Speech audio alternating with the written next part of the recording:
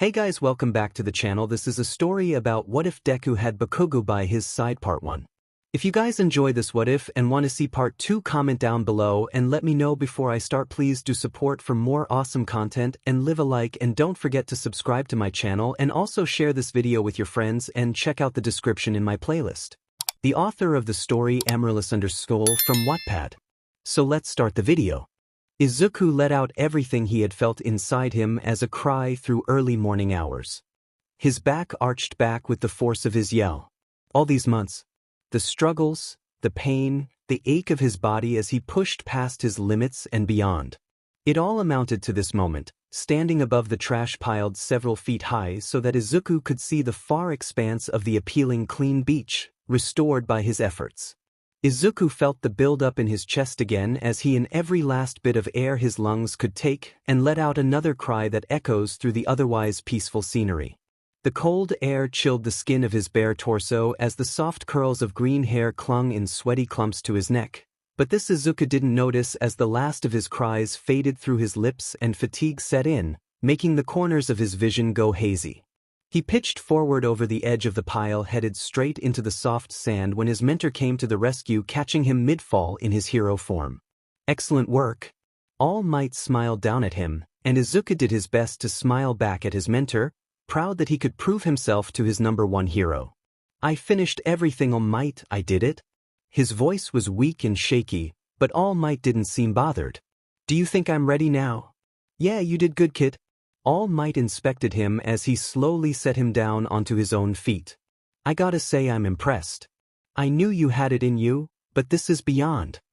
Izuku clenched his eyes, so focused on staying upright that he did not quite hear what All Might was saying at that moment, but there was a soft glow he could see through his shut eyes, and he opened them to see the blurry image of his old scared self staring back at him. He stared at the image, too tired to process what was in front of him. It's you crying 10 months ago? All Might pulled the phone away, inspecting Izuku's shirtless form. He glanced down at himself, taking note of the toned muscle of his arms and the firm six-pack he had worked so hard to achieve. Look how far you've come, such improvement. All Might clenched his fists in excitement as he continued, there's still a long road ahead of you before you can inherit my full power set, but it's starting to look like you can do it.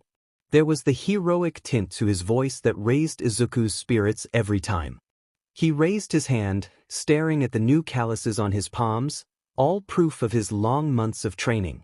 But even in this proud moment, a small part of him whispered doubts in his ear. All Might, do I deserve this? He looked up to his mentor, wanting to convey the gratitude he felt for him at that moment, but he needed more for his mentor to ensure the doubts that were mounting. Are you sure? All Might had a look of confusion as he waited for Izuku to explain himself. You put so much time and energy into helping me, how did I end up so lucky? All Might laughed, brushing off Izuku's worries with a pat on the back. It was your hard work that did this, not mine. Izuku tried to keep the tears back, but a few sniffles escaped him as he tried to hold back his tendencies to cry when overwhelmed. All Might thankfully didn't comment. Now for your reward, Izuku Midoriya. Izuku wiped the tears from his face, smiling with pure joy at what was to come next. Yes, sir. All Might lifted a hand to his hair, and Izuku watched, wondering how this would happen when the older man paused in his actions. Izuku's brows pinched in confusion, unsure if he was expected to do anything when suddenly his mentor grabbed him from the waist, shooting them off to the side before a loud blast crashed where they once stood. All Might. Izuku held onto his mentor, confused and alarmed as sand sprayed over their forms, getting stuck on his skin as he did his best to get his bearing at the sudden turn of events. His mentor's face was no longer smiling but was tainted in a deep scowl as he stared at the new intruder. His voice came out in a heavy rasp of what sounded like both anger and shock, making the back of Izuku's hair stand on end. All for one. The black metal head casing he wore reminded Izuku of a gas mask. The stranger straightened his stand as he dusted some of the sand off his tailored suit. I do hate to have interrupted such an important moment, but I couldn't have you passing one for all before I had the honors of taking it from you. He put his hands behind his back, unbothered by All Might, who had set Izuku down behind him. His stand was ready though his shoulders were tense. I'm surprised you found any worth in such a weak child. All Might didn't respond but instead looked back to Izuku, who caught his eye. When I tell you to run, run young Midoriya. But All Might, his mentor's brows pinched together, and he opened his mouth as if getting ready to yell back at him when All for One shot forward. All Might took the blow to the face before grabbing AFO's arm and twisting around to push the other man back and away from Izuku. Run, Midoriya? Izuku hesitated, even as his knees shook with terror. Some part of him couldn't bring himself to leave All Might to fight this villain alone, but he was still quirkless, and he knew there was nothing he could do against someone like him. So he turned and began to run away like he was told. Not so fast, young man. Izuku felt the heat of some blast headed his way, and he wondered if he would survive such a thing when All Might appeared once more, taking the attack. As he protected Izuku from the line of fire, everything happened so fast as they rolled several yards away, more sand flying all around them, making Izuku's eyes sting in irritation. Izuku tried to look up through his watering eyes to the image of his mentor leaning over him. Hey! All Might! Izuku could see the corners of his mouth tilt up into his usual heroic smile even as BLD leaked from the edges and dripped down onto Izuku's cheek. Everything will be okay, young Midoriya. I am here. He felt his mentor's palm close over his mouth, and Izuku tried to ask what was happening when the copper taste of All Might's BLD forced its way past his lips. He tried to pull away, but All Might kept him still until all he could do was swallow the fluid down, making him want to GG in disgust. All Might held firm to Izuku's jaw, his face unreadable as he seemed to keep Izuku's more diminutive form hidden from AFO. When he finally let go of Izuku with a nod, he pulled away while Izuku did his best to clean his face from the bitter red fluid. All Might, I won't allow either of you to escape. The boy's fate was sealed the moment you chose him as your successor. He didn't seem to respond to AFO as he pulled himself and Izuku back to their feet. The beginning of a bloody stain started to spread through his cloak. Izuku knew this was bad, but before he could do or say anything, All Might grabbed him from either shoulder and threw him across the sand and over towards the open street.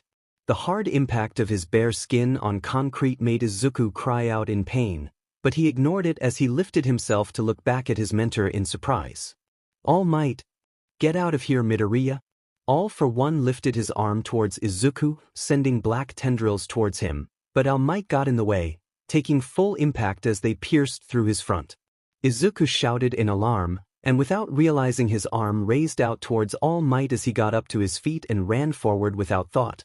But All Might shouted at Izuku, BLD spraying from his mouth as he struggled to grab onto the black tendrils that had pierced straight through. I said go. You're just going to keep getting in the way. All Might broke through the black tendrils before he charged forward, slamming his entire body into All for One, pinning the other man into the sand. Izuku flinched at his words. He knew All Might was right, but his words still cut deep. He tried telling himself that even if he had a quirk, there was no way he was any match against this villain. I'll go find help, All Might, just hold on. Izuku took one last glance at All Might, who smashed down into All for One's mask, while the other slammed his fist into the hero's injured side. Even at that moment, he looks like a hero that could take on anyone. So, Izuku let that fuel him as he turned and ran. He ran until his legs felt like they would give out and his lungs burned with every inhale of breath. But he didn't stop, not until he could no longer see the beach at his back or until the violent crashes of two overpower beings fought. He slowed down only then as he leaned against a concrete wall trying to catch his breath, but then there were huge sounds that reached his ears of screams and explosions. At first, Izuku thought AFO had followed him, but he took notice of the area around him and the utter destruction of the buildings and houses, smoke building from a few as different fires had begun a few miles away. He looked above him only to see heroes and villains were battling high above him with no concern for the damage that was happening of the houses nor overly concerned of the civilians that screamed and ran away trying to find cover. It was utter chaos around him, and Izuku wondered if he could even find All Might help at this point. He jogged at a slower pace, but the farther he went, the worse it seemed to be as more villains and heroes came into view in a locked struggle for power. He did his best to move out of the way of any fight that got too close.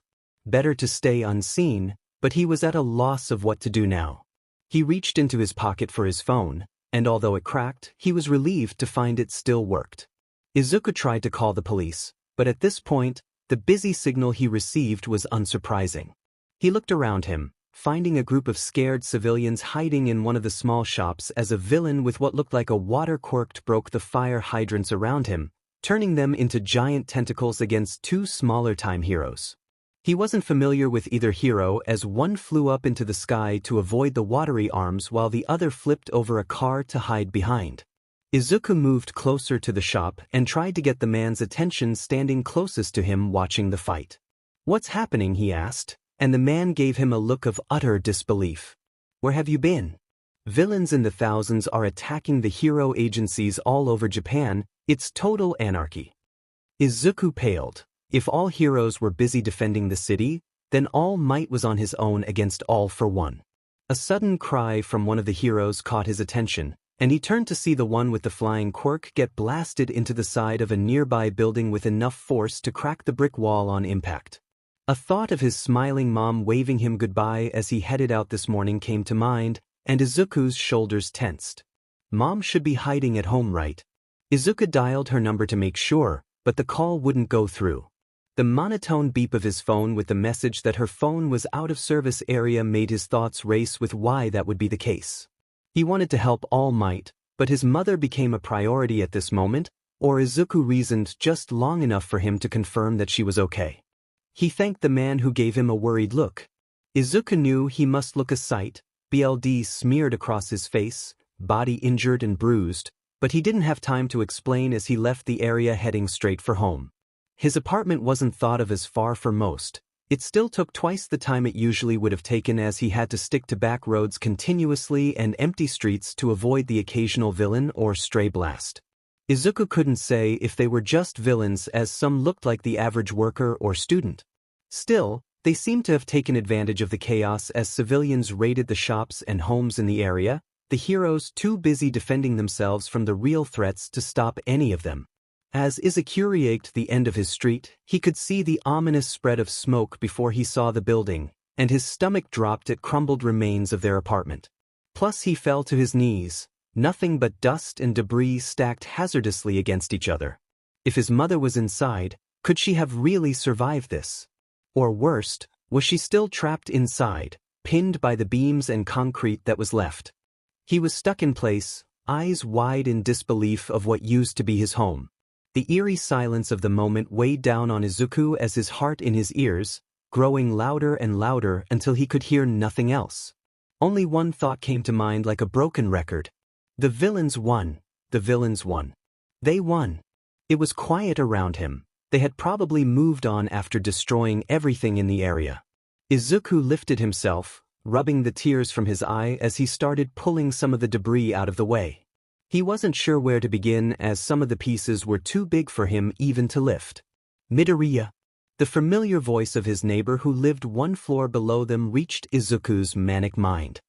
He turned to find the older woman watching him with concern from the sidewalk. "What are you doing?" Izuku stood back from the rubble, eyes dazed as he tried to process that they were standing there in front of him. Mrs. 𝗕𝗁𝗵𝗆 mom. He could feel the pinprick of fresh tears, and the older woman looked at him with pity. She pulled out her handkerchief and reached out to dab at his face. "Oh, you poor thing." Her husband moved to stand next to his wife, taking note of Izuku's rough appearance but didn't comment. "Don't worry, your mother wasn't here when it happened." Hope filled every crevice of his chest. His mother was safe, not buried under tons of concrete.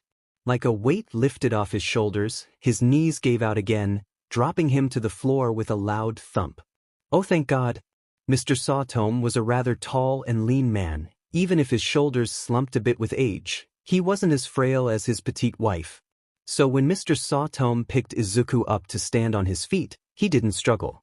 He tapped Izuku's back, making him straighten his stance. "You boys are too soft these days. You have to be strong now for you, Mom." "Don't be mean, honey. I'm sure he thought the worst." Mrs. 𝗕𝗁𝗵𝗆 tisked at her husband. "He's right, I can't let myself get overwhelmed right now." Izuku took a few deep breaths as he wiped the tears from his eyes. Mr. 𝗕𝗁𝗵𝗆 gave him a nod of approval. Things were different now, and Izuku needed to be stronger if he wanted to survive. His nerves were still shot, so he released the air from his lungs as his heart rate settled back down. He took a glance up and finally he noticed the luggage the old couple had left behind on the sidewalk. "Do you know where she is?" The couple looked at each other. Mr. 𝗕𝗁 shrugged in response, so Mrs. 𝗕𝗁 responded. "No, honey, all I know is she left to run errands before it happened." They turned at the sound of a car as the familiar red of their eldest son's car pulled up next to them. Their son barely put the vehicle in park before he hurried out to his parents. Mrs. 𝗕𝗁's son rushed over to hug his mother, the unmistakable sign of relief on his face. As the eldest son, he was responsible for them in their old age and often visited them on the weekends. "I'm so glad you're both okay." The thin layer of ash coating every inch of his body. It made the apparent cut over his left brow stand out as the 𝗕𝗶𝗿𝗍 left a trail down the side of his face. "Daisuke, what happened to you?" His mother fretted over him as he tried to shrug her off with a reassuring smile. "Don't worry, I'm fine, but we really need to get going before the safety area gets full." Daisuke grabbed both of their luggage, putting them in the trunk of his car. He didn't waste from there as he swung around to open the back door for his parents. "Safety areas?" Izuku asked. He considered the likely chance that his mom might be there. Daisuke held his mother's hand to help her inside, but she paused to look back at Izuku. "Yes, the closest one is the hospital nearby. Maybe that's where your mother is?" Mr. 𝗕𝗁 patted Izuku's bare shoulder as he headed to the other side of the car. "I'm sure my son wouldn't mind picking up another stray." Their son glanced up, a ready smile on his face as he nodded in approval. "Of course not. Midoriya, you're welcome to join us." Izuku ran through his options. He was still worried for All Might, but there was no chance of finding help here at this point. The block looked half abandoned, and he was still concerned for his mother. The loud bang of an explosion made everyone tense, and Izuku turned in the direction it had come from. "Let's go, Midoriya. If that's trouble, I don't want to wait around for it to find us." Daisuke motioned him forward, keeping the door propped open for him to jump in. Izuku agreed. The smart thing would be to go with them, but the sound bothered him, or more, it was the direction the sound came from that bothered him. Kaken's house was in that direction. Izuku tried to brush off the feeling of worry for his sometimes friend, sometimes bully, but then two more explosions popped off one after the other. Izuku clenched his fist, the nagging at the back of his head only growing more insistent. "Midoriya." Mrs. 𝗕𝗁 leaned forward towards the open door, giving Izuku a worried look. With a sigh, Izuku rubbed the back of his head, a small smile of thanks to ease his poor neighbor's worries. "I'm going to stay here. I need to check on something first." "Are you sure?" Daisuke asked. "Yeah, as soon as I'm done here I'll head to the hospital as well." Daisuke closed the car door with a final snap. Mrs. 𝗕𝗁 rolled down the window, ready to protest, but Izuku moved closer to ask her one last thing. "Mrs. 𝗕𝗁, could you do me a favor? If you see my mom, let her know I'm okay. I'm sure she's really worried right about now." The older woman cracked a smile, the wrinkles at the corner of her eyes prominent on her face. She had been there for quite a few of his mom's outbursts. "Oh, don't you worry, I'll make sure she doesn't do anything rash when I see her. Stay safe, Midoriya." Daisuke gave him one last nod and then left with his parents. Izuku didn't watch them drive off. As soon as they pulled away, he was running, legs already tired from the day, but he ignored it. He just needed to make sure. Once he confirmed Kaken was fine, he'd be able to focus on finding his mom and maybe even make sure All Might was okay. As he raced towards his destination, he noticed the utter silence of their neighborhood. It was usually busy with people out and about, kids playing in the street by midday, but there wasn't one person left in the area. So when Izuku found the familiar house, the eerie silence lingered, and he doubted if he heard the explosions at all. He walked closer, looking around, and considered knocking on the door when he noticed the giant hole on the side of the house. The loud bang from inside wasn't the same explosion he heard, but it let Izuku know that something was happening inside, so he moved to go through the open crater. He entered the house, the hall trashed with family photos scattered around the floor. The black marks across the far wall were most likely from Kaken's quirk, and the stair rail was broken halfway up as if someone had crashed through it. There was another bang. Someone had crashed into one of the walls in the direction of the living room. Izuku crept closer to confirm what was happening before he went charging in. He took a peek around the corner, careful not to be seen. There was an older man with 𝗓𝗏, their fight clear as they slammed into walls, knocking furniture over and aunties hanging decor off the walls. They must have been going at it for a while, although 𝗓𝗏 looked worst off. He wasn't using his quirk as he, and although he was a decent fighter without it, Izuku would guess the older man was more experienced. Izuku winced as the strangers slammed their fist into 𝗓𝗏's side, the younger blonde reeling back with a painful grunt. Izuku clenched his jaw, eyes furrowed before he looked around him for some weapon. The only thing he found was the broken slab of wood from the stairs. The villain hadn't noticed Izuku still struggling with 𝗓𝗏, who was dodging another punch, so he waited for his chance. "Give it up, kid, you ain't gonna win." The villain was a sickly green color that clashed with the blue jacket he wore. His hair buzzed cut. A slime concentrated around his fists, which he must have used against 𝗓𝗏's as his hands were covered in it. Every so often, Izuku would see him shake his hands out, trying to get the gunk off. "Shut up and die."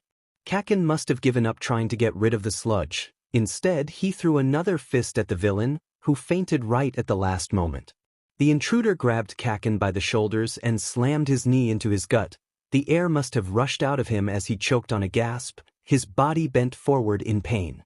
"You aren't as tough without that quirk of yours, are ya?" The villain was taunting him, trying to keep 𝗓𝗏 riled up, but Izuku used his distraction. The months of training with all might had given Izuku muscle. And in this crucial moment, he was aware that he would need to put all his strength in his swing to knock the other person out. But Izuku had never tried to attack anyone before. Could he do it? He moved forward, breath strained in his lungs. Izuku didn't have time to hesitate, so he tried to shut off his racing thoughts as he swung with everything he had.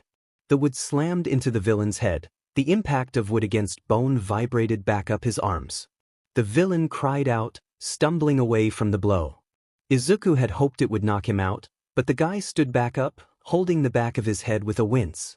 Deku 𝗓𝗏 was still trying to catch his breath as he looked over at Izuku from his crouched position. "𝗓𝗏, are you okay?" Izuku was nervous by the glare 𝗓𝗏 was sending his way, becoming unsure of himself even though he knew the blonde had needed the help. "Great, I gotta deal with another annoying pest." The villain stood back up, his stance cocky as he eyed Izuku. "Your quirk must not be very strong, if you're using that as a weapon. What are you doing here, Deku?" 𝗓𝗏 looked ready to attack Izuku instead of the villain the way he had his hands clenched tight. "Get out of here, before you get in my way." Izuku flinched, the reminder of All Might yelling the same thing at him only a few hours ago. Still, All Might was the #1 hero, and even if Izuku was worried about him, he wanted to believe his hero would find a way, but 𝗓𝗏, as strong as he was, and Izuku knew firsthand how strong was different. Izuku couldn't bring himself to leave 𝗓𝗏 alone. He had to make sure 𝗓𝗏 was safe, even if he was quirkless. "𝗓𝗏, I'm sorry, you can yell at me later, but I am not going." Izuku raised his makeshift bat up higher, keeping his eyes on the villain if he moved towards them. "You hear that, Blondie? Your boyfriend's here to save you." The villain chuckled. "Shut up." Katsuki yelled out, running straight at him. Izuku followed close behind. Their attacker dodged Katsuki completely, letting him fall forward with a crash against the destroyed couch. Izuku swung, hoping it would land, but the villain grabbed the bat, mid-swing the sludge on his hand, already coating the expanse of the wood. He yanked the weapon forward, pulling it out of Izuku's hands while dragging him along out of balance. The villain chucked, enjoying himself as Izuku tried to right himself. "Let me show you how to really use this thing." He swung down, getting Izuku across the side of the head, knocking him down to the ground. His vision hazed as his brain slammed against the walls of his skull, but he didn't pass out, which he was thankful for. The villain didn't waste time kicking into Izuku's gut, knocking the wind out of him. "Man, y'all really don't know how to fight, do you?" He gave him another hard kick, the crack from his ribs making Izuku cry out. "Oof, that my friend is most likely a broken ribber too. Your fight is with me." Katsuki's whole body slammed into the villain, making them both crash to the ground. He was quick to land 2 punches onto the older man's jaw before he was flipped around, getting pinned to the ground. "You little punk." The villain's jaw clenched in apparent aggravation, brows furrowed low over his eyes as he wrapped his hands around Katsuki's neck. BLD was rushing through his ears, making everything muffled, but he could hear Kaken's strangled gasps in the distance. Izuku turned to lift himself on all fours. He felt the title of his vision as the pain through his head in protest at his attempts to move. Kaken. Chills ran through Izuku as his vision cleared enough to see the man kneeling over his friend. There was a crazed look on his face as he grinned down at Kaken's face as it turned a dark tinge of purple. He moved without thinking. Izuku lifted a fist, eyes deadlocked on the man. Everything was pure instinct at this point, not an ounce of thought driving him. All Izuku understood was that this man would kill Kaken if he didn't stop him. The charge of energy was an afterthought as his fist met the villain's face. The crushed bone loud as his form flew to the side across the room until he impacted into the far wall. Plus it was quiet, except for Izuku's heavy. Kaken was coughing beside him as he looked up at Izuku, red eyes wide and bloodshot, but Izuku was just glad he was okay. His vision started to blur even further until Kaken was nothing more than a swirl of colors in front of him. The next second, Izuku dropped, his body finally registering the excruciating pain that ran up and down the length of his arm. He could hear Kaken's shout, but it sounded too far away as he drifted. He preferred, welcoming the darkness as it pulled him away from the pain. Izuku felt the first sign of consciousness by the dull ache of everything inside him. He tried to sit up, but a shift of his arm sent a grating pain through him, and he laid back to make it stop. His hurt arm felt compressed by something wrapped around it, and Izuku lifted his head to look down. It was some kind of makeshift splint holding his arm in place. He recalled the last moments before consciousness. Somehow All Might had passed him one for all. Izuku remembered the sound of their body as it made contact with the wall with enough force that it splintered beneath him. He had never hurt a fly, and now he had almost killed a man. Or maybe he was still alive. Izuku wanted him to still alive. Prayed he wasn't dead. All Izuku had ever wanted was to be a hero. But heroes didn't kill, but the villain would have killed Kaken, so did that justify what he did? Or might have done? Idiot, Kaken whispered. Crouched across from him was Kaken, back propped back against the overturned couch. His arms were resting over his bent knees stretched out straight in front of him. He must have finally cleaned up his hands of the sludge while he was out. But he wasn't looking at Izuku, his gaze unfocused, never looking past the tips of his fingers. There was a stutter in Izuku's chest. The usual fight or flight instinct went off when he was near Kaken, but the other boy was quiet. There were no outbursts, no insults, not even a declaration that he didn't need help earlier from Deku. It was only the deadly silence that stretched with every minute that passed between them. Izuku shifted, using his uninjured arm to prop himself up. Kaken didn't move to acknowledge him. As if Izuku wasn't even there. Izuku glanced around. The room was dimmer than before, the orange cast of the setting sun filtering through the windows. Izuku guessed he must have been knocked out for a few hours at least. He hoped his mother and All Might were safe somewhere. The thought reminded Izuku of Kaken's parents. Kaken, where are your parents? He asked. How long have you had a quirk? Kaken didn't look up at him, and as the minutes passed in silence, the room grew dimmer. As the sun finally dipped past the horizon, Kaken's figure became dark like a shadow waiting to pounce. Izuku didn't know what to say to that. All Might had told him this was a guarded secret, and although he wanted to tell Kaken the truth, All Might could get mad. Izuku looked off to the side, avoiding any chance of meeting eyes with him, and noticed the empty spot where the villain had been. That SW. Where's the villain? He asked. That doesn't matter. Kaken replied. How long have you had your quirk, Deku? Before Izuku could even come up with another excuse, Kaken continued. Why didn't you tell me? Thought I wasn't good enough or something. Were you looking down on me this whole time hiding that kind of powerful quirk? Tell me. His voice raised just an octave louder with every question as he continued purging every thought that came. Izuku's mouth fell open, unsure how to answer, wondering if Kaken even wanted him to answer. There was a crazed look to his face, his eyes bright even in the darkroom, that set Izuku's nerves on edge. He needed Kaken to calm down, to let him get in a sentence, a word. He tried again, his questions coming out broken and confusing as he tried to interject. Kaken, where are your parents? They're dead. Izuku whipped back to look at Kaken, who stared back at Izuku as if surprised as well by the words that spilled out. Why no. No, no, no. Izuku heard wrong, he must have. They couldn't be dead. The finality of Kaken's words wouldn't sink in. Izuku shook his head, but those words buzzed between them, irritating the edges of his mind. Kaken's face drained of color, the heavy breathing loud in the room. His fist clenched the front of his shirt as if pained, now that it was out in the open. Like it was now real. The blaring of an alarm sounded through the room, making both boys jump in place, their shoulders tense. When Kaken pulled out his phone, Izuku realized where the sound was coming from. Izuku pulled his phone, the sound growing louder now out in the open. The cracks had spread farther across the screen, but as the alarm stopped, he could see the giddy face of a teen girl. It must have been some kind of phone she was using to record as her outstretched arms framed the borders of her face.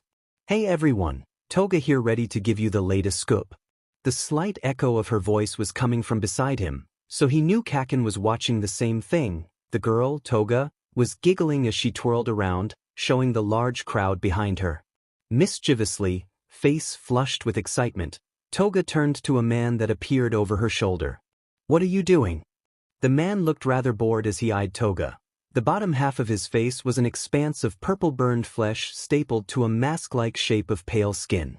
The whole image gave him a permanent vicious smile. Izuku stared unsettled at the sight of him. Izuku glanced away from the man, taking notice of the familiar leg of one of All Might's monuments. The sun still reflected off the bronze as Toga moved around, getting closer to show off others in her group. A man with grayish-blue hair in a long trench came into view for a second. He seemed to be smiling, his lips cracked and gruesome as he looked down at the crowd of onlookers. This must have been a recording done sometime around midday. Izuku muttered, "No, ichi nerd." Kaken breathed out in response. There was less of his usual passionate bite to his insult. "Hey crazy, have your fun later, you have a job to do," said the burned man. Toga pouted at the other man, who was now out of frame. "You'd think getting your revenge would get that stick out of your butt?" "Shut up, we're starting," he responded, a slight tilt to his tone as if amused.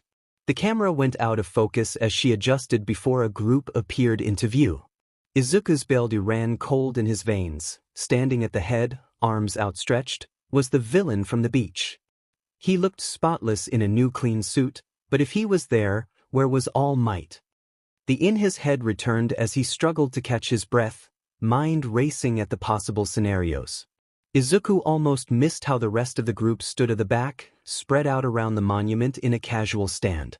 And at the feet of the burned man was All Might's more diminutive form, bloody, bound, and unmoving. "All Might," Izuku said. "What?" Kaken was looking at him, most likely confused, but Izuku couldn't explain, his eyes fixed to the screen. All for one raised his arms higher, his mask giving nothing away of his expression beneath as he addressed everyone around them. "My friends and colleagues, the era of heroes is now over." Waves of cries mingled with those of cheers from the villains. "Let us remove the shackles placed upon us as we enter a new era of freedom for Japan and soon the rest of the world." He paused, the raucous of the crowd growing louder. All for one turned, motioned towards the burned man, and with the help of another lifted All Might to his feet. All Might's head fell forward, but Izuku could see his black sunken eyes open a fraction, reassuring him that he was still alive. "But before we can truly enter this new world, we must first shed ourselves of the old." The group split, making All Might the center of attention as all eyes landed on his slumped form. "Behold your symbol of peace," he said.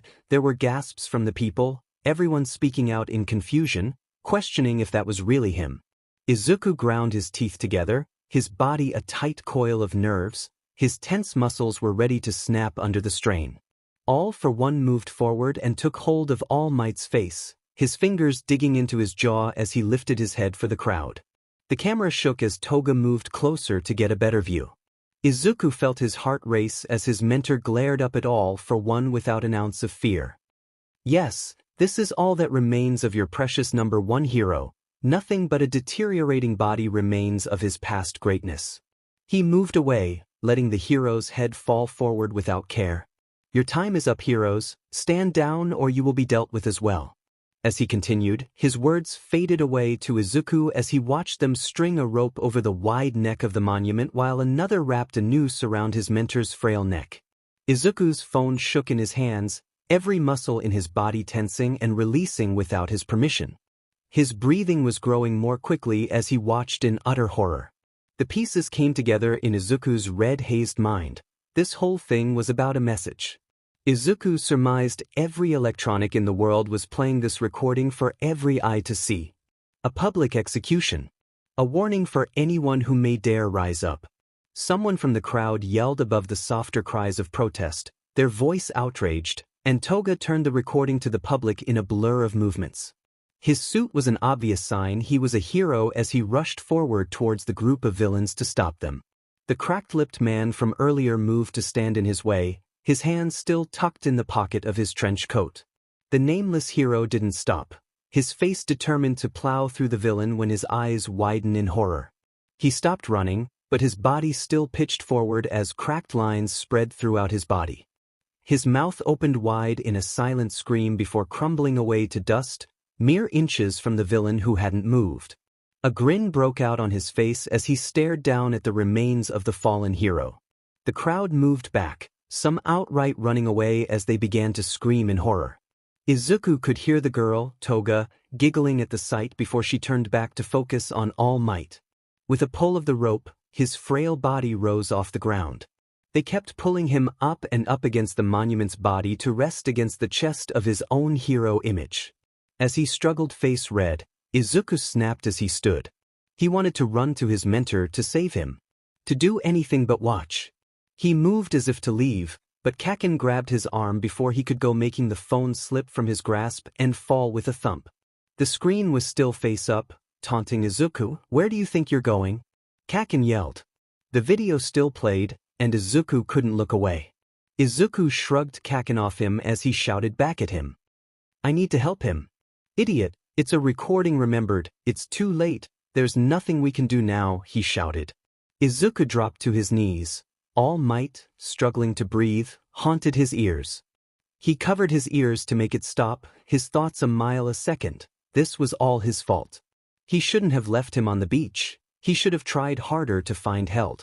Izuku abandoned the only person who had believed in him. None of this was right. Everything was going so wrong. All Might was mistaken when he said Izuku could be a hero.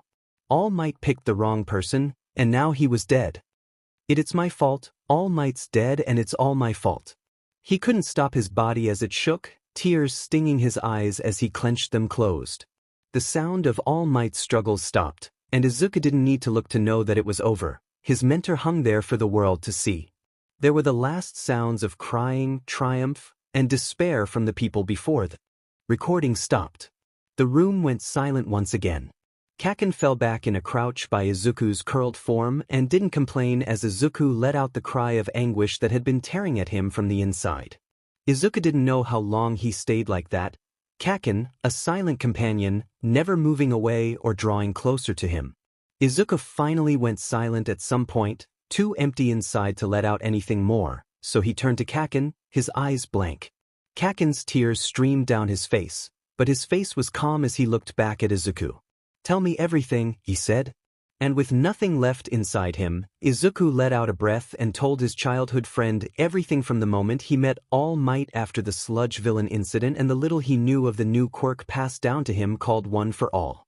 Izuku was on a catharsis high that reached down to the marrow of his bones as he finished his explanation. He was a pile on the floor, still half curled from his crying, and fatigue had set in, making his eyes droop with sleep. Kaken never interrupted him. His eyes trained on Izuku the whole time. When Izuku finished, Kaken stood up without a word and left the room. Izuku didn't question him, too tired to do more than watch him disappear into the hallway. Some part of him wanted to ask what he thought of it all. Deep down, he had wanted to tell Kaken since the moment All Might had offered him the opportunity.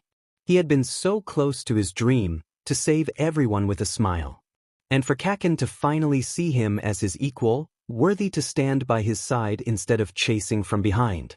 Kakin returned a few minutes later, 2 large blankets in either hand. He draped one over Izuku and laid himself out next to him, blankets up to his chin as he closed his eyes. Izuku watched him, confused and unsure of the kindness his usual bully was showing him. "Go to sleep, Deku, we'll figure things out in the morning." Kakin never looked at him, but he turned his back to him. Izuku couldn't say when he fell asleep or if he ever did. All he knew was opening his eyes after what felt like only minutes, and it was morning again. Izuku saw that Kakin was no longer lying there beside him but instead was stuffing items into 2 bags. "Kakin?" he asked. Without looking at him, Kakin threw a black t-shirt at Izuku as he headed towards the kitchen. Izuku put on the shirt without question. It was difficult with the splint, but after some maneuvering, Izuku was able to put on the shirt with minimal pain. He wasn't sure what was happening, so he followed Kakin into the other room when he didn't come back right away. "What are you doing?" he asked. Kakin grabbed 4 water bottles, a pile of protein bars already waiting on the counter. "What does it look like I'm doing? You mentioned the safety area last night, right? Weren't you planning to head there?" Izuku scratched the back of his head, still chasing away the morning fog of sleep.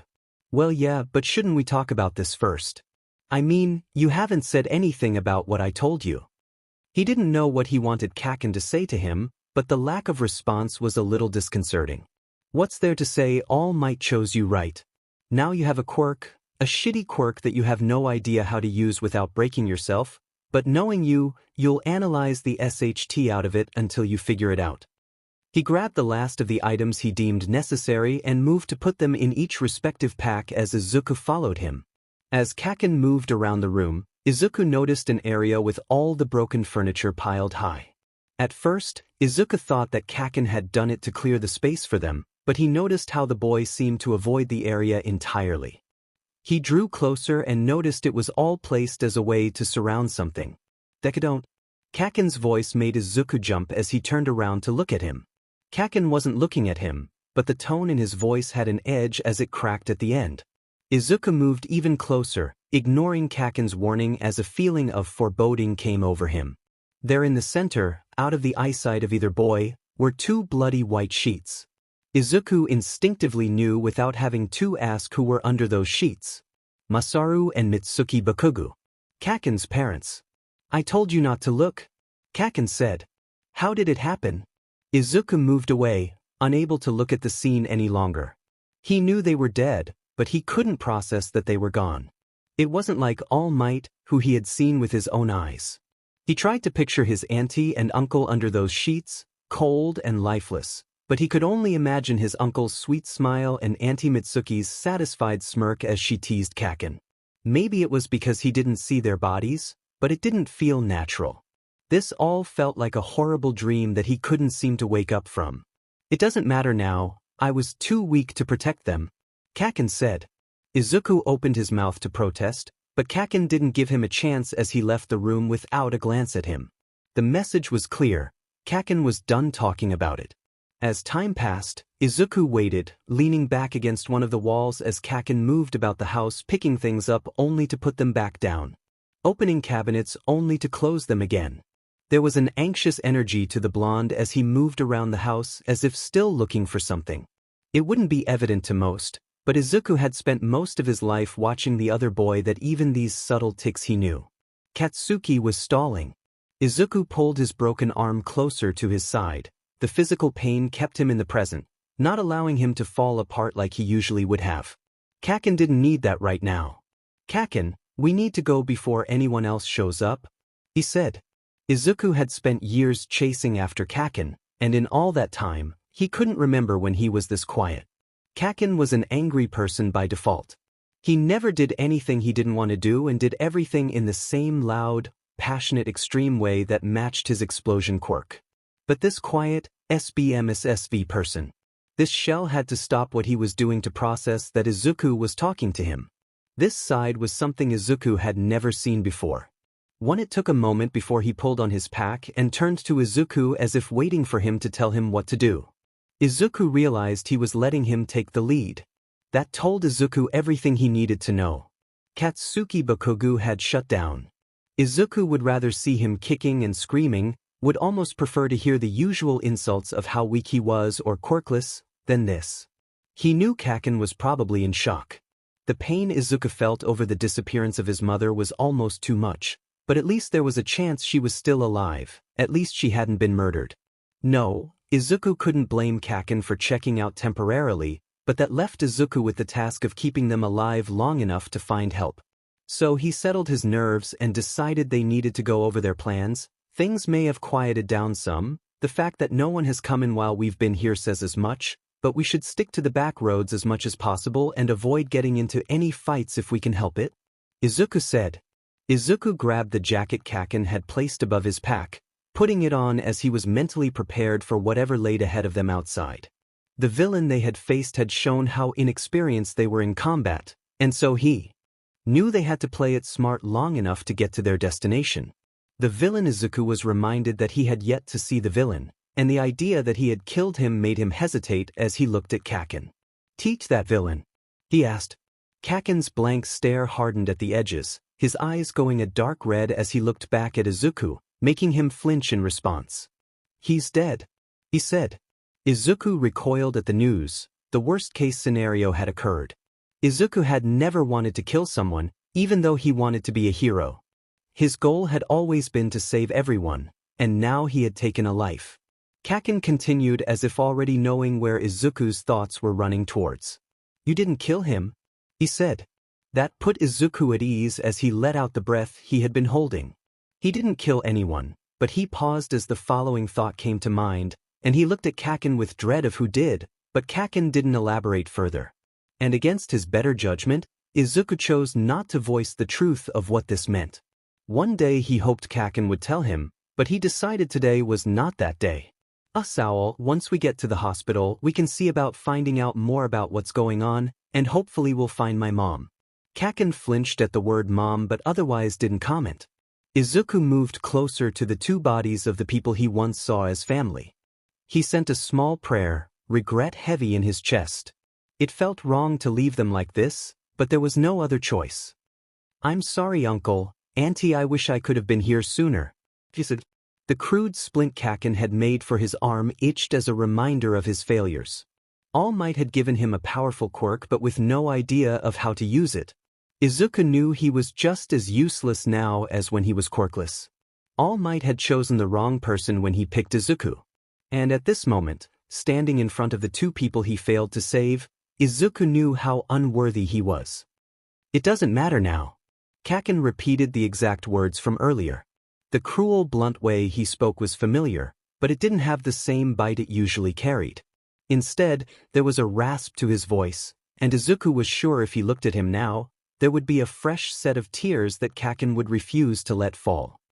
"Let's go, 𝗓𝗁," he said. There was a hesitation in 𝗓𝗁's stance as Izuku passed him as if he wanted to move closer to his parents. His fists clenched, jaw locked as if he was 2 seconds away from yelling. Izuku almost hoped he would, but he was disappointed when 𝗓𝗁 turned, his eyes trained on the dust covering the floor. As they went through the back door and out into the alley behind, they left 𝗓𝗁's home. There was a heaviness to Izuku's step that he knew 𝗓𝗁 felt. This place where Izuku had visited back when he and 𝗓𝗁 were close. That had once been a second home to Izuku. This place was now tainted by the memories of the first people they ever lost. Out on the street, it wasn't as loud as yesterday.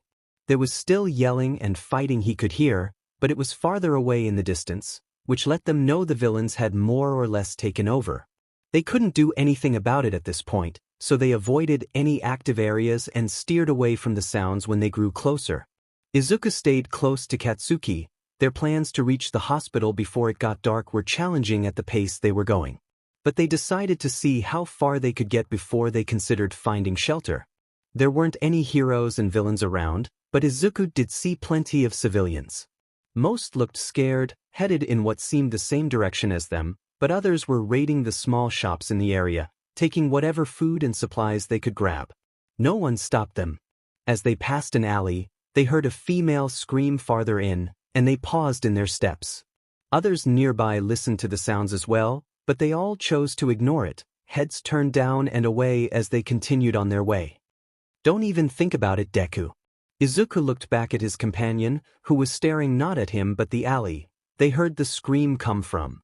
Another scream pierced through, and 𝗓𝗁 tensed, every muscle coiled up, but his words contradicted what Izuku knew he wanted to do. "We can't help them, we need to get you to the hospital," 𝗓𝗁 said. Izuku knew he was right. There was so much happening now. If they stopped for every distressed cry for help, they were bound to cross paths with someone too strong for them to win against. Not to mention he was injured and unable to do much, which meant 𝗓𝗁 would have to take the brunt of any attack. He knew this, so why was his body moving closer to the alley? Idiot. Even 𝗓𝗁 didn't stop him but instead followed close behind. They stopped at the corner of the entrance, the sounds of a scuffle louder, as the girl they heard was struggling against someone. Izuku leaned around the side to get a better idea of what they were dealing with and anything they could do. "What do you see?" 𝗓𝗁 leaned into his side, whispering into his ear. Izuku ignored the tickling sensation created at having someone so close and focused on what was happening. Izuku saw a girl about the same age as them pinned to the ground by a much older man. The girl yelled again, although Izuku noticed more rage than fear. The man, frustrated, struggled to keep her pinned down, his voice a tinge desperate as he pleaded with her. "Please, stopping fighting, I just want you to be safe, I can give you that," he said. The girl didn't respond, but Izuku gaped when she spit in his face instead. Neither was using a quirk, so Izuku's brain went over different scenarios that could end in their favor. "It's a girl, looks like some older guy is attacking her, we should be able to handle him without much issue," Izuku muttered to himself. Katsuki leaned even closer to hear him. "I'm worried about what type of quirk he may have though. Let me handle it." Katsuki straightened up before heading straight into the alleyway without any pretense of hiding his intentions to intervene. Izuku stood closer to the edge and out of the way to keep an eye out for anyone else that may be with the older man. "Hey old man, get your grubby paws off the girl before I kill you." 𝗓𝗁 already had one palm up, small explosions crackling in his palm, his face already lifted in his usual smirk.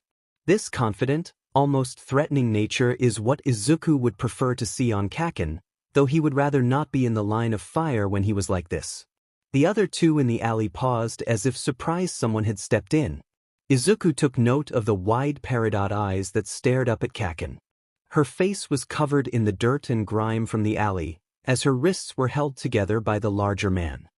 "Mind your own business, kid, this has nothing to do with you," he said, dressed rather well in a pair of slacks and a collared shirt. If it weren't for the glare marring his face along with the apparent scratch marks across his cheek, he'd look like any other average guy on the street. The man stood up, pulling the girl's wrists up with him until she had to stand up pressed against his side. He was bluffing. Izuku could tell by the subtle way he glanced behind him. This man wouldn't be much trouble to them. Izuku leaned against the wall, less nervous for his friend. 𝗓𝗁, on the other hand, had pulled out his other arm from his pocket as he crouched lower in his stance. His smirk stretched wider across his face at the prospect of a fight as he sent a string of blasts from each of his palms to prove his point. "Good, I've been itching for a fight all day." The man didn't waste any time as he threw the girl forward towards 𝗓𝗁 and ran down the alley away from them. 𝗓𝗁 caught her mid-drop, letting her slide back down to the ground before stepping away as if to follow her attacker. "Hey you coward, get back here so I can kill you," he shouted. 𝗓𝗁, leave it be." Izuku walked closer and kneeled next to the girl to check on her. Katsuki didn't respond as he put his hands back in his pockets. Izuku was just glad to see some of the life back in his eyes, but he didn't snap back like he would have any other day, just letting out a small 𝗕𝗁 in response. Long dark brunette strands of hair lay in a tangled heap over the girl's face, and Izuku noticed the tear at the front of her shirt where her attacker must have yanked at her clothes. Izuku pulled out the handkerchief Mrs. 𝗕𝗁 had given him, offering it to the girl. The girl did her best to straighten herself out before taking the offered piece of cloth with a shaky smile. "Thank you." 𝗓𝗁 stood over the two, keeping an eye out for anyone else, but he looked down at the girl. "Who was that guy anyways, you know him?" "𝗓𝗁." Izuku cried out, indignant that he would even start with that. He wasn't sure what was appropriate to ask in these situations, but something told him that wasn't it. Not that he wasn't curious himself, but only to make sure he wouldn't be coming back looking for her. I'm sorry, 𝗕𝗁𝗁𝗏 can be a bit crude but he means well. His face was red. Izuku was sure of it as his cheeks grew hot, no doubt making his freckles stand out against his skin. He did his best to keep his hands at his side, the instinct to hide his face behind his arms growing stronger by the minute. He was really talking to a girl. Izuku heard the unmistakable growl from 𝗓𝗁, probably irritated by his comment, but when he didn't call Izuku out, he figured he was safe. She watched their interactions, a wary look in her gaze as she kept an eye on 𝗓𝗁's looming form. She made to stand up, and Izuku scrambled to do the same, offering his uninjured hand, which she took after a momentary pause. She directed her answer to 𝗓𝗁. Her voice was still shaky, but she didn't show any other signs of distress. "He was my neighbor," she said. Izuku tried not to be too obvious, but he noted that she didn't appear injured in any way, which was good, although she kept her shirt closed together with her hand. Izuku pulled one of the lighter hoodies 𝗓𝗁 had packed for him and offered it to her as cover. "Shitty neighbor." 𝗓𝗁 had calmed down by now, shoulders relaxed as he let Izuku know that they weren't in any danger at this point. "What can I say? The end of the world seems to bring out the best in people." The girl didn't look at either of them when she said that, too busy trying to get the zipper up to cover herself, but Izuku could see the amused smirk on 𝗓𝗁's face. Well, I'm glad you're okay. Izuku left it open for her to introduce herself. He had to focus on keeping the stuttering at bay, something Izuku wasn't known for, but he tried. "My name is 𝗕𝗁𝗁𝗏." She crossed an arm across her front, which Izuku took to signify how nervous she was, even as she outwardly tried to hide it. "Thank you for saving me." "It's no trouble at all, my name is Izuku Midoriya." Izuku motioned over to 𝗓𝗁, who gave them no more than a nod. "And that's Katsuki Bakugou? Were you guys attacked too?" She pointed at Izuku's shattered arm. Yeah, it's not really safe out here." He didn't delve any deeper, unwilling to talk about it, and the way 𝗓𝗁's lips dipped down told Izuku he wasn't ready either. So he changed the subject instead. "Were you headed to one of the safety areas?" he asked. "I guess so, didn't really have anywhere else to go." She tried brushing some of the dirt from her hair, letting it fall over one side of her shoulder. She had a way of avoiding her eyes, never quit looking at either boy directly. "Do you want to come with us?" Izuku didn't think that through before the question was out there, and once it was, he couldn't take it back. 𝗓𝗁's shout made Izuku flinch, but he didn't turn to look back at him. 𝗕𝗁 noticed the difference in reaction but didn't comment much to Izuku's relief. "Are you sure that's okay?" "Sure, I mean WWRA. Headed in the same direction anyways, it'd be safer in numbers and just in case that guy comes back we can make sure he doesn't bother you." Izuku's ramble turned into mutters as he listed all the benefits of her joining them. He could feel the heated glare 𝗓𝗁 was giving the back of his head, making him ramble even more. "Shut up already." Fed up with him, Katsuki rolled his eyes, but he didn't seem to protest at the offer of her joining anymore, which was good. "Oh well, yes, thank you."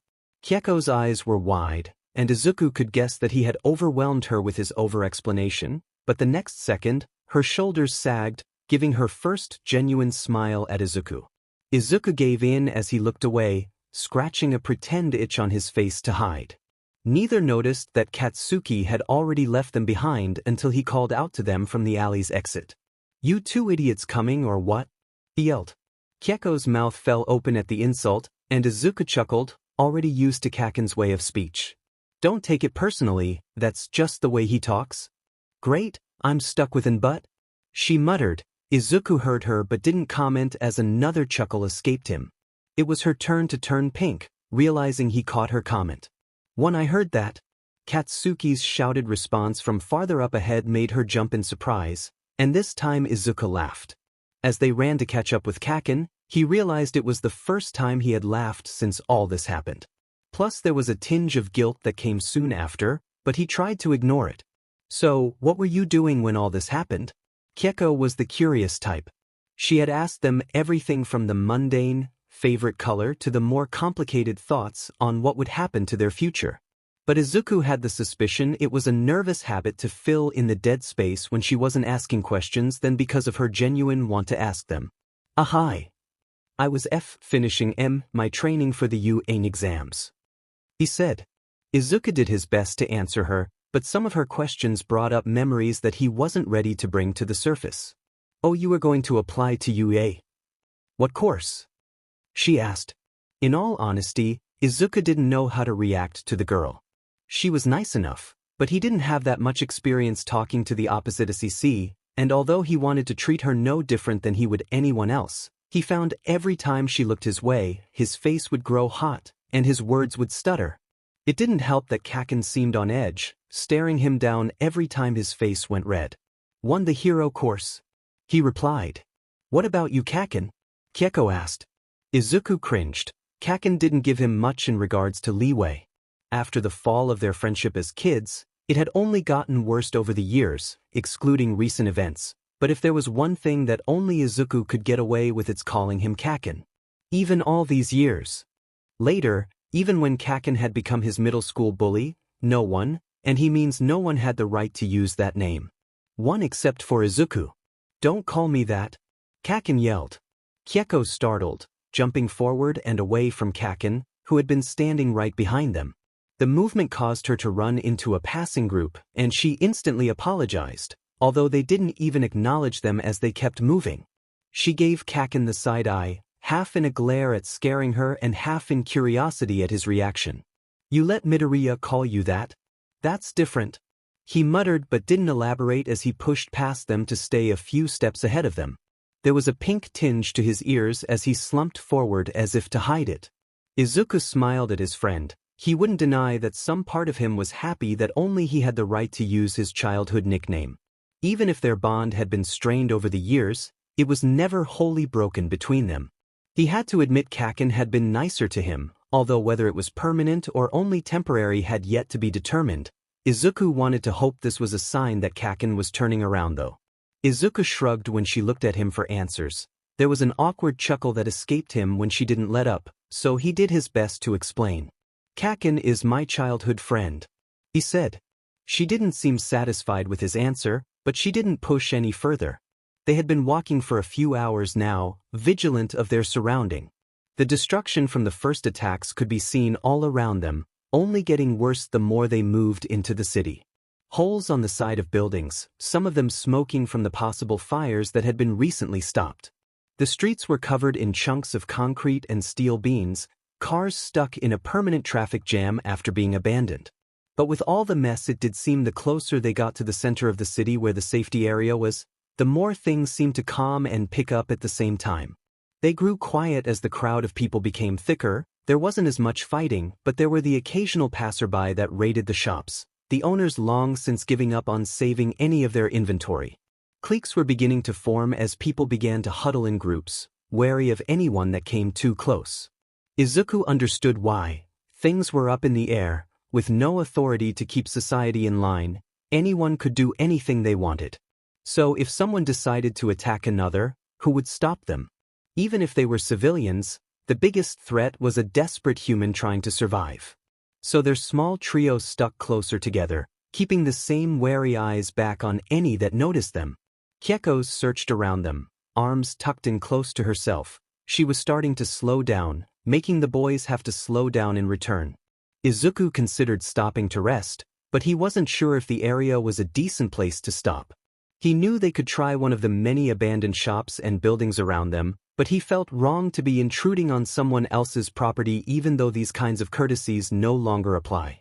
𝗕𝗁 picked up where she left off with her questions, although she looked distracted as if asking for the sake of asking.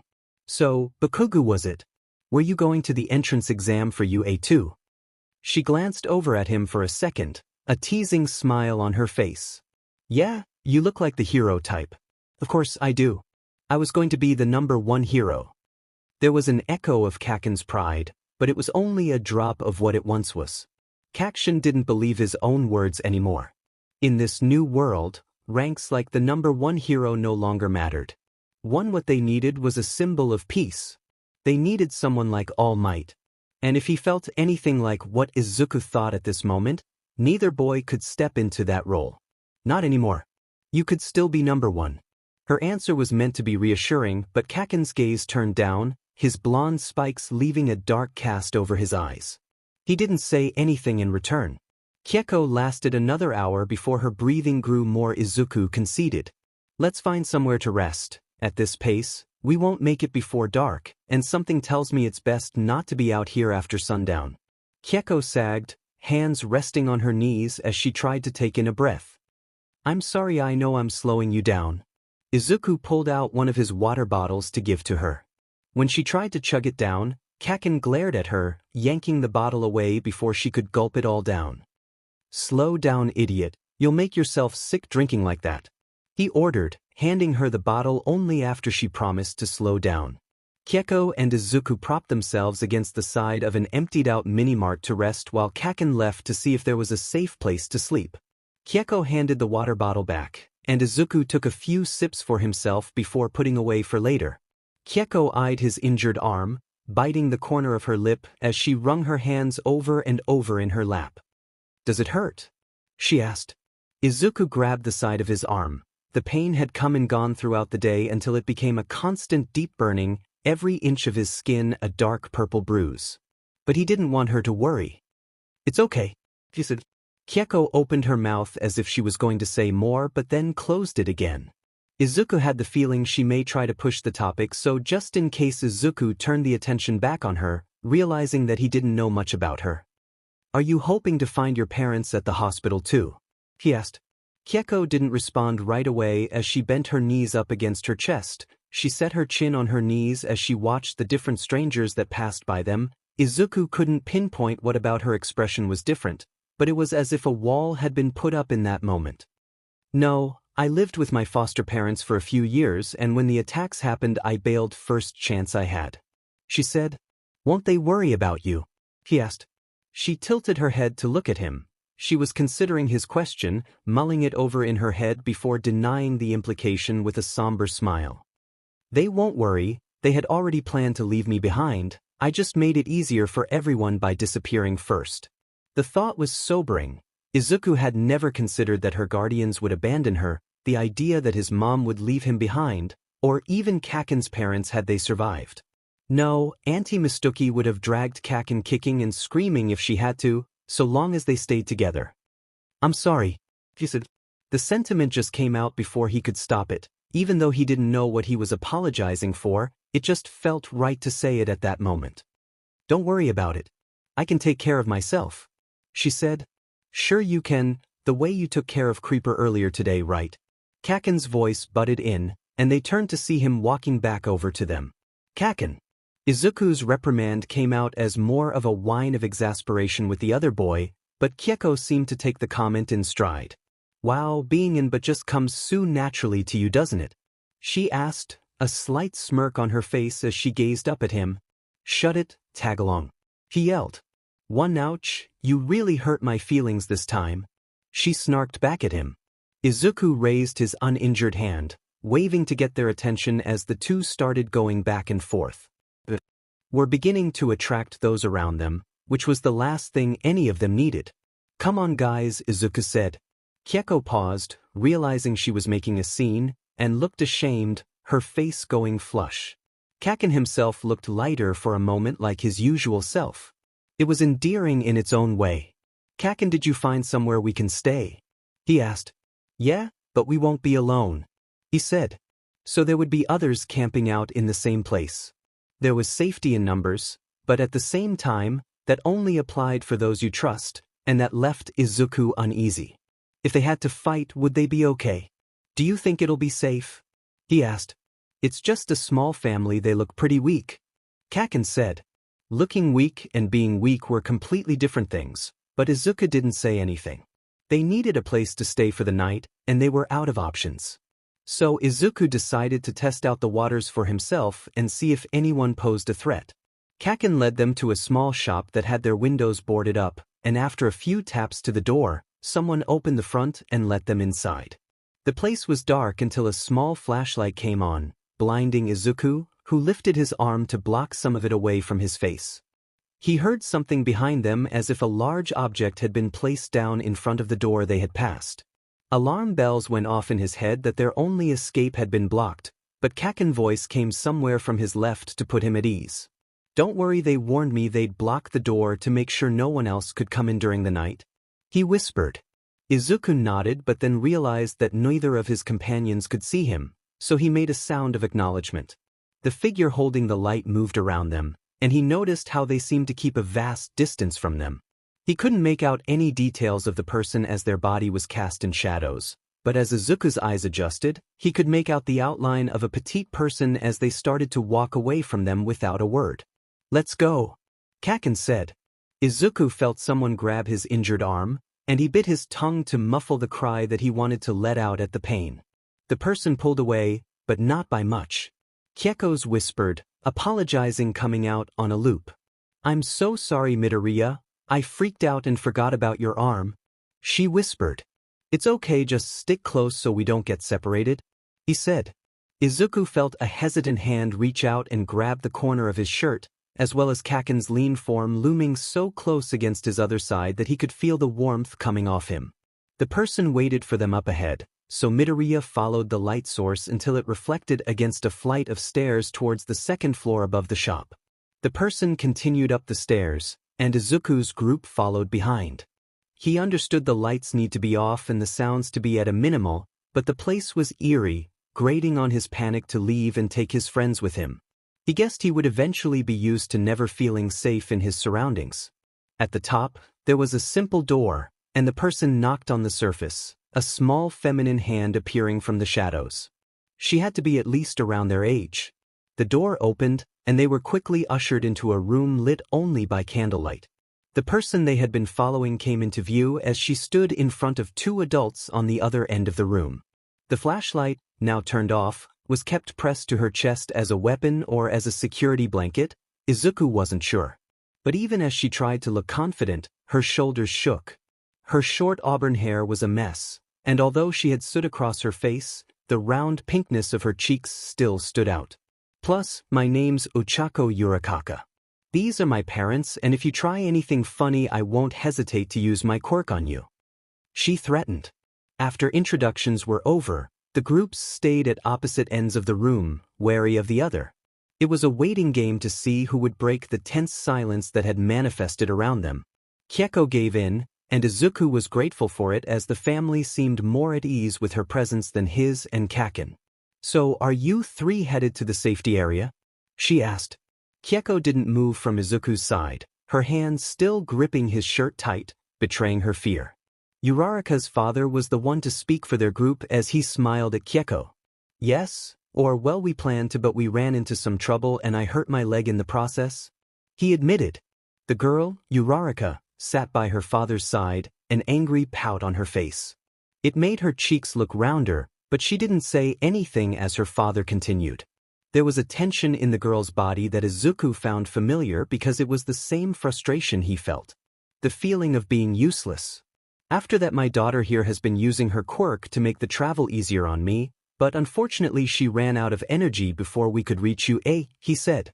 Izuku perked up at the mention of the hero school. He had assumed they were headed in the same direction, the hospital being closer to their general area, but he hadn't known that the school was another safety area. It made sense now that he thought it over. The school housed many facilities, heroes, and heroes in training. Even if it had been attacked, it could have somehow survived. Could it have really survived the attack? He asked. Uraraka spoke up to answer in place of her father. Yes, before the internet shut off, the news had announced 𝗬𝗧 as one of the safe zones in the REA. There was no doubt in her words that 𝗬𝗧 had survived. Why not the hospital since it's closer? Izuku asked. Ochako had planned to take the entrance exam to 𝗬𝗧 before all this had happened. She insists that's the safest place right now, he said.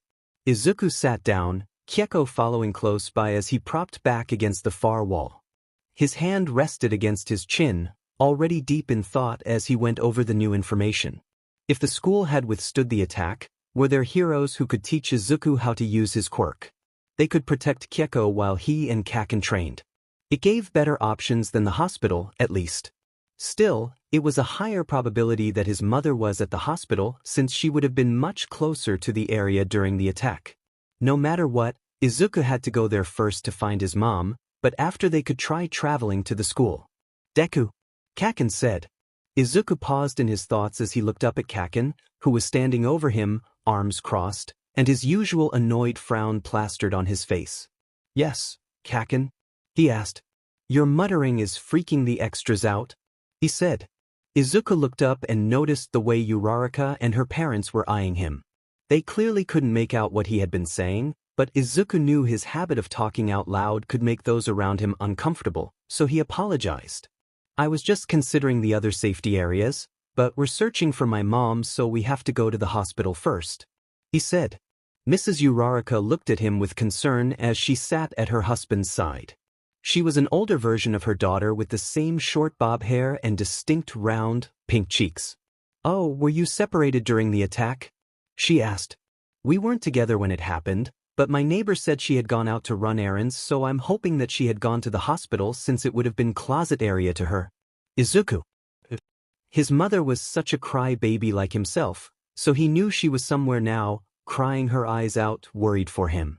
Izuku wanted to get to her as soon as possible to make sure that she didn't worry any more than she needed to. I'm sure you will be able to reunite with her soon, she said. Izuku nodded in agreement, thanking her for her kindness. Finally, the Uraraka family seemed to relax some, or at least enough to begin preparing for bed. The deal for their stay had been for their family to rest while Izuku's group watched over them through the night. So the Uraraka family laid down for the night, their voices a low hum as they spoke amongst themselves. Izuku wished he could ask about their quirks, curious about how Uraraka had moved her injured father. It was also a good idea to know as a precaution, but he was worried they would then ask about his own, and he wasn't comfortable telling them about one for all. Kyeko shifted beside him, and he glanced down at his new companion to see that she was staring at Uraraka's father. Izuku glanced over at the older man who rested against the far wall opposite Izuku.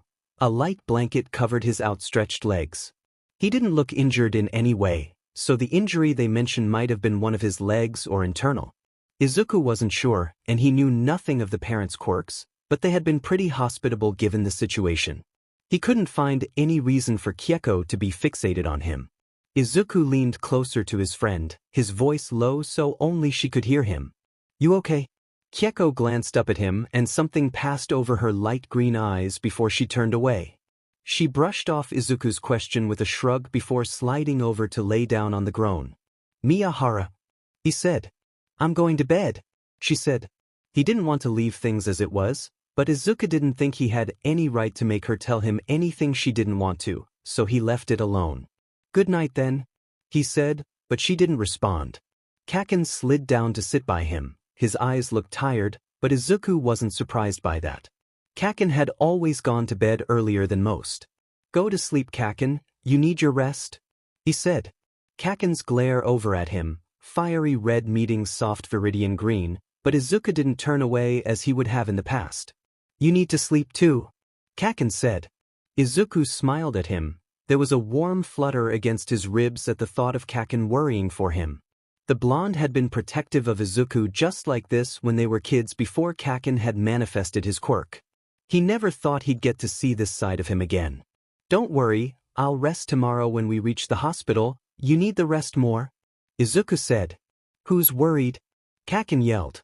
Izuku tried to quiet him, but the Uraraka family glanced over at the boys anyways, so Izuku waved them off with an awkward apology and a promise to keep it down. Kaken, everyone is trying to sleep, please, he said. The blonde huffed, irritated, but eventually, when Izuku refused to give up, Kaken laid down his back toward Izuku. Wake me up if there's trouble, got it? Of course. Izuku promised. When Kaken's breathing evened out, Izuku let his head fall back against the wall with a sigh. They didn't have any blankets, but the many candles around the room created a bit of warmth, and the three laid close enough to each other to share their body heat. He noticed Uraraka's family did the same. It was the end of the second day since the attacks, and it still didn't feel real to Izuku. They had already lost 3 people within that span. Uncle, Auntie, and All Might. They would forever be etched into his Izuku's soul as the people he had been unable to save. A dull ache spread through Izuku like poison at the thought that his mother may be the 4th one on that list. They would reach the hospital by tomorrow, so as long as there were no interruptions in that time, they could make it by midday. Aren't you tired? The whisper of Uraraka's question reached Izuku's ears, and he turned to look over at the other girl. Tired was an understatement. Izuku felt the fatigue deep-seated inside him. But what he needed to sleep was his bed surrounded by his all-might merch and his analysis books. He wanted to lay his head on his warm pillow and hear his mother bid him good night as he fell into a deep sleep. Izuku wanted his brain to shut off, but he couldn't stop thinking over everything.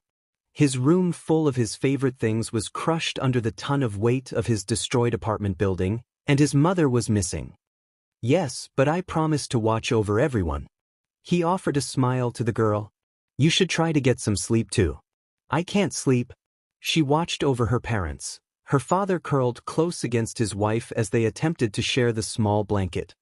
All I want to do is protect them, but with my quirk, I don't know how. Not against all of this. Izuku understood what she meant. He could see the weight on her shoulders that matched his own. The need to keep those closest to you safe so strong it kept them both up at night. Izuku glanced down to either side of him. He wanted to protect his companions, but he felt more of a burden than a protector with this new quirk. But your friend there, he's strong, right? She asked. Izuku nodded. Yes, Kaken was strong. He knew that better than anyone. The girl continued, but there was a hesitancy to what she was about to say that had Izuku curious and worried. My quirk isn't that best for offense, but Bakugou's quirk is. I don't know what type of quirk you or Miyahara have, but if they are strong too. She paused as if considering her words. She glanced over to her parents again before looking back at Izuku with a determined set to her brown eyes. I can't protect my parents on my own, but if Bakugou came with us, I know they'd be safe. The room seemed to go off-kilter at her words. Izuku stared back at her, unblinking as her words began to register. Was she asking him to allow Kaken to leave with them? Izuku wanted to say that it was Kaken's decision. He had no say in what Kaken did, and nothing was holding him to their small group. That realization made him pause. Nothing was keeping Kaken tied to him. In some ways going to you may benefit Kaken more because that had been where he had wanted to be his whole life. He had trained for that moment. There was nothing at the hospital for Kaken. The only reason he was going was that they had only known of that safety area. Now that wasn't the case. And it was Izuku who needed to go there to find his mom, not Kaken. Izuku almost told her no. Some part of him at that moment wanted to lie. To say he was quirkless, go so far as to say that 𝗕𝗁 was quirkless too and that they needed Kaken to come with him. The fabricated lies almost spilled out of his mouth, but he bit down on his tongue before they could escape. Izuku clenched his injured hand into a fist, letting the added pain sparking the sense back into him before he said something he would regret. The guilt to have even considered lying to the poor girl pooling in his belly making him sick. He can't. Uraraka asked after Izuku had yet to say anything. Izuku smiled through the pain of his arm, his lips shaky, and his eyes stung with unshed tears. I can't say for 𝗕𝗁 and my quirk isn't very useful right now, but it's Kaken's choice. You can ask him in the morning, I won't decide for him. Uraraka nodded, a bit of hope coming to her eyes as she thanked him. Izuku didn't let go of his smile, hating himself for resenting her just a bit. Uraraka could lay down to sleep now, the weight on her shoulders a fraction lighter while Izuku's grew heavier at the newfound possibilities. Good night, Midoriya, she said, her voice heavy with sleep. Good night, Uraraka, he said. When he was sure she had fallen back to sleep, Izuku glanced down at Kaken. The chance that he would be separated from him had never crossed his mind. Their friendship was only now starting to mend, and already they could be going their separate ways. Izuku's throat tightened. He hadn't cried since All Might's death, a silent promise to himself to be stronger, but Izuku didn't think he could do this without Kaken. As he listened to his friend's even breathing, Izuku moved his hand across the ground until his fingertips were only an inch away from a spiked strand of blonde hair. It wouldn't take much to reach out, but Izuku didn't dare do that. He didn't know if Kaken was still as heavy a sleeper as he had been as a kid, and Izuku didn't want to risk finding out now. The warmth of his friend alive and here with Izuku for however long that would be was enough for now as he waited out the night in silence. Kaken made him rest at the first sign of daybreak. Izuku had wanted to head out, but Kakin had shoved him back down to the ground with a hard stare. "Go to sleep, nerd," he said. Izuku was out the next second in a dreamless bliss. When he finally woke up, it was Kakin's angry yells outside of the shop. Izuku sat up to look around the room, his brain still groggy to see that he was the only one inside. Something caught his eye next to him, and he found his water bottle and a protein bar. A note written on a scrap of paper had the threatening message to eat it or else. Izuku chuckled, hearing Kakin's voice in his head as he read it. Outside there was cheering from the girls look outside the window while taking a bite of his food. From the second floor, Izuku could see the destruction of the whole block they were on. No one was left, which left Kakin right in the middle of the destruction as he taught the girls how to fend off an attacker. 𝗬𝗏𝗧𝗏 jumped in a victory that she had succeeded in flipping Kakin over her shoulder. Kakin stood back up from the ground, dusting off the dirt from his jeans. Izuku chucked at the sight. Only Kakin could look irritated at a girl half his size, knocking him down and proud that he had taught her to do it. Kakin called 𝗘𝗁𝗁𝗧𝗏 over to try next, but she shook her head, already backing away from the scene. "Get back here, tag along. You can't avoid me forever," he yelled. "Watch me," she yelled back before running back inside the shop. Izuku had to admit Kakin had the right idea by teaching the girls at least basic self-defense. It may not work for every villain, but it would give them a fighting chance. Izuku also needed to start his own training if he wanted to take control of his new quirk. An indescribable feeling fell over Izuku as he watched 𝗬𝗏𝗧𝗏 speak with Kakin. The distance muffled their voices as they stood too close to each other. Their interaction was serious as Kakin looked to be explaining something to her. They seemed to get along well, way better than he and Kakin. That reminded Izuku that 𝗬𝗏𝗧𝗏 had planned to ask Kakin to leave with her. Or had she already asked? Was that what they were talking about now? 𝗬𝗏𝗧𝗏's father sat off to the side in a lawn chair they must have found lying around, her mom standing next to him. They watched the two teens pull away to start their training back up. Their smiles were genuine, and they didn't seem bothered by Kakin's crude way of speaking. It was all so picturesque, as if Kakin fit right in with the 𝗬𝗏𝗧𝗏 family. His heart in his ears as he watched them, his fist clenched, and Izuku felt as if he had too much energy inside him. Like he wanted to run to burn some of it off. He missed his morning runs with All Might. They didn't speak much during that time, All Might riding along in his Segway, keeping pace with Izuku. It was the only time that his mind stopped. In those moments, his brain wasn't racing a mile a minute, it was blank. No panic. No worry, no overthinking or doubts. No thoughts of Kakin.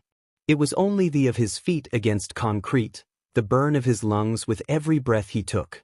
He was present and clear-headed, and euphoric. Izuku wondered if it would still feel the same without All Might at his side. "Oh, you finally woke up?"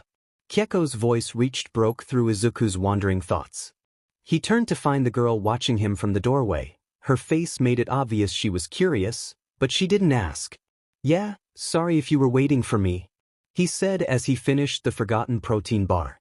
𝗘𝗁𝗁𝗧𝗏 looked much better than before, with her face cleaned up and her hair tied back in a loose braid. He wasn't sure if it was the 𝗬𝗏𝗧𝗏 family or Kakin, but someone must have found her some clothes to wear. She had on the jacket he gave her over a clean blue t-shirt tucked into a pair of jeans that were an inch too short for her. "You didn't ant to learn how to defend yourself?" Izuku asked as he pointed out the window. 𝗘𝗁𝗁𝗧𝗏 rubbed her arm, a look of guilt on her face as she moved to stand next to Izuku, staring down at the others with him. They watched as 𝗬𝗏𝗧𝗏 lifted a piece of concrete over her head like it was nothing and swung it at Kakin. The blonde dodged up with a blast from his quirk and landed on the now floating piece of concrete. Kakin smirked down at her from the higher ground, and Izuku's mind went into overdrive. He analyzed the new information, theorizing what type of quirk the girl may have. There was no strain from 𝗬𝗏𝗧𝗏 as she lifted another piece. Again, his mind went over the possibilities. "That was weak pink cheeks. You can do better than that," Kakin taunted. He avoided the other concrete rocks she threw by inches. Izuku's palms itched for his notebook and pen. What he wouldn't give to be able to write down the strengths and flaws to her quirk.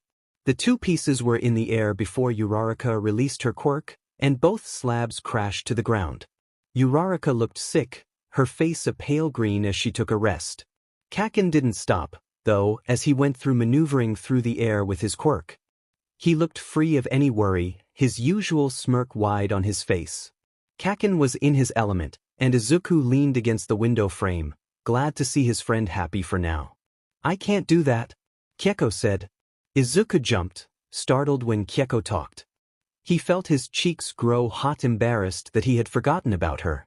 Izuku coughed, going back to his earlier thoughts of Uraraka's quirk. He had already guessed it to be some kind of floating quirk. It was either some kind of telekinesis or anti-gravity. He was leaning towards the anti-gravity since she had to throw the items at Kaken to make them move. He didn't understand why 𝗕𝗁𝗁 didn't want to join. Izuku would have been down there himself if it wasn't for his arm, but it seemed 𝗕𝗁𝗁 refused to join. Even if your quirk isn't strong, there's always a way to use it, or you could learn some basic self-defense at least, he said. "But I don't want to fight," she said. She jutted her bottom lip in a pout, her brows pinched close together. She was soft-natured. Izuku could see that now. 𝗕𝗁𝗁 was not made for fighting. She never asked about anyone's quirk, never offered up what her own quirk was, as if she was avoiding the topic altogether.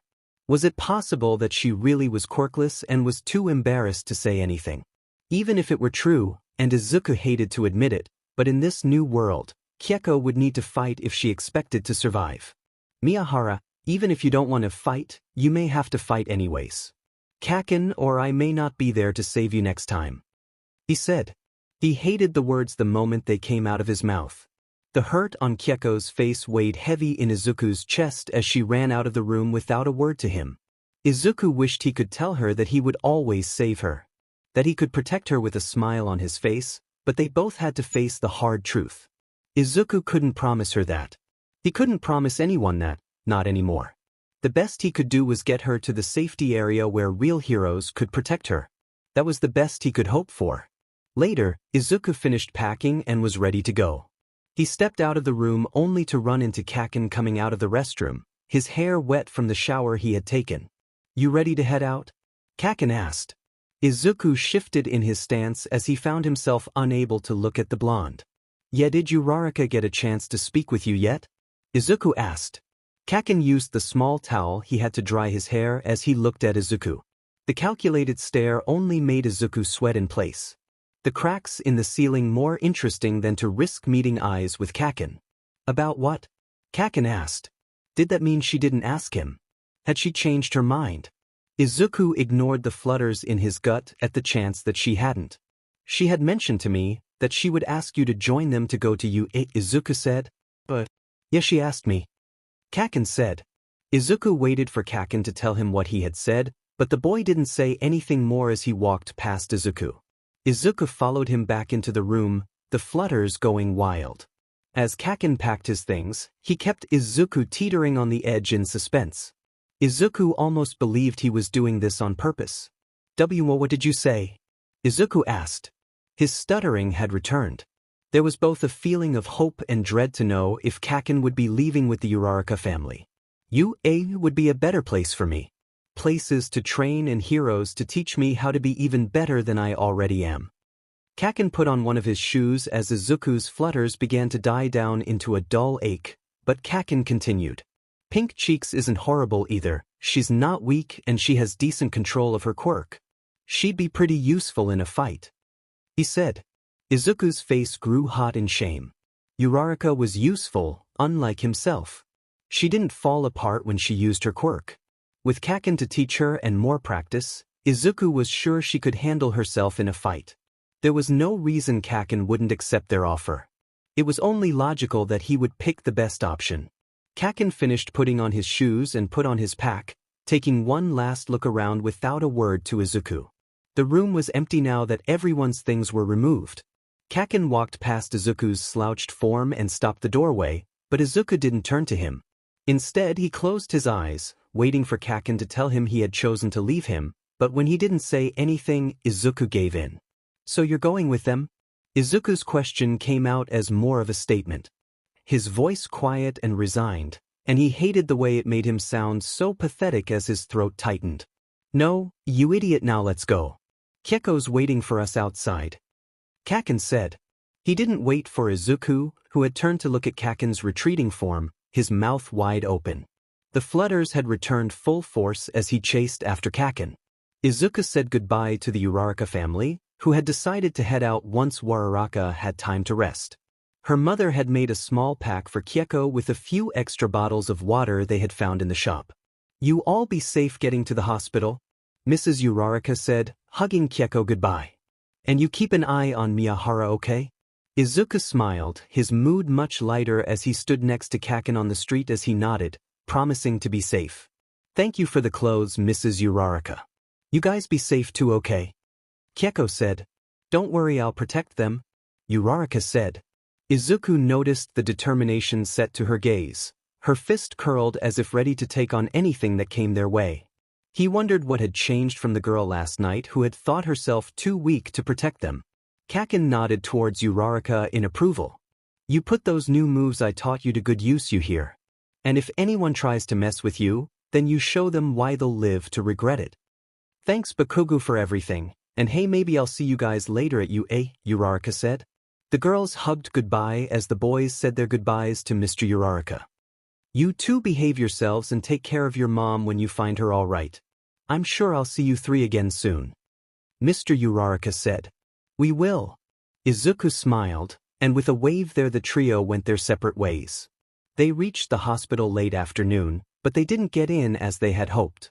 Instead, they found the entrance blocked by the rows of heroes standing guard and only one entry to get in or out. A line took up most of the first block, so they got in line before it got any longer. As they waited, Izuku looked around at the heroes. Most were newbies or sidekicks, their uniforms torn from earlier fights. But even as they were helping civilians enter the building, they seemed to have a suspicious look at each person that passed entered. They checked the bags of every person while questioning them to decide if they could enter. Things like their intentions, quirk, and if they had any ID. The hero with the small tablet would use that information to search their criminal records and quirk registration. Izuku wasn't sure how they could pull them up without the internet, but he guessed they might have had other means to pull records. As they waited, they watched as some were turned away, making the crowd angsty. Izuku didn't know the requirements for admittance, but another layer of unrest would settle over everyone else's shoulders with every person they turned away. They're not following any set requirements. It seems more like they decide on if they like you or not, Kaken said. Izuku hated to admit it, but the more they observed, the more they seemed biased on who entered and who didn't. Izuku only grew more nervous. Not only was his new quirk not registered, but Kaken had also seen him use it. He didn't know if he should be honest about his recently acquired quirk in the hopes they would pass him off as a late bloomer or if that would make him suspicious enough to turn away. His body coiled tight with those nerves but had no way to release the tension as they waited. He wished 𝗕𝗁𝗁 would talk to him. Her chatter had a way of distracting him and making the time pass by, but she had been silent for most of the trip. He wondered if she was still upset about earlier, but she didn't look mad. Instead, she was biting on the inside of her cheek, focused only on the heroes. "Miyahara, are you okay? You're not still upset about earlier today, are you?" Izuku asked, but she didn't seem to hear him, her eyes locked on the person with the tablet. Kaken seemed to pick up on the fact that something was up, but he didn't say anything watching from behind the two, arms stuffed in the pocket of his jeans. "Miyahara," Izuku said, and 𝗕𝗁𝗁 finally turned to him in surprise. "Are you okay?" he asked again. "Oh yeah, I'm fine," 𝗕𝗁𝗁 said. She smiled, but she looked distracted as she looked back at the heroes. She felt closed off to the boys with her arms crossed over her chest, and as she faced away from either boy. "You ain't acting like you're all right?" Kaken called her out. 𝗕𝗁𝗁 turned back to glare at him, and Izuku expected them to start bickering again. He mentally prepared to separate them, but she didn't say anything as she turned away, refusing to at tea. Neither boy pushed after that. The sun was low in the sky when they finally reached the entrance. But, again, the same heroes stopped them, their stares hard and suspicious. "Where are your parents?" the one in front said, leading the questions. He was of average height, his hunter green torn and stained with a cracked shoulder guard. There were 2 cut bamboo stalks on his back, and his darker blonde hair was dirty and matted. Kaken and 𝗕𝗁𝗁 both shrugged together. Izuku knew why Kaken didn't want to say it aloud, but he wondered why she hadn't mentioned her foster parents. I came here hoping to find my mom, Izuku offered. During their questioning, the hero took their packs, dumping them on the floor as a way to search them. Kaken gritted his teeth but held back from saying anything, which Izuku was grateful for. The other hero with the tablet was pulling up their records, her blue leotard stained with BLD and ripped down one side showing clear bruising. They asked for IDs, but Katsuki was the only one who had any, and they cleared him to go in soon after. You two, what are your names, and we'll do a quick background check. The one in green ordered as he pointed at Izuku and 𝗕𝗁. Kaken stood off to the side, reorganizing their packs after they had thrown everything back. Izuku could hear him grumbling from where he stood, but neither hero acknowledged it. My name's Izuku Midoriya and this is 𝗕𝗁 Miyahara. Izuku offered. He attempted a smile, but neither hero reacted, their faces deadpanned as they began to search both names. Takeshita, come here, the female hero said. Takeshita walked over to the hero holding the tablet as they began to speak in low voices. Izuku shifted, unsure if this was a good sign as the female hero pointed at the tablet. The two heroes then looked up at them, and Izuku knew this wasn't in their favor. Whatever they found must have set them on edge because they moved towards them. 𝗕𝗁 and Izuku took a step back at the threatening stance. Izuku wasn't sure what was happening, but the anxiety was setting off his alarm bells. The heroes moved with a cautious step as if they were 2 seconds away from attacking him and his friend. Izuku lifted his hands as a sign of surrender, and 𝗕𝗁, noticing, followed his lead. What's the big idea? Kaken yelled. He didn't raise his hands as Izuku had, but instead his palms were up as if he was ready to fight back at a moment's notice. You two are coming with us, Takeshita said. Wait, there's gotta be some kind of misunderstanding, 𝗕𝗁 said. She took another step back, and the female hero's blue hair grew, shooting out to wrap around 𝗕𝗁's body, tying her arms to her side. Don't even think of running away, the unnamed hero said. Izuku reached for 𝗕𝗁 when she cried out in surprise. Everything was escalating too fast, but he wasn't even sure why they were being targeted like this. Why are you doing this? Izuku asked. He didn't get a chance to reach 𝗕𝗁 before the same hair bound wrist together. The angry cry from Kaken signaling that they had done the same to him. You two are people of interest, so you'll be coming with us, Takeshita said. They were led away from the front and instead taken through a side door of the hospital. They were led down the hallways, but it had no civilians on this side of the wing. The farther they went in, the more and more police and heroes seemed to appear. Izuku guessed this was their base of operations, but where were they taking them? 𝗕𝗁 looked pale, so even with his wrists tied and his broken arm aching, he drew as close to her as he was able. Kaken followed close enough to scrape the back of their feet, barking out insults at anyone that drew too close to them. They placed them in an empty room and released them from the hair restraints, only to be replaced by suppression cuffs. As the door closed behind them, they could hear the distinct click of the lock, leaving them alone in the room to wait. I'm sorry, you too, 𝗕𝗁 said. Her voice was tight, eyes bright with unshed tears. What do you have to be sorry about, 𝗕𝗁? Do you know what's happening? Izuku asked. Kaken wasn't listening to either, choosing to let out his frustrations on the locked doors. God damn it. He yelled out at whoever was listening, emphasizing each word with a well-placed bang. It's probably because of my parents, she admitted. The way she shook in place reminded Izuku of a scared kitten. Eyes broad, taking up most of her face, nose red and lip trembling. My parents are villains, she confessed. But I swear I thought the worst that would happen was they'd turn me away. 𝗕𝗁 looked so desperate as she tried to explain herself, but Izuku didn't blame her. Even if it did explain some of the avoidance she had of speaking about her past. He didn't think her parents would warrant this kind of extreme reaction.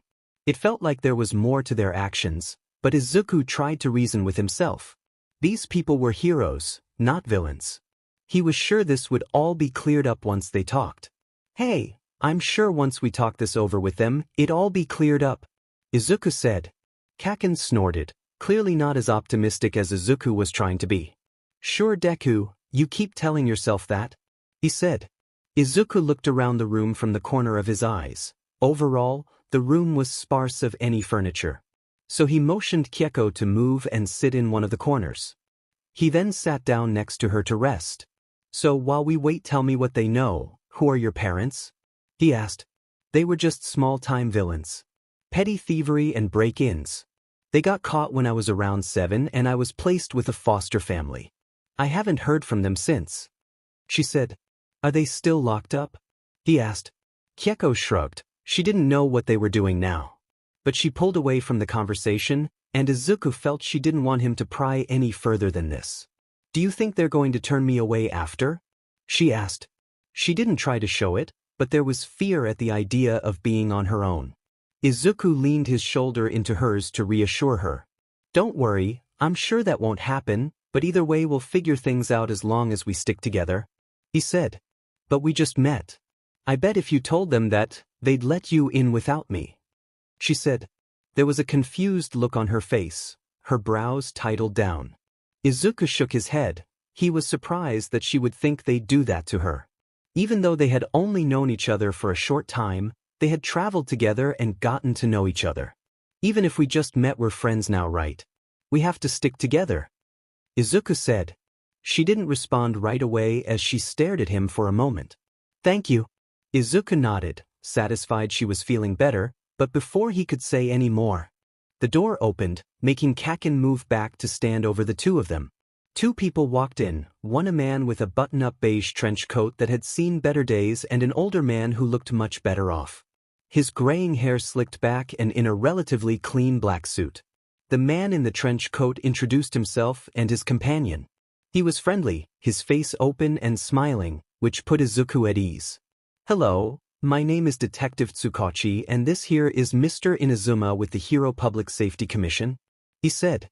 Kaken didn't say anything but give both men a death stare as a greeting, and 𝗕𝗁𝗁 had gone mute, her earlier nervousness returning. Then, finally, Izuku took the initiative to stand up to greet them, but Kaken didn't move from his spot.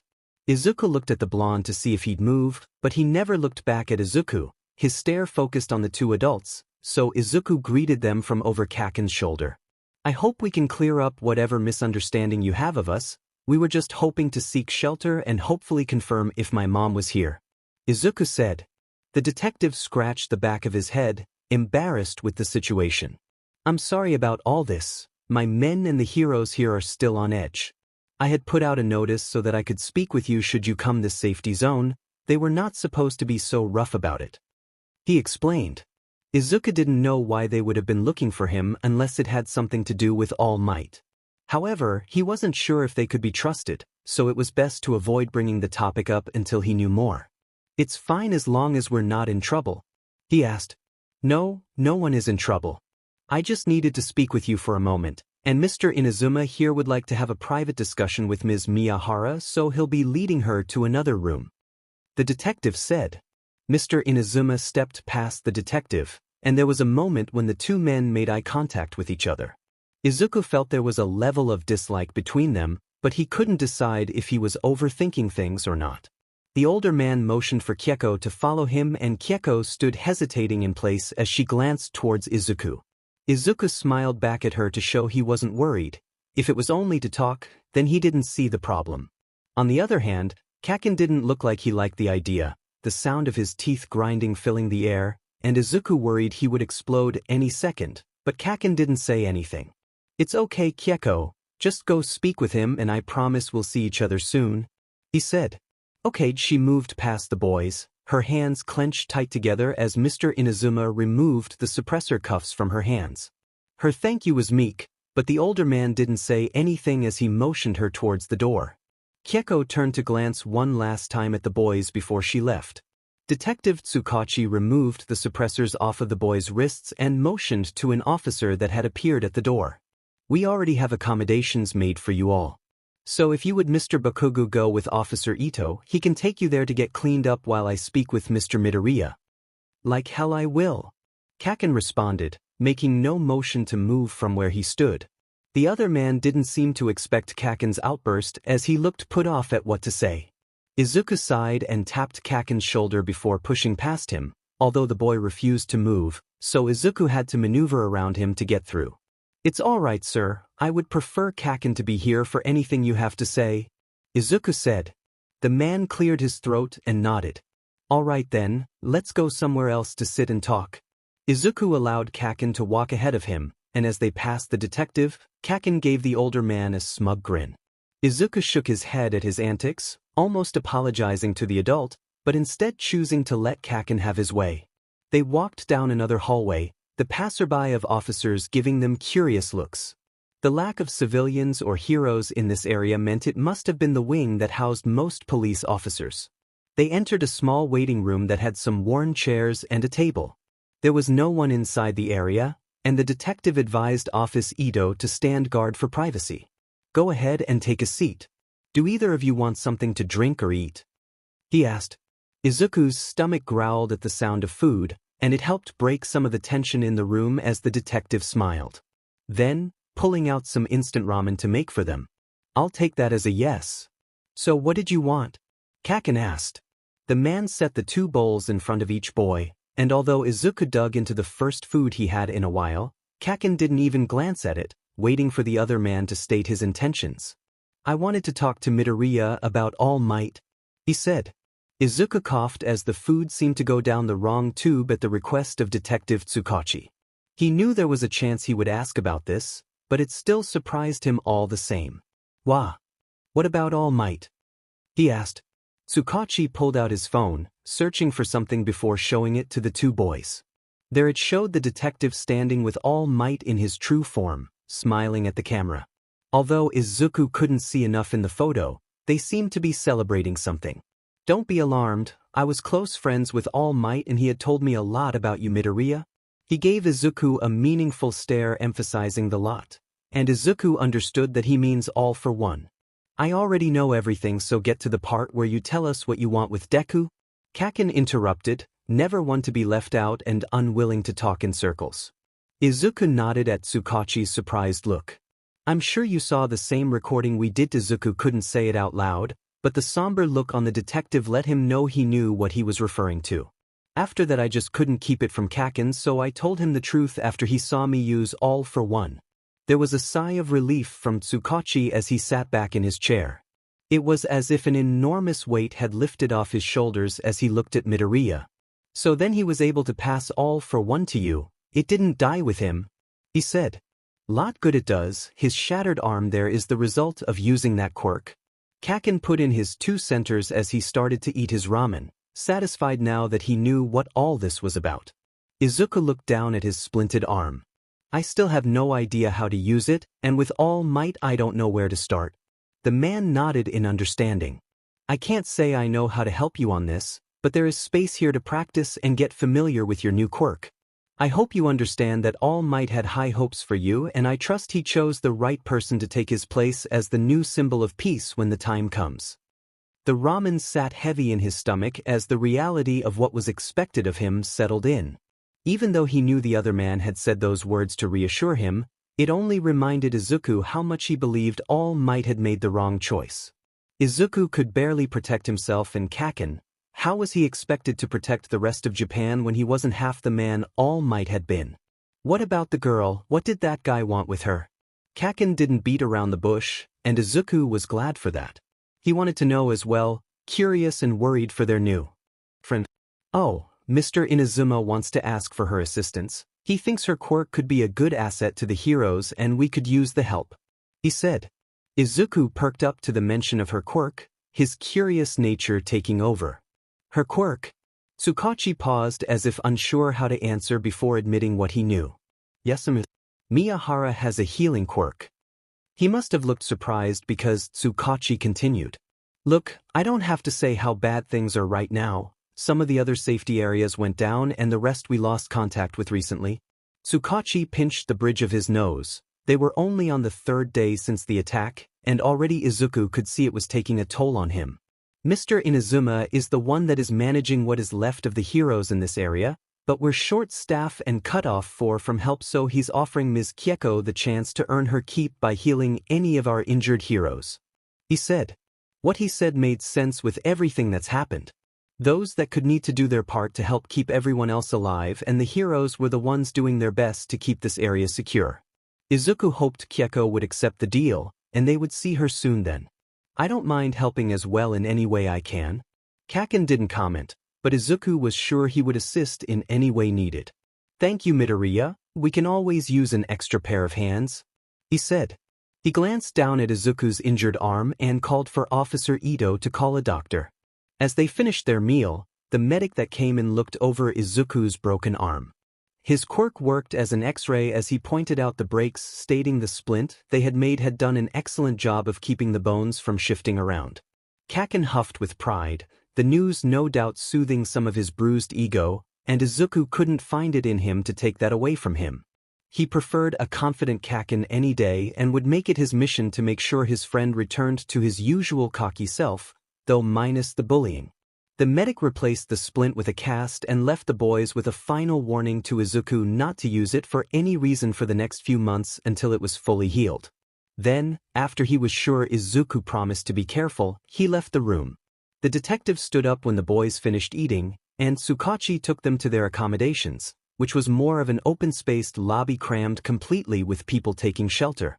This is where you will stay for now. Unfortunately, any other rooms are being occupied by priority. He called for Officer Ito, who had been following them at a distance. If you need anything, let Officer Ito or myself know. I'll see if I can get a doctor to see you about your arm soon. Kaken nodded as he plopped himself down on the empty cot. Izuku noticed there were only two. I was hoping to see if my mom was here. Officer Ito pulled out a small tablet as he looked to Izuku. What's her name, and I can check our records to see if she came by. Inko Midoriya, he said. Officer Ito began looking through their roster. Officer Ito was a younger man, hair a dark brown, but he had a relaxed smile on his face, and Izuku hoped they would have good news. Where's the tag-along going to stay? Kaken asked. Detective 𝗬𝗁𝗁 looked confused, so Izuku took it upon himself to translate. He means Miyahara, where will she be staying? He asked. Detective 𝗬𝗁𝗁 looked unsure, but before he could comment, Officer Ito interrupted. I think I found her. Both boys perked up at the news. Izuku felt like his heart would burst. She was here, which meant she was alive. Is she okay? Can I see her? He asked. Officer Ito seemed to shrug, looking up and around them as if he could point her out. I'm sorry, kid, we don't keep track of everyone, so she can either be here in the lobby or one of the hundreds of rooms, but I'll spread the word and see if we can locate her. After giving them a description, Izuku thanked the officer before sitting down on the other empty cot. Detective 𝗬𝗁𝗁 offered to show them the training grounds tomorrow and suggested the boys rest before leaving as well. Do you think my mom's okay? Izuku asked. Kaken had propped back against his cot, eyes closed with his arms behind his head to make up for the lack of a pillow. I'm sure Auntie is fine. She may be a crybaby like you, but she's tough in her own way. Izuku tried to use his pack as a pillow, but the metallic ridges of the zipper scratched at his cheek. He wanted to make it work, but after a few tries, he gave up as he turned on his side towards Kaken, careful of his injured arm. Mr. 𝗬𝗁𝗁 didn't tell us about Miyahara. Kaken said. I'm sure she's fine, maybe they have her closer to the heroes in case they need her. Izuku yawned. Even though it was still early evening, the walk here had been long and stressful, so he wanted nothing more at this point but to close his eyes. Maybe we can ask Mr. 𝗬𝗁𝗁 about seeing her tomorrow. Kaken looked like he had already fallen asleep, but he did seem to acknowledge Izuku with a quiet hum, Izuku right behind him as he drifted into a restless sleep. You need to focus? Kaken yelled. Izuku clenched his eyes tighter as he tried to feel for one for all. It was more complicated than he could imagine. Izuku sat cross-legged on the floor of their training room. It was an open-spaced private area that was once used for physical therapy. It was also the only time the boys had time to themselves since the detective wanted to keep Izuku's quirk a secret. No one else could use this room but them. Even so, with all the volunteer work the boys did, they only had about an hour or two a day to use the space. Izuku had struggled to activate the quirk since day one. So after a few days with no results, Kaken had been fed up. He had never been the patient type, as he grabbed Izuku by his shirt collar and thrown him to the matted ground. He had and huffed, towering over Izuku as if he was holding himself back from throttling him. Then, he had turned away from Izuku and told him to sit there and look for it, which Izuku took as meditation. Izuku had done this for the last 3 days, and he was still no closer than before. It was like trying to find the metaphorical needle in the haystack, only it was All Might's quirk somehow hiding out inside him. Kaken smacked Izuku's head with the rolled-up magazine he carried. "You're getting distracted again," he yelled. Izuku rubbed the back of his head, glad when he didn't feel a bump. That had been the 5th smack today and the 30th smack this week. Izuku appreciated that Kaken was helping him, but he was a rough teacher. "I'm sorry, Kaken, but I don't even know what I'm doing," he said. Kaken growled as he threw himself down beside Izuku. It had been 3 weeks since they had reached the safety area. Izuku's arm was healing at a snail's pace, much to the annoyance of both boys. It made his training slow and his workouts limited. But Kaken had appointed himself as Izuku's instructor, so he was nothing if not persistent in helping Izuku master his new quirk. Kaken stared at him, brows scrunched and low as his finger tapped in irritation over his knee. "Grr. I don't know how to explain it. My quirk is like a piece of me. Like another limb, when I want to use it I don't think I do." "But that's because it's your quirk, Kaken. I never had a quirk, I don't know what that feels like," Izuku said. Izuku laid back. He couldn't move his broken arm, courtesy of Kaken, who strapped it to his side. Kaken had had a fit after Izuku used it one too many times while helping around the hospital. "When you used it against that villain, what were you thinking about?" Kaken asked. The space between them grew thick with tension. It was the first time Kaken had brought up that day, and Izuku avoided thinking about it, not wanting to make either of them uncomfortable. "Too daunting, I just didn't want you to die," Izuku said. Izuku still had nightmares of that day. What if he had been too late? What if One for All never worked, and he had been unable to save Kaken that day? Those questions had plagued him every night. And when it was awful, when he dreamt of All Might's death, somehow, it always morphed into Kaken's execution. Izuku would wake a silent scream locked in his throat, reaching out to nothing. He never slept after that, too paranoid that he would lose Kaken too. So Izuku would face Kaken's sleeping form reassured with every rise of his chest. He was here. Alive. Izuku didn't have to do this without him. Kaken sighed as if he wasn't surprised by Izuku's response. "And what did you feel in that moment when One for All activated inside you?" he asked. Izuku moved his hand to hang over his face. All that training with All Might had left his skin calloused and rough, and somewhere under this textured skin was a power lying in wait for him. Izuku closed his eyes, trying to remember the moment. One for All awakened. There was the fear and the panic. And then the utter silence as instinct took over. The calm before the storm. Then in an instant, the power rushed through Izuku like liquid rage. It forced its way through, building a force into his fist at full strength as he swung down at the villain's head. Izuku tried to imagine that feeling again. To picture Kaken in those moments struggling to breathe, as the villain grinned down at him. The same dark rage started from his chest and migrated into his fist like before. "That's what I'm talking about," Kaken said. Izuku opened his eyes, meeting Kaken's smirk as he now stood over him. Izuku inspected his arm. The glowing lines began around his shoulder, crisscrossed down his arm and over his knuckles. "Now remember that feeling, that's your quirk at full strength," Kaken said. Izuku nodded, the power slashed and curled under his skin. Did everyone feel like this? Like their quirk was alive, tempting them to use it? But this was also that same power that would recoil and destroy the very body it now inhabited. Izuku sat up as he held it in his fist. He stretched his arm out towards the space of the room as Kaken moved back to stay out of the way. Izuku didn't want to break his arm again, but if he focused it on a more pinpoint location in his body, would it be easier to control? Izuku had thought of this theory a week back with the help of one of the volunteers he worked with. The volunteer was a boy his age, who towered over everyone, his speech at max volume at all times. So with such a larger-than-life personality, Izuku wasn't surprised when he learned the boy had a powerful wind quirk to match. This giant could destroy a whole wall with a powerful blast of wind. But Izuku's idea began to form when he used that same quirk to create a slight breeze to cool down the soup of a small kid. Izuku focused the power into his index finger, the appendage quaking under strain. Izuku aimed for the far wall as he released his quirk with a flick of his finger.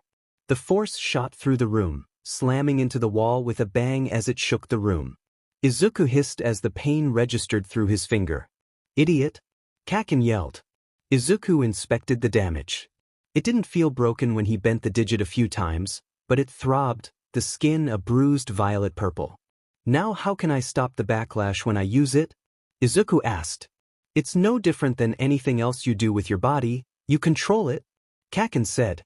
Izuku glanced up at his friend as he let his hand fall back down. "What does that even mean?"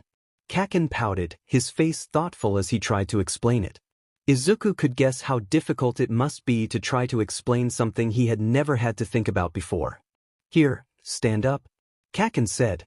Kaken offered his hand out to Izuku, who paused, staring up at the blonde in confusion. The pause was enough time for Kaken's lip to curl in irritation, so Izuku grasped his hand. He ignored the twinge of pain as he let Kaken bring him up to a standing position. "Now what?" Izuku asked. Kaken didn't respond, and he didn't let go of Izuku's hand as he raised it between them. His angry red gaze brushed over the injured finger, confirming for himself if it was terrible or not. Izuku's ears grew hot under Kaken's gaze, his heart fumbling in his chest as he stared at their clasped hands. Kaken's palms were smooth to the touch. Izuku guessed it had to do with Kaken's sweat composition, a crucial component to his quirk. Izuku wondered if the softness only applied to Kaken's palms or if the rest of his skin was as velvety. And why did the thought make Izuku's heart stutter? 𝗕𝗏𝗯𝗹𝗏𝗽 Izuku asked. "Looks like a sprain, but otherwise better than how your arm turned out," Kaken said. Kaken released Izuku's hand once satisfied, but he made sure Izuku kept his palm open and at chest level. Izuku watched curiously as Kaken took a step back from him. "Right now you don't know how to control your quirk strength right. But a quirk is no different than the rest of your limbs," he said.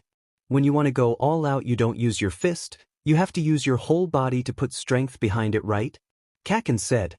Kaken wound up his fist, jabbing it at the center of Izuku's palm.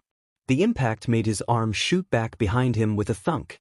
His finger was now pulsing with irritation. "Kaken!"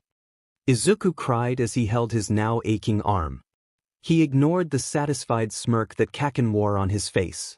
"See, at full force it wasn't my fist that made it hurt, but my shoulder and chest muscles. But you don't think about that when you do it." Kaken made another fist out in front of him. "You don't think of everything that goes behind throwing a punch. You just punch and trust that your body will do what you need it to do," he said. Izuku shook his fingers out, listening to what Kaken tried to explain. In theory it made sense. Izuku didn't have to think about breathing, or walking, or processing food. It was all automatic.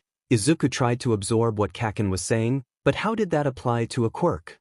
"This quirk isn't in your finger or your arm, it's in your whole body," Kaken said.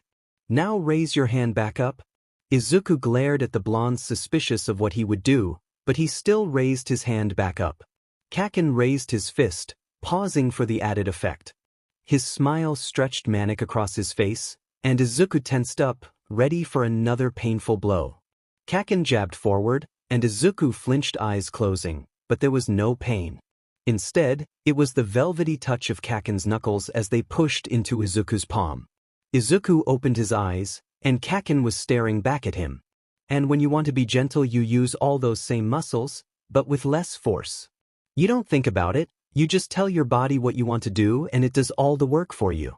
When you accept that this quirk is now a part of you and take it as your own, it will listen," Kaken said. Izuku's jaw fell loose, his lips parting in shock. It sounded more straightforward than it was, but somewhere in Kaken's words, there was a nugget of truth. It was true, One for All felt more like a foreign thing invading his body, not as something that was a part of him. He hadn't accepted this new quirk as his own yet. To Izuku, this was All Might's quirk. Still, he wasn't sure how he would implement what Kaken had told him, but it felt like he was finally getting somewhere. Kaken's fist lay heavy in Izuku's grasp as they stood in silence, the blonde letting him process. Izuku curled his fingers around his friend's knuckles, curious at the feel. Izuku would say it was a pleasant sensation, like a tingle as Kaken's smoothness pressed against Izuku's roughness. "You're probably right," Izuku whispered. "Of course I'm right," Kaken huffed. When Kaken pulled away, Izuku felt disappointed, but he couldn't say why. The boys decided to take a break, so they migrated over to sit at the only table they kept in the back corner of the room. "Have you run into 𝗕𝗁𝗁𝗍 yet?" Izuku asked. "Not one 𝗕𝗶𝗶, Kaken said. Izuku fiddled with the cap of his water bottle. There had been no word from 𝗕𝗁𝗁 since the day they had arrived. And after the second week passed with no news, they went to Detective 𝗕𝗁𝗁𝗍𝗁 for answers. The man had been elusive, stating she had been out on the field to help with the heroes. Something about a few small-time villains causing trouble too close to the hospital. The boys hadn't heard of such a thing, but Izuku didn't question it. Detective 𝗕𝗁𝗁𝗍𝗁 promised to find out where she was staying, and Izuku was sure he was just too busy to get back to them. "I'm sure she's fine. The heroes are still doing so much to keep villains from attacking the hospital. She probably has her hands full," Izuku said. "Why do you do that?" Kaken asked. "Do what?" Izuku asked. Izuku tilted his head to look over at Kaken, who had leaned forward to prop his elbows on his knees.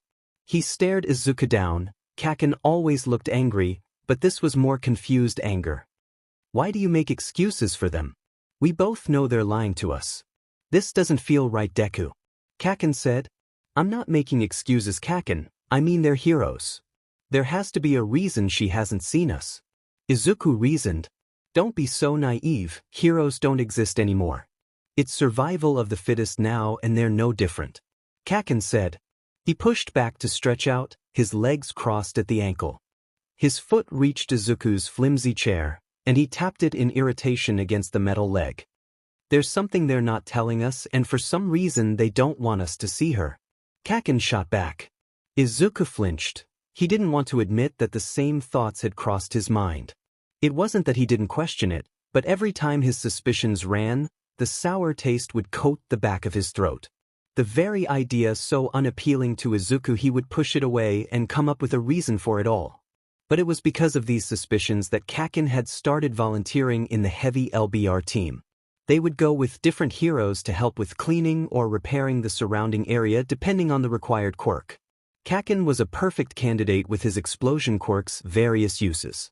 And this allowed him the most access to the heroes, hoping that he would hear something about 𝗕𝗁𝗁𝗍𝗁's whereabouts or, best case scenario, run into her while working. Since Izuku couldn't help in that area, he focused more on looking for his mom, who was still missing. Izuku found the kitchen and janitorial jobs to be the best options for him in his search. The kitchen brought new faces every day, and he was able to question if any had seen her with the picture he kept on his now-charged phone. When he got a lead, he would wait until his janitorial shift to follow up. They gave him the simple task of mopping all the hallways, which Izuku didn't mind because he gave him the broadest scope to look for her. "How about tomorrow we take the day off and look for her ourselves?" Izuku asked. Kaken nodded, relieved, and Izuku felt a bit of guilt that Kaken seemed more worried than he was for their friend. It wasn't that Izuku wasn't concerned for 𝗕𝗁𝗁𝗍𝗁, but to worry meant he thought something was wrong. But even so, he did wonder where she was, so every day while Izuku searched for his mom, he would also keep an eye out for his friend. It was unlikely she would be in the floors he cleaned, but he still hoped.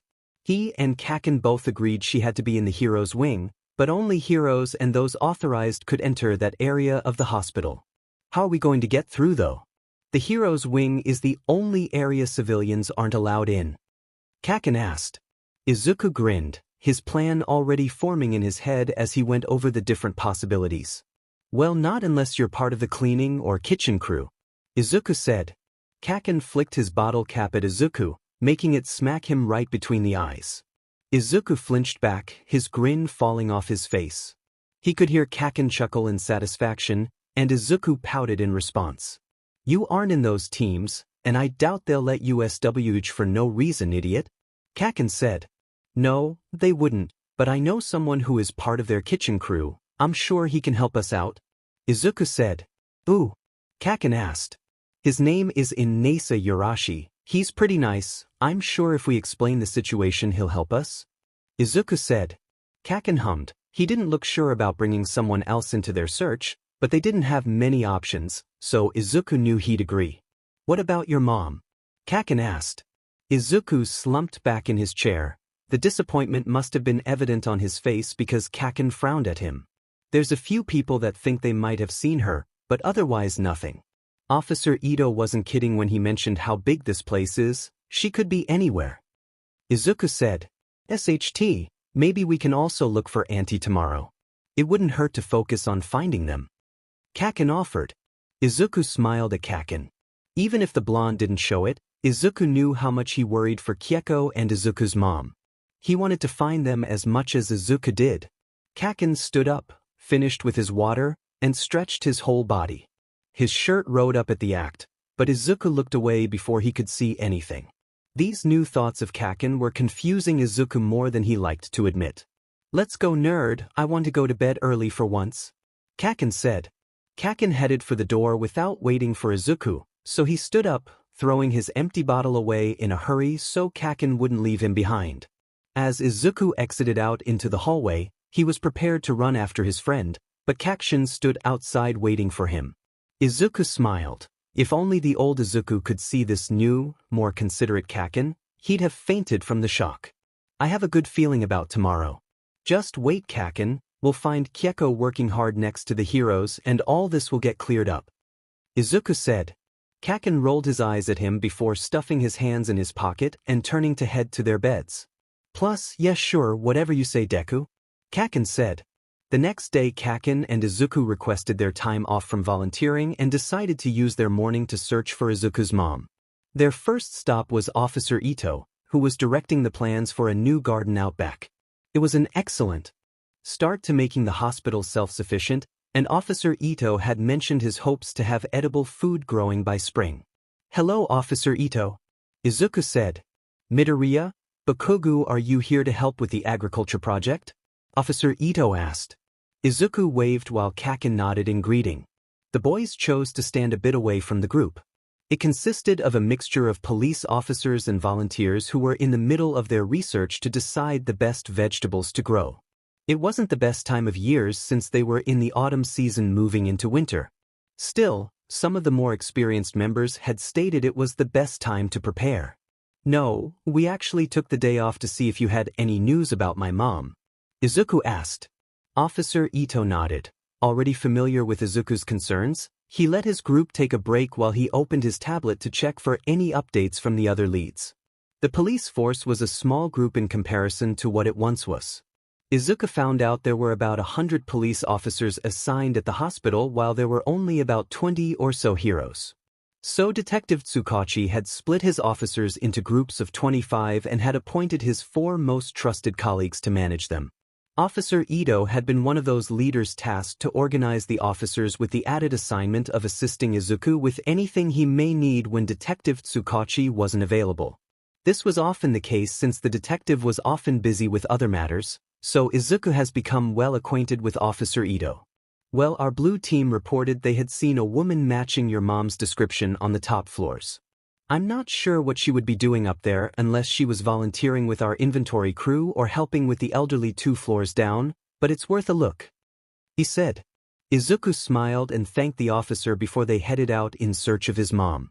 The boys split up after reaching the elevators, each going to their first stop. Izuku didn't have much luck on the first floor he checked. Officer Ito had stated the inventory crew used it, but it looked more like a disorganized storage room. Assortment of supplies and random medical equipment were abandoned here from the other floors to make room. As chaotic as the floor looked, it did seem the new inventory crew was working towards organizing the area. Izuku went through the rows of tables piled with different categorized items like blankets, clothes, and even utensils. It looked like most were scavenged from nearby neighborhoods. Izuku shared his mom's picture, but no one had seen her around, so once Izuku had checked with every person he decided to wait for Kaken on his floor before moving on to the next. Any luck? Kaken said. Izuku, leaning back on the wall across from the elevators, turned to Kaken walking towards him. Izuku shook his head, the disappointment evident on his face. No luck. I think we'll do one more floor each before we call it for today. I want to talk to 𝗎𝗍 before he goes on his shift in the hero's wing. Izuku said. Izuku agreed to meet with 𝗕𝗁 in the lobby afterward. Izuku took the elevator and found the floor he was looking to search. There were rows of beds covered only by the sheets hung to provide privacy to their patients. The elderly here needed more care than those in the lobby, so they had their own staff of volunteers made up of nurses and caregivers. Izuku took a walk around the floor, but it was relatively sparse with a handful of nurses and the 15 elderly. Yuka didn't want to bother anyone there, but Izuku decided to walk to the receptionist area before leaving, where 2 women were taking what looked like a lunch break.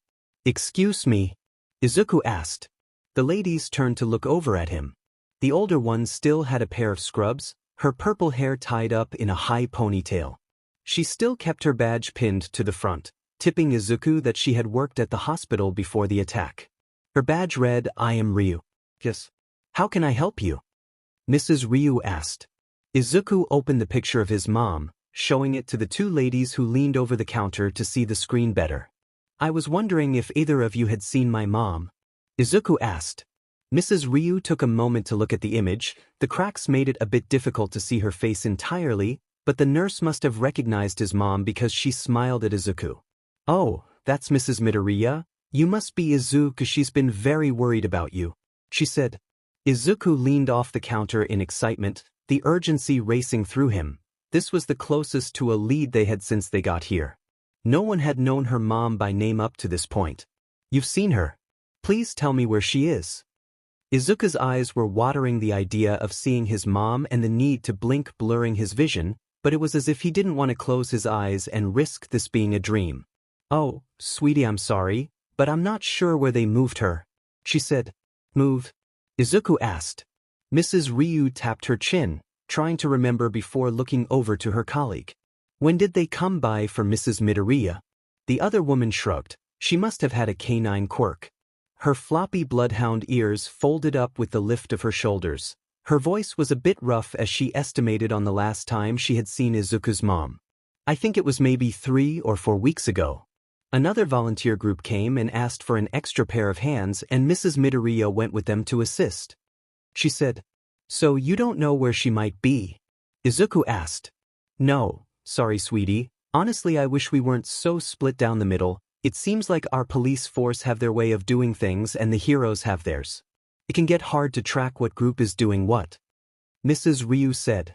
Izuku agreed with her. He noticed the longer he was here that the people had split into 2 sides. Those that helped the officers did as they asked, and those that followed the heroes assisted them with anything they needed. It was a thin line of cooperation, but Izuku wasn't sure how long things would hold before the conflict began to take hold. "Well, if you see her, can you let her know I'm looking for her?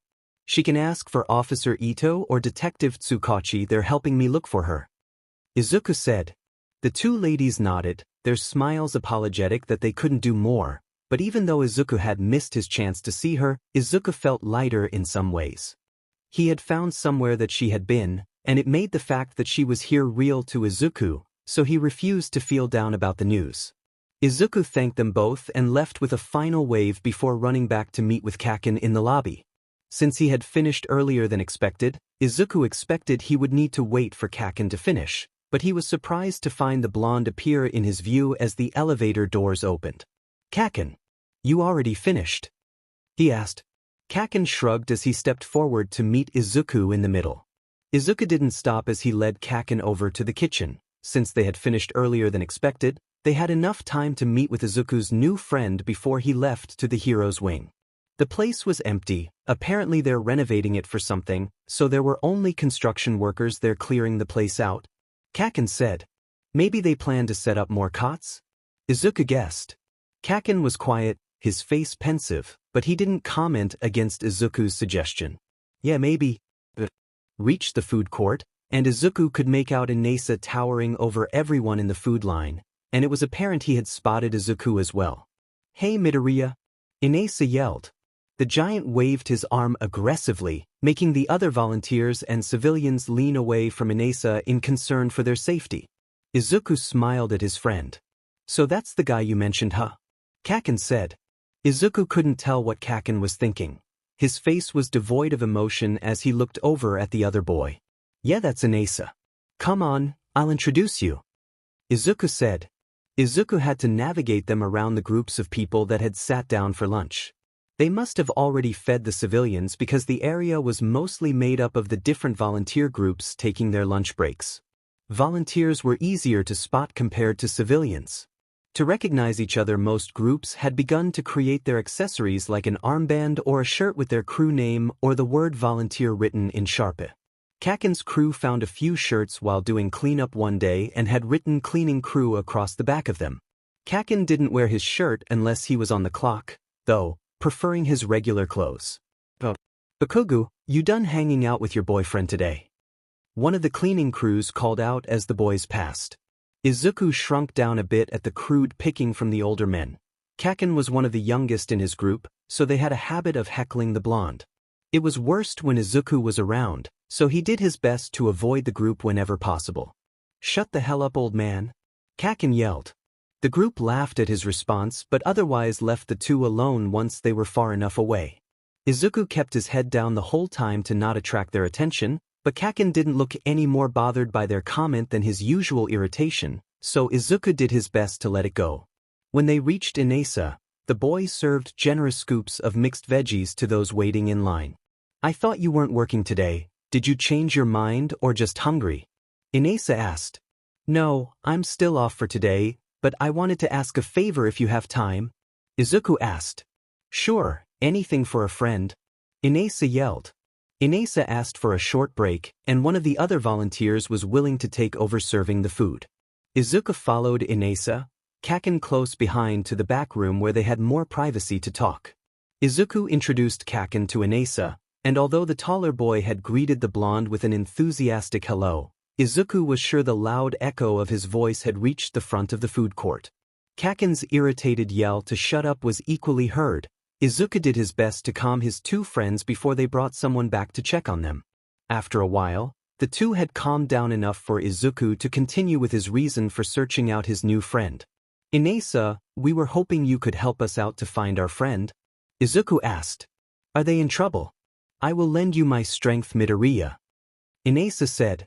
"Thank you, but actually we were told she is in the heroes' wing helping the heroes out, but we haven't seen or heard from her since she left at them," Izuku said.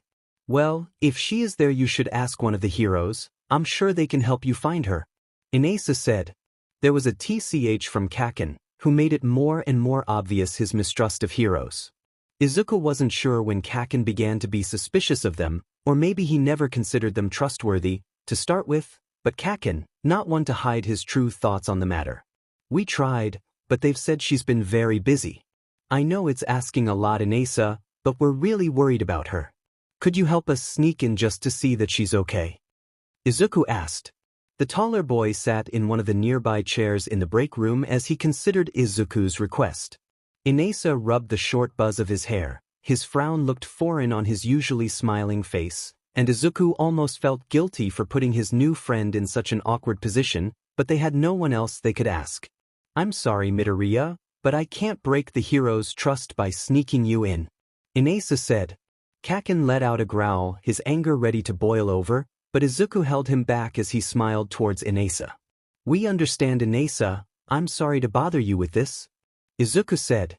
Izuku turned to leave his hold on Kaken tight as he did his best to drag his angry friend with him when 𝗕𝗍𝗂 called out to them. "I can't sneak you in, but I think I know someone who can help you," 𝗕𝗍𝗂 said. Izuku sighed with relief. He had thought they had reached another dead end, but if this person 𝗕𝗍𝗂 recommended could give them the reassurance that 𝗕𝗂𝗁 was okay, then he would take all the help they could get. "Well, what are we waiting around here for?" Kaken said. "I can take you to her now. Just one moment while I let the boss know I'm stepping out for a moment," 𝗕𝗍𝗂 said. Izuku and Kaken followed the other boys silently from the hospital to the open field outback. Over time, most of the junk had been piled away in corners of the extensive security walls the heroes had created for the hospital. 𝗕𝗍𝗂 brought them into the piles and piles of scraps of metal and concrete and broken medical equipment that had not survived the first attack. And there, hidden and out of sight, was a small shed. "The person you know is staying in this pile of trash," Kaken said.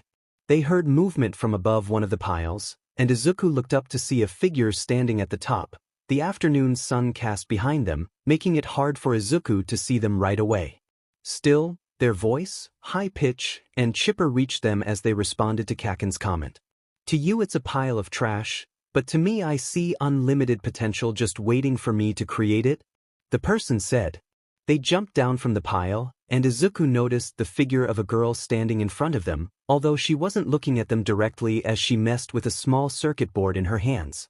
Inesa moved closer to the girl, his tall stature dwarfing her smaller form as he introduced the boys to his friend. Plus, Midoriya, Bakugou, I'd like to introduce Mei Hatsum. I think she can help you in your search for your friend. Inesa said. You need to focus? Kaken yelled. Izuku clenched his eyes tighter as he tried to feel for one for all. It was more complicated than he could imagine. Izuku sat cross-legged on the floor of their training room. It was an open-spaced private area that was once used for physical therapy. It was also the only time the boys had time to themselves since the detective wanted to keep Izuku's quirk a secret. No one else could use this room but them. Even so, with all the volunteer work the boys did, they only had about an hour or two a day to use the space. Izuku had struggled to activate the quirk since day one. So after a few days with no results, Kaken had been fed up. He had never been the patient type, as he grabbed Izuku by his shirt collar and thrown him to the matted ground. He had and huffed, towering over Izuku as if he was holding himself back from throttling him. Then, he had turned away from Izuku and told him to sit there and look for it, which Izuku took as meditation. Izuku had done this for the last 3 days, and he was still no closer than before. It was like trying to find the metaphorical needle in the haystack, only it was All Might's quirk somehow hiding out inside him. Kaken smacked Izuku's head with the rolled-up magazine he carried. You're getting distracted again, he yelled. Izuku rubbed the back of his head, glad when he didn't feel a bump. That had been the 5th smack today and the 30th smack this week. Izuku appreciated that Kaken was helping him, but he was a rough teacher.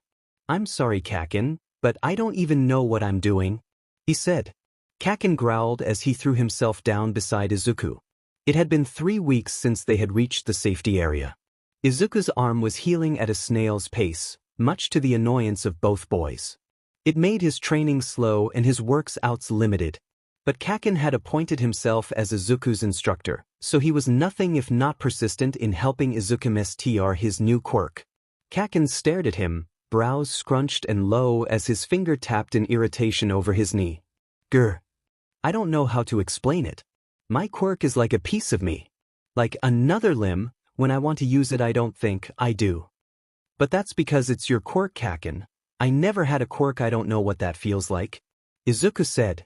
Izuku laid back. He couldn't move his broken arm, courtesy of Kaken, who strapped it to his side. Kaken had had a fit after Izuku used it one too many times while helping around the hospital. When you used it against that villain, what were you thinking about? Kaken asked. The space between them grew thick with tension. It was the first time Kaken had brought up that day, and Izuku avoided thinking about it, not wanting to make either of them uncomfortable. Dante, I just didn't want you to die, Izuku said. Izuku still had nightmares of that day. What if he had been too late? What if One for All never worked, and he had been unable to save Kaken that day? Those questions had plagued him every night. And when it was awful, when he dreamt of All Might's death, somehow, it always morphed into Kaken's execution. Izuku would wake a silent scream locked in his throat, reaching out to nothing.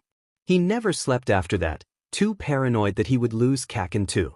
So Izuku would face Kaken's sleeping form reassured with every rise of his chest.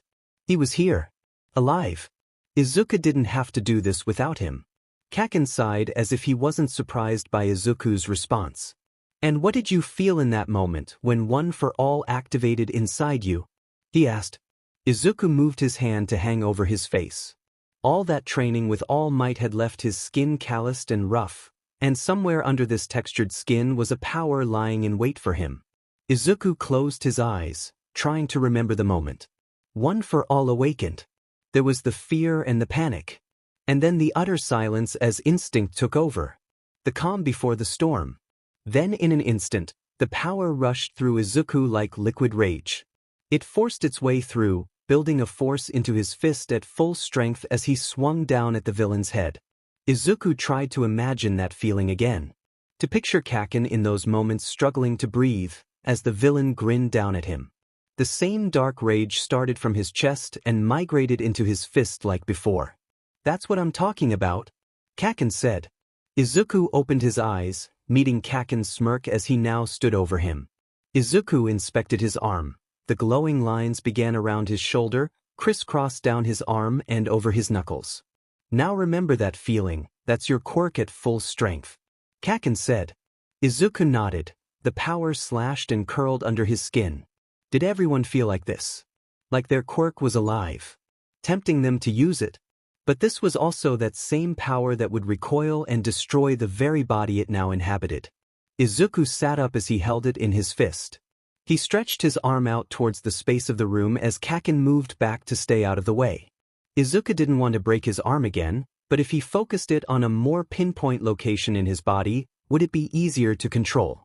Izuku had thought of this theory a week back with the help of one of the volunteers he worked with. The volunteer was a boy his age, who towered over everyone, his speech at max volume at all times. So with such a larger-than-life personality, Izuku wasn't surprised when he learned the boy had a powerful wind quirk to match. This giant could destroy a whole wall with a powerful blast of wind. But Izuku's idea began to form when he used that same quirk to create a slight breeze to cool down the soup of a small kid. Izuku focused the power into his index finger, the appendage quaking under strain. Izuku aimed for the far wall as he released his quirk with a flick of his finger. The force shot through the room, slamming into the wall with a bang as it shook the room. Izuku hissed as the pain registered through his finger. "Idiot!" Kaken yelled. Izuku inspected the damage. It didn't feel broken when he bent the digit a few times, but it throbbed, the skin a bruised violet purple. "Now how can I stop the backlash when I use it?" Izuku asked. "It's no different than anything else you do with your body, you control it," Kaken said. Izuku glanced up at his friend as he let his hand fall back down. "What does that even mean?" Kaken pouted, his face thoughtful as he tried to explain it. Izuku could guess how difficult it must be to try to explain something he had never had to think about before. "Here, stand up," Kaken said. Kaken offered his hand out to Izuku, who paused, staring up at the blonde in confusion. The pause was enough time for Kaken's lip to curl in irritation, so Izuku grasped his hand. He ignored the twinge of pain as he let Kaken bring him up to a standing position. "Now what?" Izuku asked. Kaken didn't respond, and he didn't let go of Izuku's hand as he raised it between them. His angry red gaze brushed over the injured finger, confirming for himself if it was terrible or not. Izuku's ears grew hot under Kaken's gaze, his heart fumbling in his chest as he stared at their clasped hands. Kaken's palms were smooth to the touch. Izuku guessed it had to do with Kaken's sweat composition, a crucial component to his quirk. Izuku wondered if the softness only applied to Kaken's palms or if the rest of his skin was as velvety. And why did the thought make Izuku's heart stutter? "𝗕𝗶𝗯𝗹𝗶, doing Kaken?" Izuku asked. "Looks like a sprain, but otherwise better than how your arm turned out," Kaken said. Kaken released Izuku's hand once satisfied, but he made sure Izuku kept his palm open and at chest level. Izuku watched curiously as Kaken took a step back from him. "Right now you don't know how to control your quirk strength, right? But a quirk is no different than the rest of your limbs," he said. "When you want to go all out you don't use your fist, you have to use your whole body to put strength behind it, right?" Kaken said. Kaken wound up his fist, jabbing it at the center of Izuku's palm. The impact made his arm shoot back behind him with a thunk. His finger was now pulsing with irritation. "Kaken!" Izuku cried as he held his now aching arm. He ignored the satisfied smirk that Kaken wore on his face. "See, at full force it wasn't my fist that made it hurt, but my shoulder and chest muscles. But you don't think about that when you do it." Kaken made another fist out in front of him. "You don't think of everything that goes behind throwing a punch. You just punch and trust that your body will do what you need it to do," he said. Izuku shook his fingers out, listening to what Kaken tried to explain. In theory it made sense. Izuku didn't have to think about breathing, or walking, or processing food. It was all automatic. Izuku tried to absorb what 𝗓𝗏 was saying, but how did that apply to a quirk? This quirk isn't in your finger or your arm, it's in your whole body. 𝗓𝗏 said. Now raise your hand back up. Izuku glared at the blonde, suspicious of what he would do, but he still raised his hand back up. 𝗓𝗏 raised his fist, pausing for the added effect. His smile stretched manic across his face, and Izuku tensed up, ready for another painful blow. 𝗓𝗏 jabbed forward, and Izuku flinched, eyes closing, but there was no pain. Instead, it was the velvety touch of 𝗓𝗏's knuckles as they pushed into Izuku's palm. Izuku opened his eyes, and 𝗓𝗏 was staring back at him. And when you want to be gentle, you use all those same muscles, but with less force. You don't think about it, you just tell your body what you want to do and it does all the work for you. When you accept that this quirk is now a part of you and take it as your own, it will listen. 𝗓𝗏 said. Izuku's jaw fell loose, his lips parting in shock. It sounded more straightforward than it was, but somewhere in 𝗓𝗏's words, there was a nugget of truth. It was true, One for All felt more like a foreign thing invading his body, not as something that was a part of him. He hadn't accepted this new quirk as his own yet. To Izuku, this was All Might's quirk. Still, he wasn't sure how he would implement what 𝗓𝗏 had told him, but it felt like he was finally getting somewhere. 𝗓𝗏's fist lay heavy in Izuku's grasp as they stood in silence, the blonde letting him process. Izuku curled his fingers around his friend's knuckles, curious at the feel. Izuku would say it was a pleasant sensation, like a tingle as 𝗓𝗏's smoothness pressed against Izuku's roughness. You're probably right. Izuku whispered. Of course I'm right. 𝗓𝗏 huffed. When 𝗓𝗏 pulled away, Izuku felt disappointed, but he couldn't say why. The boys decided to take a break, so they migrated over to sit at the only table they kept in the back corner of the room. Have you run into 𝗕𝗏 yet? Izuku asked. Not one if peep. 𝗓𝗏 said. Izuku fiddled with the cap of his water bottle. There had been no word from 𝗕𝗏 since the day they had arrived. And after the second week passed with no news, they went to Detective 𝗕𝗏𝘁𝗵𝗆 for answers.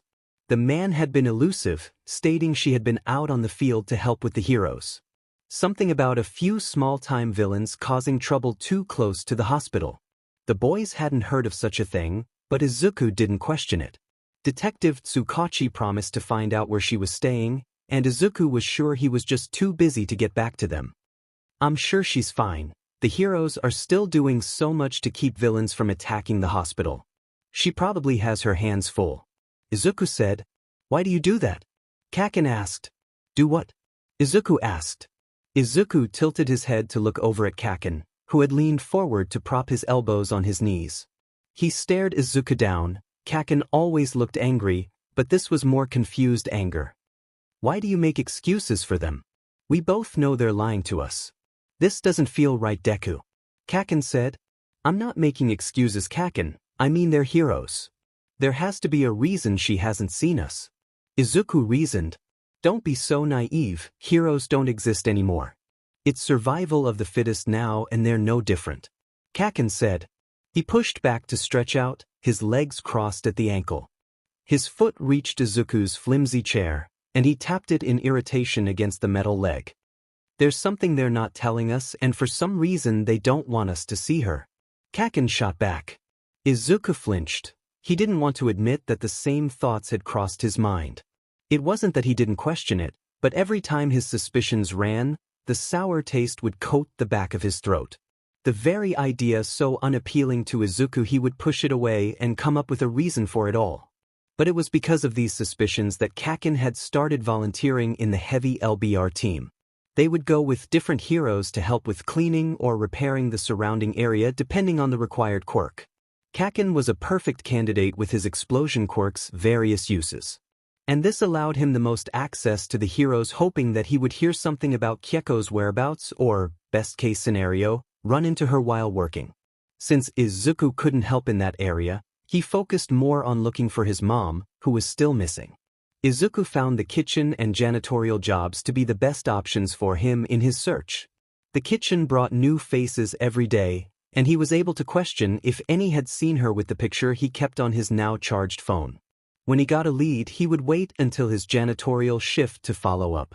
They gave him the simple task of mopping all the hallways, which Izuku didn't mind because he gave him the broadest scope to look for her. "How about tomorrow we take the day off and look for her ourselves?" Izuku asked. Kaken nodded, relieved, and Izuku felt a bit of guilt that Kaken seemed more worried than he was for their friend. It wasn't that Izuku wasn't concerned for 𝗕𝗁𝗁, but to worry meant he thought something was wrong. But even so, he did wonder where she was, so every day while Izuku searched for his mom, he would also keep an eye out for his friend.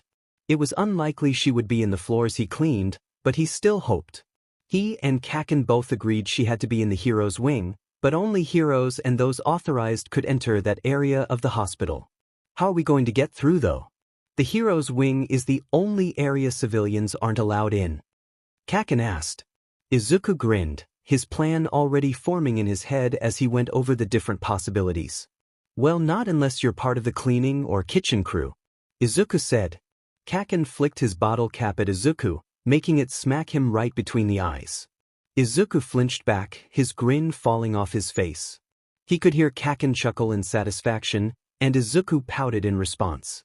"You aren't in those teams, and I doubt they'll let you 𝗕𝗏𝗡 for no reason, idiot," Kaken said. "No, they wouldn't, but I know someone who is part of their kitchen crew. I'm sure he can help us out," Izuku said. "Ooh?" Kaken asked. "His name is 𝗕𝗏𝗧𝗏 Urashi. He's pretty nice. I'm sure if we explain the situation he'll help us," Izuku said. Kaken hummed. He didn't look sure about bringing someone else into their search, but they didn't have many options, so Izuku knew he'd agree. "What about your mom?" Kaken asked. Izuku slumped back in his chair. The disappointment must have been evident on his face because Kaken frowned at him. "There's a few people that think they might have seen her, but otherwise nothing. Officer Ito wasn't kidding when he mentioned how big this place is. She could be anywhere," Izuku said. "SHT, maybe we can also look for Auntie tomorrow. It wouldn't hurt to focus on finding them," Kaken offered. Izuku smiled at Kaken. Even if the blonde didn't show it, Izuku knew how much he worried for 𝗕𝗁𝗁 and Izuku's mom. He wanted to find them as much as Izuku did. Kaken stood up, finished with his water, and stretched his whole body. His shirt rode up at the act, but Izuku looked away before he could see anything.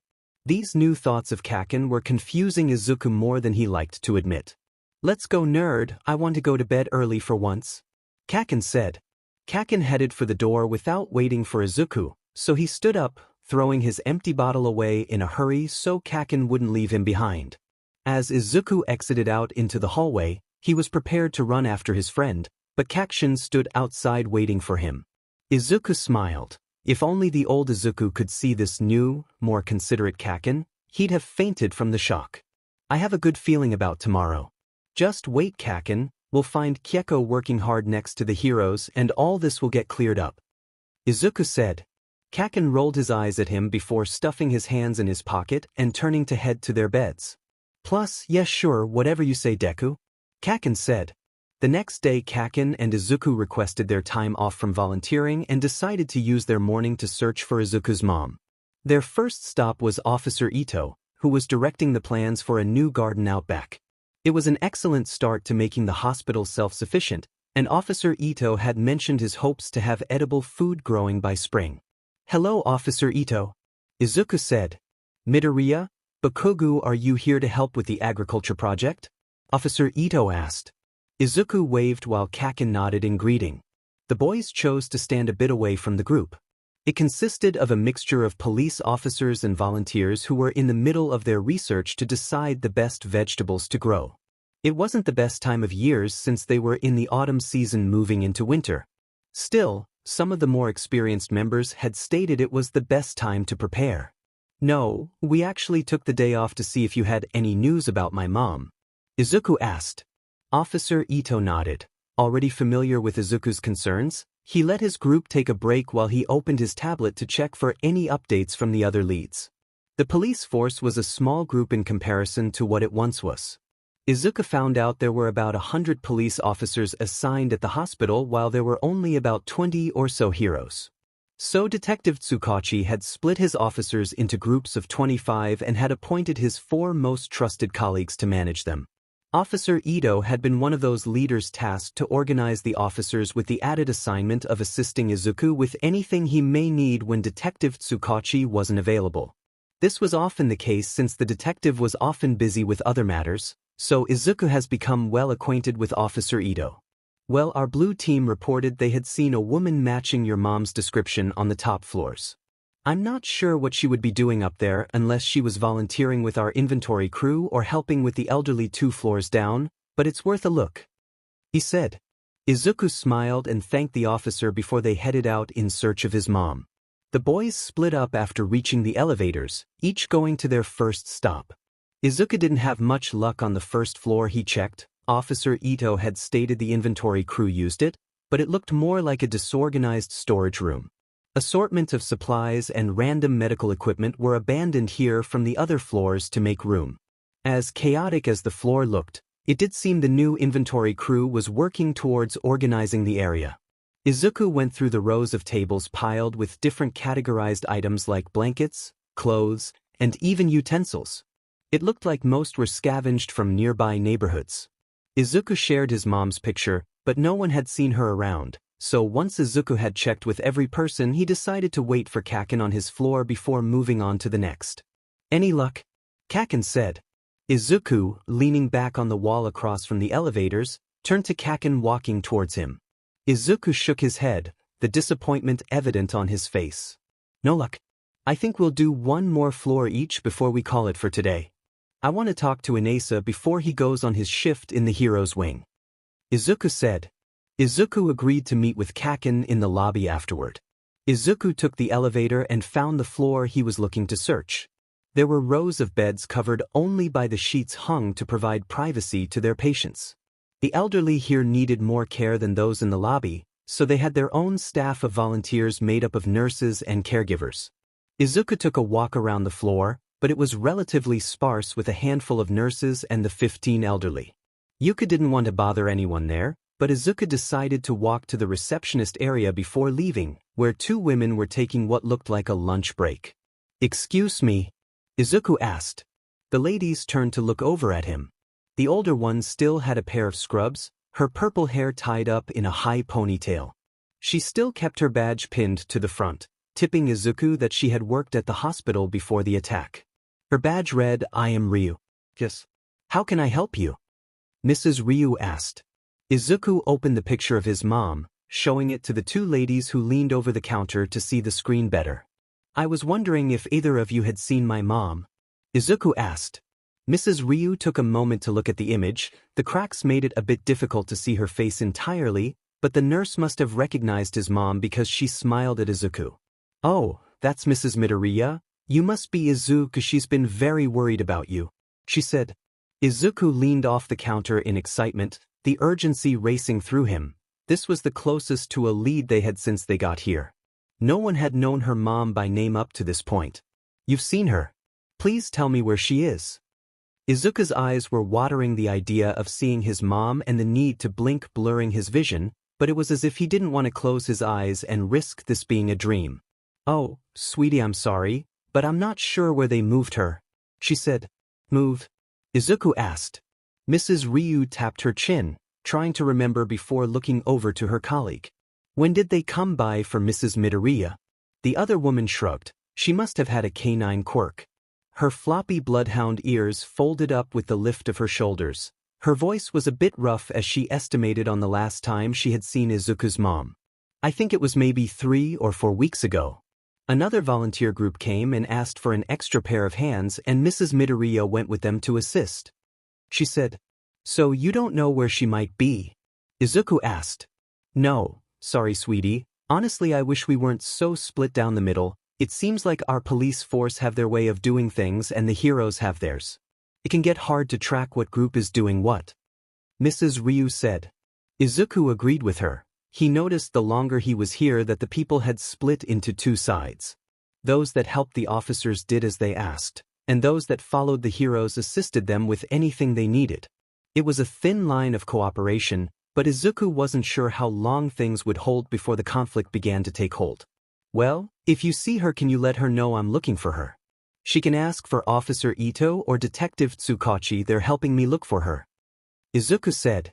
The two ladies nodded, their smiles apologetic that they couldn't do more, but even though Izuku had missed his chance to see her, Izuku felt lighter in some ways. He had found somewhere that she had been, and it made the fact that she was here real to Izuku, so he refused to feel down about the news. Izuku thanked them both and left with a final wave before running back to meet with Kaken in the lobby. Since he had finished earlier than expected, Izuku expected he would need to wait for Kaken to finish, but he was surprised to find the blonde appear in his view as the elevator doors opened. Kaken, you already finished? He asked. Kaken shrugged as he stepped forward to meet Izuku in the middle. Izuku didn't stop as he led Kaken over to the kitchen. Since they had finished earlier than expected, they had enough time to meet with Izuku's new friend before he left to the hero's wing. The place was empty, apparently they're renovating it for something, so there were only construction workers there clearing the place out. Kaken said. Maybe they plan to set up more cots? Izuku guessed. Kaken was quiet, his face pensive, but he didn't comment against Izuku's suggestion. Yeah, maybe. They reached the food court, and Izuku could make out 𝗕𝗎𝗓 towering over everyone in the food line, and it was apparent he had spotted Izuku as well. Hey Midoriya! 𝗕𝗎𝗓 yelled. The giant waved his arm aggressively, making the other volunteers and civilians lean away from 𝗕𝗎𝗓 in concern for their safety. Izuku smiled at his friend. So that's the guy you mentioned, huh? Kaken said. Izuku couldn't tell what Kaken was thinking. His face was devoid of emotion as he looked over at the other boy. Yeah, that's 𝗕𝗎𝗓. Come on, I'll introduce you. Izuku said. Izuku had to navigate them around the groups of people that had sat down for lunch. They must have already fed the civilians because the area was mostly made up of the different volunteer groups taking their lunch breaks. Volunteers were easier to spot compared to civilians. To recognize each other, most groups had begun to create their accessories like an armband or a shirt with their crew name or the word volunteer written in 𝗕𝗏𝗏. Kaken's crew found a few shirts while doing cleanup one day and had written cleaning crew across the back of them. Kaken didn't wear his shirt unless he was on the clock, though, preferring his regular clothes. Bakugou, you done hanging out with your boyfriend today? One of the cleaning crews called out as the boys passed. Izuku shrunk down a bit at the crude picking from the older men.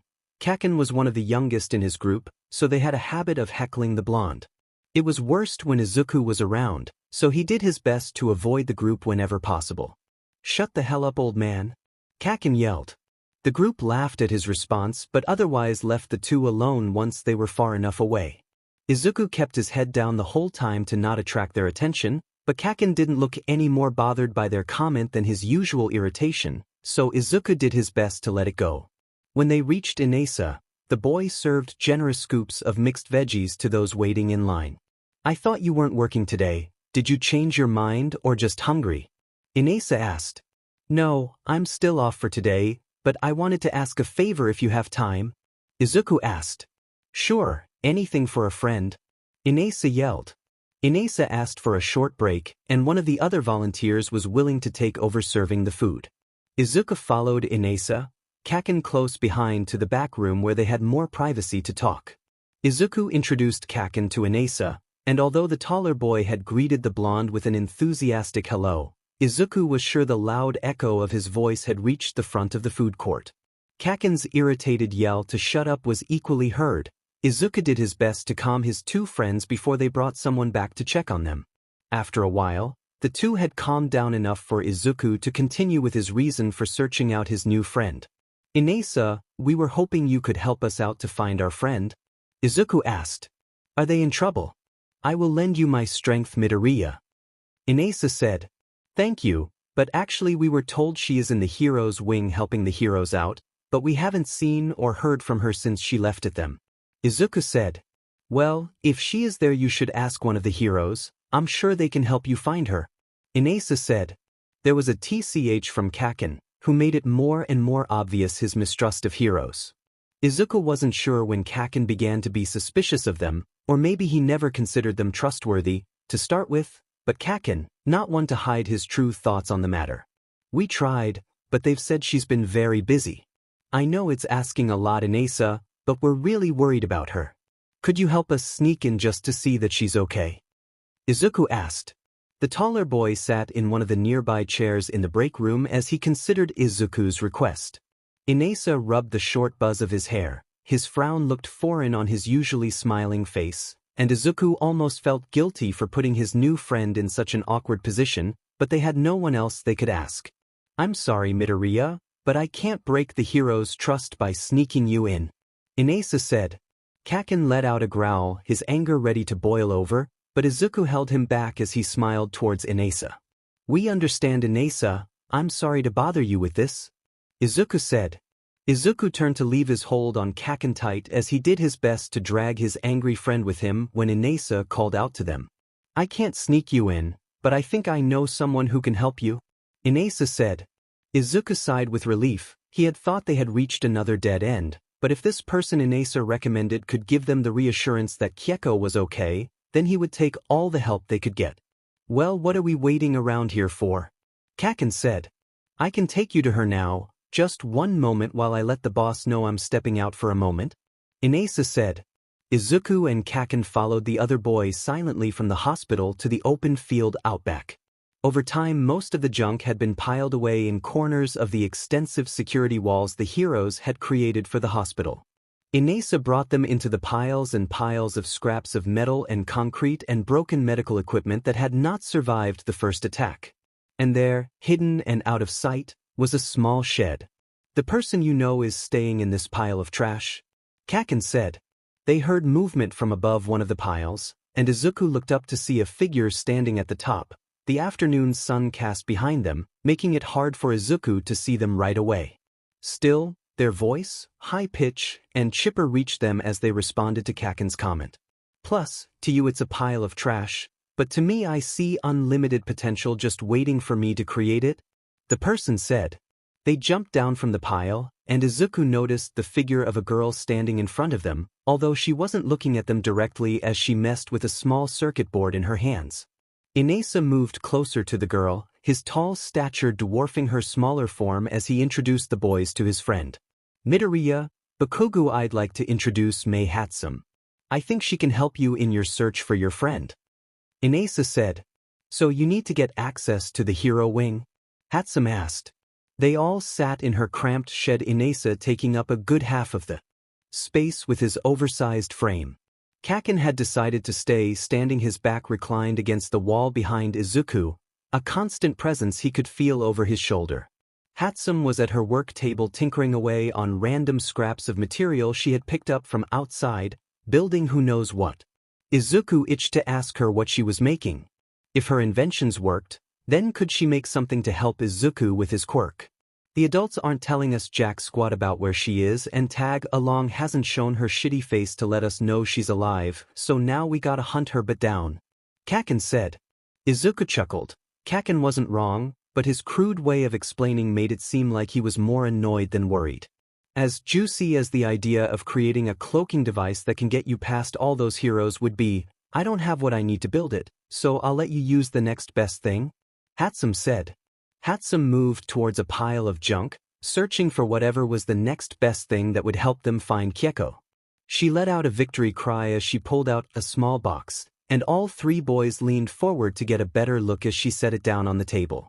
This here is my precious baby number 35, Hatsum said. The pink-haired teen opened it, and inside was what looked like a tiny bug. The time isn't right for this, but if no one is paying attention it should get past everyone. A notice, Hatsum advised. Izuku tilted his head, trying to get a better look at the thing as Hatsum pulled the small critter from its box. She pulled out a laptop, pressing away at something when the item moved to lift itself off the table and flying in front of everyone. 𝗕𝗁𝗁𝗍𝗄𝗧, that's amazing, Hatsum. You must be a genius, 𝗕𝗍𝗂 cried out. She seemed to maneuver the thing around the room before letting it rest on 𝗕𝗍𝗂's outstretched finger. The giant seemed entranced by the little thing as he lifted it close to his face to get a better look. It looked like a housefly or maybe a tiny bee. Izuku could hardly see the details. It was such a small thing, but he could make out the little wings as they fluttered. And how is that thing supposed to help us?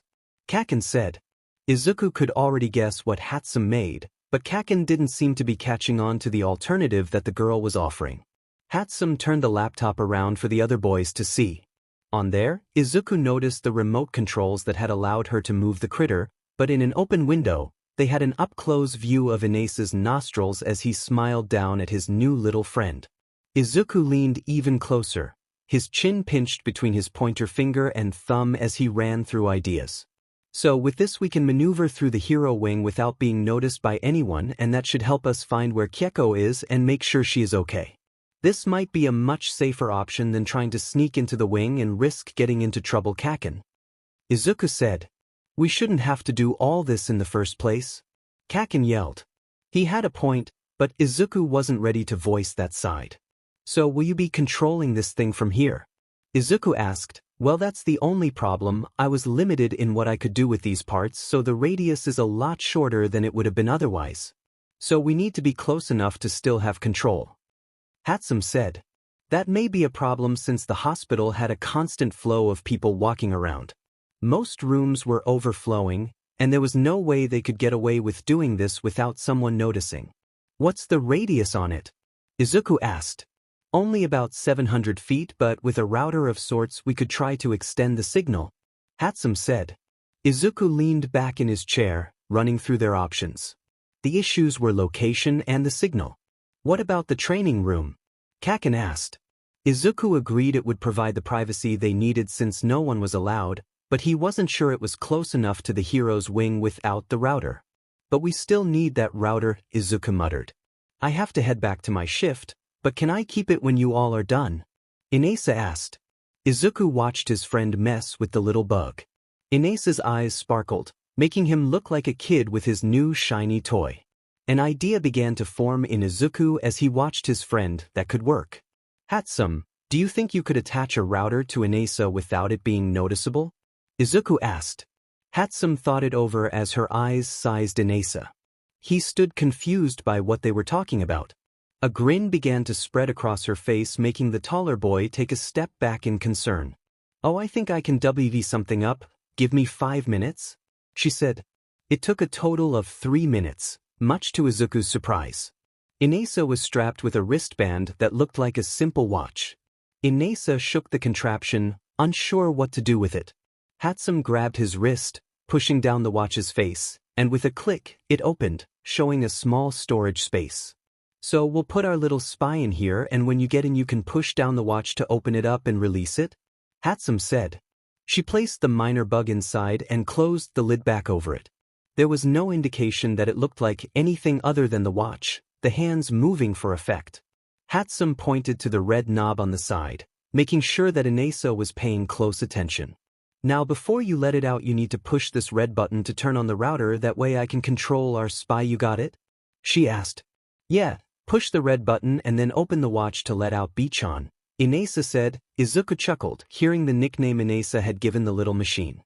Kaken sighed in irritation, and Izuku knew he was rolling his eyes at the giant oaf. You named it? Kaken said. Of course. Little 𝗕𝗁 is going to find your friend. He deserves a name. 𝗍𝗍 said. 𝗕𝗁 nodded in agreement as she began to pack up her equipment to take with her. All right, let's go. Finally, Kaken said. Once they were back in the hospital, 𝗍𝗍 went on his way back to the kitchen to get ready for his shift while Izuku led his small group to the elevators to head towards his training room. No one stopped them, but Izuku looked inconspicuously around him, worried that someone would just know that they were doing something they weren't supposed to. Izuku didn't take a full breath the whole way until they were behind the closed door of their training room. Your guilty conscience was written all over your face? Kaken said. The blonde moved over, letting himself drop into one of the empty chairs as 𝗕𝗁 followed him to set up her equipment on their table. They only had 2 chairs, so Izuku chose to stand over her shoulder watching her work. They had to wait until 𝗍𝗍 had gotten through, and Izuku moved about, his body a jittery mess as he waited for 𝗍𝗍 to send them the reception. What if he tried and it didn't work? What if they were too far? Calm down already, Kaken yelled. Izuku jumped, so lost in thought he had forgotten he wasn't alone. Kaken was glaring at him, and Izuku stuttered an apology as he did his best to stand still. My baby worked, 𝗕𝗁 cried. Izuku moved closer to take a look, and the clear image of 𝗍𝗍's smiling face appeared on screen as he waved goodbye. Kaken leaned forward in his chair so he had a better look, and Izuku had to move to the side to give his friend more room. Alright, time to see what B-chan can do, 𝗕𝗁 said. She began to move the controls, and B-chan responded by moving through the hallways. Izuku chewed on his lower lip, worried someone would notice the uncharacteristic bug flying around, but as they passed the different heroes in the halls, no one batted an eye at their spy. I guess the layout should be similar to the other wings, right? So maybe we should try the sleeping quarters like in the police wing, Izuku suggested. They were guessing. They had no idea how the heroes had set up their side of the hospital, but it was the only plan they had aside from flying around at random. Or we can try the medic hall, she'd be there if she's helping to heal them, Kaken said. But let's check both of them, 𝗕𝗁 said. An hour passed as they went through the different rooms, but after checking most of the heroes' rooms, there was no sign that 𝗕𝗁 was in any of them. So 𝗕𝗁 moved B-chan over to the medic room on the next floor by moving through the staircase. Time passed as they checked each area, and when there was no sign of her, they continued up each floor after that. At some point, Kaken left and came back with leftovers from dinner and a few bottles of water. Izuku only noticed in passing, his eyes trained on the screen, too worried he'd miss something if he looked away. Kaken yelled. Izuku took bites of his food, some falling back into his plate more than once, much to Kaken's irritation, but Izuku could see his friend's gaze just as focused for any sign of 𝗕𝗁. Hello, 𝗕𝗎𝘁 greeted. Their door slammed against the far wall as 𝗕𝗎𝘁 came into the room without a care in the world. How did you even know about this place? Kaken asked. I sent him our location through the router, 𝗕𝗁 said. The pink-haired girl's face was still facing the screen, her small tongue peeking out of her lips as she moved B-chan through the next floor. How is that thing still moving if he's here? Kaken asked. Oh, I told him to leave it behind somewhere they couldn't see it, 𝗕𝗁 said. Izuku was glad they could keep looking, but his legs were growing tired after a while, and his eyes felt strained from staring at the screens. Come on, nerd, let's train while we wait, Kaken suggested. That sounds like a wonderful idea. I want to join, 𝗕𝗎𝘁 said. Oh. You help 𝗕𝗁 keep an eye on the bug, Kaken said. The boy looked disappointed as he was sent away by Kaken. Kaken still found a way to look down at the taller boy, even while being shorter than the wind user. Izuku wanted to protest. He even had the excuse ready on his lips, but one look from Kaken, and he knew the blonde would get his way one way or another. You should try activating your quirk through your whole body. Try not to have it at 100% though, Kaken instructed. Izuku concentrated on activating his quirk, feeling the surge of power spread throughout his whole body. It felt like it would overflow, and his teeth clenched in response as he tried to keep it under control. Don't let it take control, it's your quirk. If you don't want to use all of it, just be soft with it, Kaken said. I don't know how to make it soft. It's like trying to hold a bomb that's about to explode. Remember, it's no different than a punch, Kaken said. This is not the same thing, Izuku cried. Yes it is. Look, punch me with your quirk activated, Kaken said. Izuku looked at his friend, his eyes stung from staring at him unblinking, but his idea was so crazy Izuku couldn't believe he had suggested it. Are you crazy? I could really hurt you, Izuku said. You calling me weak, Deku? Kaken yelled. Izuku raised his good hand in surrender as he stuttered, trying to explain to the blonde in a way he wouldn't take as a complete insult. You're being unreasonable, Kaken. You know I can't control it yet. We shouldn't take such a big risk. Izuku stuttered out. I said punch me, Kaken ordered. The blonde charged forward, and Izuku rushed back, avoiding the swing by pure luck. The blonde huffed, yelling at him to take a swing, and Izuku heard 𝗕𝗎𝘁 cheering as he encouraged Izuku to fight back. Okay, Izuku said. Izuku gave in, taking a swing before he could second-guess his decision. His eyes closed shut. He felt the impact of his punch against the other boy's chest, the sound a loud thud. Kaken grunted, his body pushed back, but then Izuku heard nothing else. Told you I wasn't weak, nerd, Kaken wheezed. Izuku opened an eye to take a peek at the damage. Kaken was still standing, although he leaned forward and looked a bit winded as he tried to take a breath. But he looked unhurt. Izuku glanced at his palm, almost sure he hadn't used his quirk, but the glowing stripes across his arms were still bright against his skin. I did it? Izuku asked. What were you thinking to lower the power output? Kaken asked. In nothing really, I didn't want to hurt you. Izuku said. Like you could hurt me? Kaken huffed. I told you. It's no different than a regular punch. Kaken said. His smirk was back on his face, pride oozing out of his words.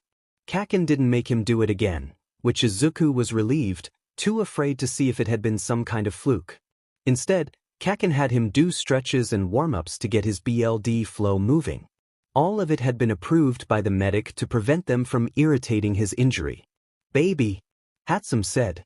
Izuku stopped. His face felt hot from his workout, sweat already building at the back of his neck, while Kaken, who had been doing the same warm-up, didn't even break a sweat. What's going on? Did you find her? Izuku said. Well, she matches the description you gave me, but this doesn't look right, 𝗕𝗁𝙗 said. The pink-haired teen moved 𝗕𝗀𝗁 closer, and the two boys moved towards them to get a closer look. 𝗕𝗁𝙗 had to move the camera around a bit as she chased after whoever she had seen. After another turn at a corner, they saw a wheelchair being pushed down the hall. Izuku waited, his fist clenched tight, anxious to see who they were following. As 𝗕𝗀𝗁 drew even closer, they finally got the first view of their missing friend since she had left with Mr. Inazuma. What the F? Kaken cursed. Izuku felt cold as his blood chilled in his veins. On the screen was their friend in a wheelchair with bandages covering every inch of skin on her body. Izuku could see a stained eye patch across one of her eyes. The other had an already fading bruise that looked old. She wasn't moving, her head resting forward, and Izuku guessed she was unconscious. Is this your friend? Inasa asked. Did they take her to the front lines or something? She looks like she faced a villain and lost. Kaken said. Kaken was pacing back and forth, his irritation palpable in the room. He was seconds away from exploding and going to get her. At this point, Izuku wasn't sure if he would stop him or be right there with him. But why do they have baby on her? 𝗕𝗁𝙗 said. 𝗕𝗁𝙗 didn't seem concerned with 𝗕𝗁𝐾𝐽's injuries as she was something else. She pointed to the small collar they hadn't noticed until now. It looked like a simple black band, but she hadn't had it on when they last saw her. That's one of your inventions? Izuku asked. It was the most calm he had seen the girl since he had met her. Even while watching out for 𝗕𝗁𝐾𝐽, the girl had multitasked with other projects without any difficulty, but now she was stock still as she looked at the image. What is it for? Inasa asked. Mr. Inazuma asked me to make it. This wasn't what I thought it would be used for. 𝗕𝗁𝙗 said. Izuku saw the color drain from the tan girl, making her face a pasting gray. Her reaction set Izuku on edge, the implications weighing on him. He had let her leave that room. 𝗕𝗁𝐾𝐽 had looked to him, asking what to do, and he had told her to go with them. And now she was hurt. What does it do? Kaken demanded. It forces someone's quirk to activate. Izuku and the others turned to the door where they heard someone answer them. Detective 𝗬𝗁𝐻𝗫 stared back at them, his palms still on the doorknob. His eyes looked dull with deep bags like he hadn't slept in days. Your friend refused to help the heroes. The detective said. But Inasa asked. Izuku heard a buzzing in his ears as his heart began to race. The why didn't matter. Detective 𝗬𝗁𝐻𝗫 just admitted that the heroes, the people here to protect them, were now forcing his friend to use her quirk to heal them. The detective closed the door behind him, flipping the clock they had forgotten to use. Because of her quirk. She can heal any injury on her body within a matter of hours, but when she heals someone else, she's taking their injuries onto herself. Detective 𝗬𝗁𝐻𝗫 said. Everything began to clear as Izuku realized why 𝗕𝗁𝐾𝐽 had avoided talking about her quirk, why she hadn't healed his arm or helped Mr. Uraraka. The drawback to her quirk. Who would willingly take on so much pain? You have to understand we needed her quirk. If it wasn't for her, we would have lost half of the heroes by now. They're our last line of defense. Without them, we'll lose this hospital to villains. The detective said. The desperation laced in his every word as he stared back at Izuku, his eyes wide and searching. It was as if he needed them to understand why this was okay. Izuku didn't think 𝗬𝗁𝐻𝗫 believed it, but the detective needed someone to reassure him. Izuku looked back to the screen. 𝗕𝗀𝗁 had rested against the palm of 𝗕𝗁𝐾𝗽, The bandages soaked a dark red as they saw her taken and left in a spare bedroom. Plus, you were right, Kaken, Izuku said. His voice sounded far away to his ears as he felt everything slipping away from him, but he looked up at Kaken, who stared back at him. The blonde's eyes were a dark maroon, his face expressionless. Heroes no longer exist in this world, Izuku said. The silence in the room was like thick molasses that stuck to the skin, with the reality of everything taking over. Izuku had stepped away from everyone, moving to the farthest corner of the training room. He needed space away from the truth that was crushing around him for the second time. But the news clung to him, coating the back of his throat until he felt like he couldn't take in a breath. Breathe, Kaken said. Izuku shook Kaken's hand from his shoulder. He pressed himself deeper into the cold surface of the wall. The coolness dug into Izuku's flushed cheeks as he tried to stop his raging thoughts. Kaken was the only one Izuku could tolerate so close to him at this moment. As his lungs burned and everything became too loud inside him, One for All scraped at his bones, begging to use on those that had hurt his friend. I said breathe, Kaken yelled. Desperate air filled Izuku's lungs as he did as Kaken demanded. His thoughts cleared, if only for a moment. Kaken counted out 8 seconds as Izuku held his breath in his lungs. He needed to let his friend take control of his actions because Izuku couldn't trust what he would do at this very moment. Breathe again, Deku, Kaken said. They're supposed to be heroes, Kaken. I trusted them. I told her it would be fine. Izuku said. Don't think about that right now, Deku. You're having a panic attack. I need you to focus on your breathing, Kaken said. Izuku shook his head. He understood on some level that Kaken was right, but his brain wouldn't settle. His body betrayed him as different muscles and limbs shook and twitched.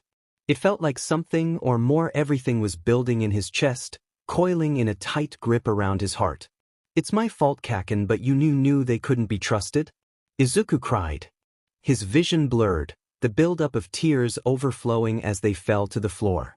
Izuku slammed his fist against the wall, making it dent and give way under the force. The hole was small, but he didn't care to worry about it. You need to calm down, Deku, Kaken said. Izuku turned his head to look at Kaken. His face lay only inches away from Izuku. This was the closest they had ever been since they were kids sleeping in each other's beds. The feathering touch of Kaken's hand against the back of his neck registered, and Izuku began to settle as he focused on the redness of Kaken's eyes. Idiot, you can't lose it now. Now breathe with me, Kaken whispered. His words brushed against Izuku's heated skin, and he managed to take a small shaky breath for the blonde. All right, good, Kaken said. Izuku's focus moved across Kaken's face. From the soft flush of his cheeks, the dark bruising bags under his eyes gave away how little he was sleeping. He could hear Kaken swallowed before taking a deep breath in, Izuku following his lead. Kaken counted the seconds as Izuku's world began to center around his friend. The way he counted with his finger into the dip where Izuku's neck and shoulder met. Kaken counted 8 taps before releasing the air, and Izuku followed his lead, their breaths mingling between them. Kaken began a slow pattern, and Izuku did as told until his breathing evened. His eyes were dry now, making them itchy and glazed as he concentrated only on Kaken. When Kaken was satisfied, he stopped as he dug his finger into the soft fleshiness of Izuku's skin, and a strange shudder coursed through Izuku's body in response, but he was too tired to question or pull away.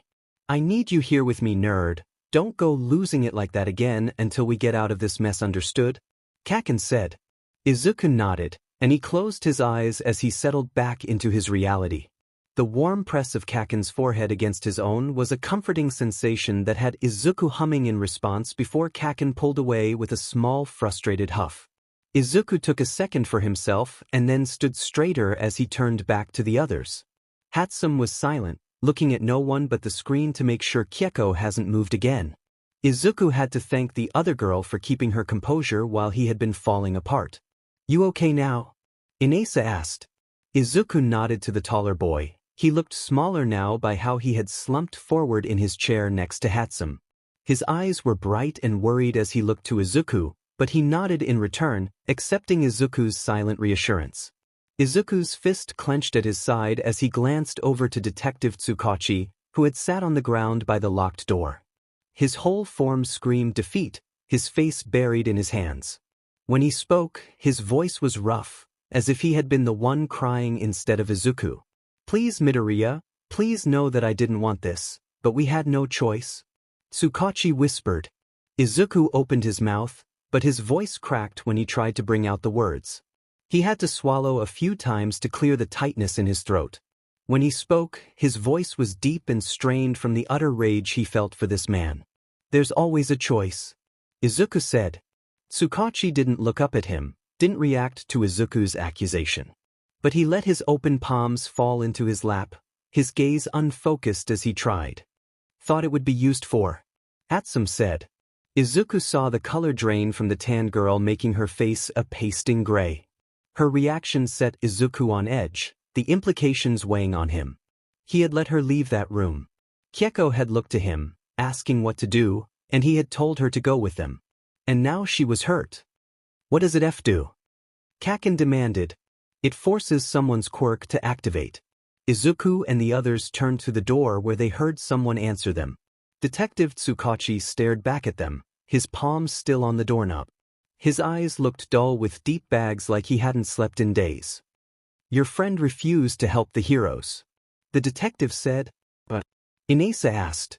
Izuku heard a buzzing in his ears as his heart began to race. The why didn't matter. Detective 𝗕𝗁𝗁𝗍𝗪 just admitted that the heroes, the people here to protect them, were now forcing his friend to use her quirk to heal them. The detective closed the door behind him, flipping the clock they had forgotten to use. "Because of her quirk. She can heal any injury on her body within a matter of hours, but when she heals someone else she's taking their injuries onto herself," Detective 𝗕𝗁𝗁𝗍𝗪 said. Everything began to clear as Izuku realized why 𝗕𝗁𝗁𝗍𝗪 had avoided talking about her quirk, why she hadn't healed his arm or helped Mr. Uraraka. The drawback to her quirk. Who would willingly take on so much pain? "You have to understand we needed her quirk. If it wasn't for her we would have lost half of the heroes by now. They're our last line of defense, without them we'll lose this hospital to villains," the detective said.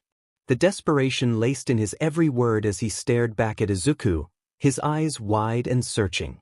It was as if he needed them to understand why this was okay. Izuku didn't think 𝗕𝗁𝗁𝗍𝗪 believed it, but the detective needed someone to reassure him. Izuku looked back to the screen. Bichan had rested against the palm of 𝗕𝗁𝗁𝗍𝗪, the bandages soaked a dark red as they saw her taken and left in a spare bedroom. "Plus, you were right, Kaken," Izuku said. His voice sounded far away to his ears as he felt everything slipping away from him, but he looked up at Kaken, who stared back at him. The blonde's eyes were a dark maroon, his face expressionless. "Heroes no longer exist in this world," Izuku said. The silence in the room was like thick molasses that stuck to the skin, with the reality of everything taking over. Izuku had stepped away from everyone, moving to the farthest corner of the training room. He needed space away from the truth that was crushing around him for the second time. But the news clung to him, coating the back of his throat until he felt like he couldn't take in a breath. "Breathe," Kaken said. Izuku shook Kaken's hand from his shoulder. He pressed himself deeper into the cold surface of the wall. The coolness dug into Izuku's flushed cheeks as he tried to stop his raging thoughts. Kaken was the only one Izuku could tolerate so close to him at this moment. As his lungs burned and everything became too loud inside him, One for All scraped at his bones, begging to use on those that had hurt his friend. "I said breathe," Kaken yelled. Desperate air filled Izuku's lungs as he did as Kaken demanded. His thoughts cleared, if only for a moment. Kaken counted out 8 seconds as Izuku held his breath in his lungs. He needed to let his friend take control of his actions because Izuku couldn't trust what he would do at this very moment. "Breathe again, Deku," Kaken said. "They're supposed to be heroes, Kaken. I trusted them. I told her it would be fine," Izuku said. "Don't think about that right now, Deku. You're having a panic attack. I need you to focus on your breathing," Kaken said. Izuku shook his head. He understood on some level that Kaken was right, but his brain wouldn't settle. His body betrayed him as different muscles and limbs shook and twitched. It felt like something, or more, everything was building in his chest, coiling in a tight grip around his heart. "It's my fault, Kaken, but you knew they couldn't be trusted?" Izuku cried. His vision blurred, the buildup of tears overflowing as they fell to the floor. Izuku slammed his fist against the wall, making it dent and give way under the force. The hole was small, but he didn't care to worry about it. "You need to calm down, Deku," Kaken said. Izuku turned his head to look at Kaken. His face lay only inches away from Izuku. This was the closest they had ever been since they were kids sleeping in each other's beds. The feathering touch of Kaken's hand against the back of his neck registered, and Izuku began to settle as he focused on the redness of Kaken's eyes. "Idiot, you can't lose it now. Now breathe with me," Kaken whispered. His words brushed against Izuku's heated skin, and he managed to take a small shaky breath for the blonde. "All right, good," Kaken said. Izuku's focus moved across Kaken's face. From the soft flush of his cheeks, the dark bruising bags under his eyes gave away how little he was sleeping. He could hear Kaken swallowed before taking a deep breath in, Izuku following his lead. Kaken counted the seconds as Izuku's world began to center around his friend. The way he counted with his finger into the dip where Izuku's neck and shoulder met. Kaken counted 8 taps before releasing the air, and Izuku followed his lead, their breaths mingling between them. Kaken began a slow pattern, and Izuku did as told until his breathing evened. His eyes were dry now, making them itchy and glazed as he concentrated only on Kaken. When Kaken was satisfied, he stopped as he dug his finger into the soft fleshiness of Izuku's skin, and a strange shudder coursed through Izuku's body in response, but he was too tired to question or pull away. "I need you here with me, nerd. Don't go losing it like that again until we get out of this mess, understood?" Kaken said. Izuku nodded, and he closed his eyes as he settled back into his reality. The warm press of Kaken's forehead against his own was a comforting sensation that had Izuku humming in response before Kaken pulled away with a small frustrated huff. Izuku took a second for himself and then stood straighter as he turned back to the others. 𝗕𝗁 was silent, looking at no one but the screen to make sure 𝗕𝗁𝘁𝗁 hasn't moved again. Izuku had to thank the other girl for keeping her composure while he had been falling apart. "You okay now?" Inasa asked. Izuku nodded to the taller boy. He looked smaller now by how he had slumped forward in his chair next to 𝗕𝗁. His eyes were bright and worried as he looked to Izuku, but he nodded in return, accepting Izuku's silent reassurance. Izuku's fist clenched at his side as he glanced over to Detective 𝗬𝗁𝗁, who had sat on the ground by the locked door. His whole form screamed defeat, his face buried in his hands. When he spoke, his voice was rough, as if he had been the one crying instead of Izuku. "Please, Midoriya, please know that I didn't want this, but we had no choice," 𝗬𝗁𝗁 whispered. Izuku opened his mouth, but his voice cracked when he tried to bring out the words. He had to swallow a few times to clear the tightness in his throat. When he spoke, his voice was deep and strained from the utter rage he felt for this man. "There's always a choice," Izuku said. 𝗬𝗁𝗁 didn't look up at him, didn't react to Izuku's accusation. But he let his open palms fall into his lap, his gaze unfocused as he tried to justify himself to Izuku. "What else could I have done? If the heroes fall, the hospital falls with it. I was assigned this place, but the heroes had their own plans when we lost. I was barely holding things together when you came and Ms. Miyahara appeared. When they promised to stay in line in exchange for her, I had no choice. To protect the people under my care, I had to do whatever it takes," 𝗬𝗁𝗁 said. Kaken growled, his spine snapped straight as his body shook with unbridled rage, but as he opened his mouth to shout at the pitiful man, Izuku placed his hand on the blonde's shoulder. Kaken paused, glancing back at Izuku, but he had his eyes fixed on 𝗬𝗁𝗁. Kaken relaxed his stance as he schooled his expression, letting Izuku take the lead now that he was back in control of himself. They had been like this as kids, always understanding what the other needed without the need for words, whether it was Izuku's constant admiration to reassure Kaken's hidden insecurities, or the way Kaken knew how to bring Izuku back when his emotions peaked out of control. They clicked on a level only they understood, and it had always been like this until Kaken had pulled away from Izuku. But for the first time, Izuku felt them fall back in sync with ease, like breathing again. Izuku just knew that Kaken understood what he needed to do, and in return, Izuku understood that Kaken was allowing him the chance to do it. With Kaken's permission, Izuku stepped forward towards 𝗕𝗁𝗁. We trusted you to protect us. She trusted you. You can try to justify it. Say that her sacrifice was the only option, but in the end it's no different than the villains. Izuku said. Even Inasa reacted to the accusation, as everyone in the room realized what was happening. 𝗕𝗁𝗏 began to type into her laptop, her gaze firm as she focused on whatever she was now doing, but Izuku could see the way her head still tilted towards them as she listened. I didn't mean for this, Midoriya. I had hoped if we could hold out, then maybe when you were ready you could take up the mantle All Might had left for you. 𝗕𝗁𝗁𝗏 said. All Might's mantle. The symbol of peace. It was the farthest thing from Izuku's mind at this point. Even after the attacks, after Kaken's parents, All Might's execution. After all the things he saw on his way to the hospital. Izuku had believed the heroes would eventually save them and bring order back to their broken world, but it was becoming more apparent now that one had to watch out for themselves and those they kept close. I'm going to get Miyahara back and all of this stops now, Izuku said. 𝗕𝗁𝗁𝗏 reacted to the news, finally looking up to Izuku since he had arrived. Wait, no, Midoriya. If you try to take her back, the heroes will retaliate. Everyone will suffer then. 𝗕𝗁𝗁𝗏 pleaded. Stop calling those cowards heroes. Kaken muttered. Izuku stared the detective down. Kaken, with his arms crossed, is standing at his side. Inasa and 𝗕𝗁𝗏 off to the side, silent as they waited for what Izuku would do. His friends, 𝗕𝗁𝗁𝗏. They were the people he needed to put first now. He couldn't afford to worry about anyone else. You can't stop me, Detective. Miyahara doesn't deserve this. She should be safe here with her friends. If they won't give her back, then we'll take her back by force. Izuku said. Kaken smirked. He looked almost proud at Izuku's words. Inasa stood, and Izuku waited to see who he would side with. I don't feel right fighting the heroes, but it was wrong what they did. I'll help you, Midoriya. Inasa said.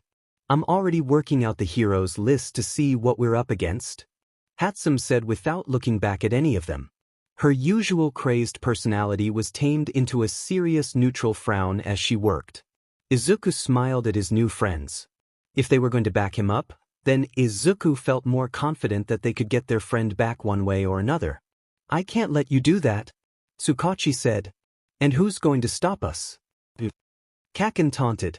The detective stood, and Izuku realized that any element of surprise could be jeopardized if 𝗕𝗁𝗁𝗏 left to warn the heroes.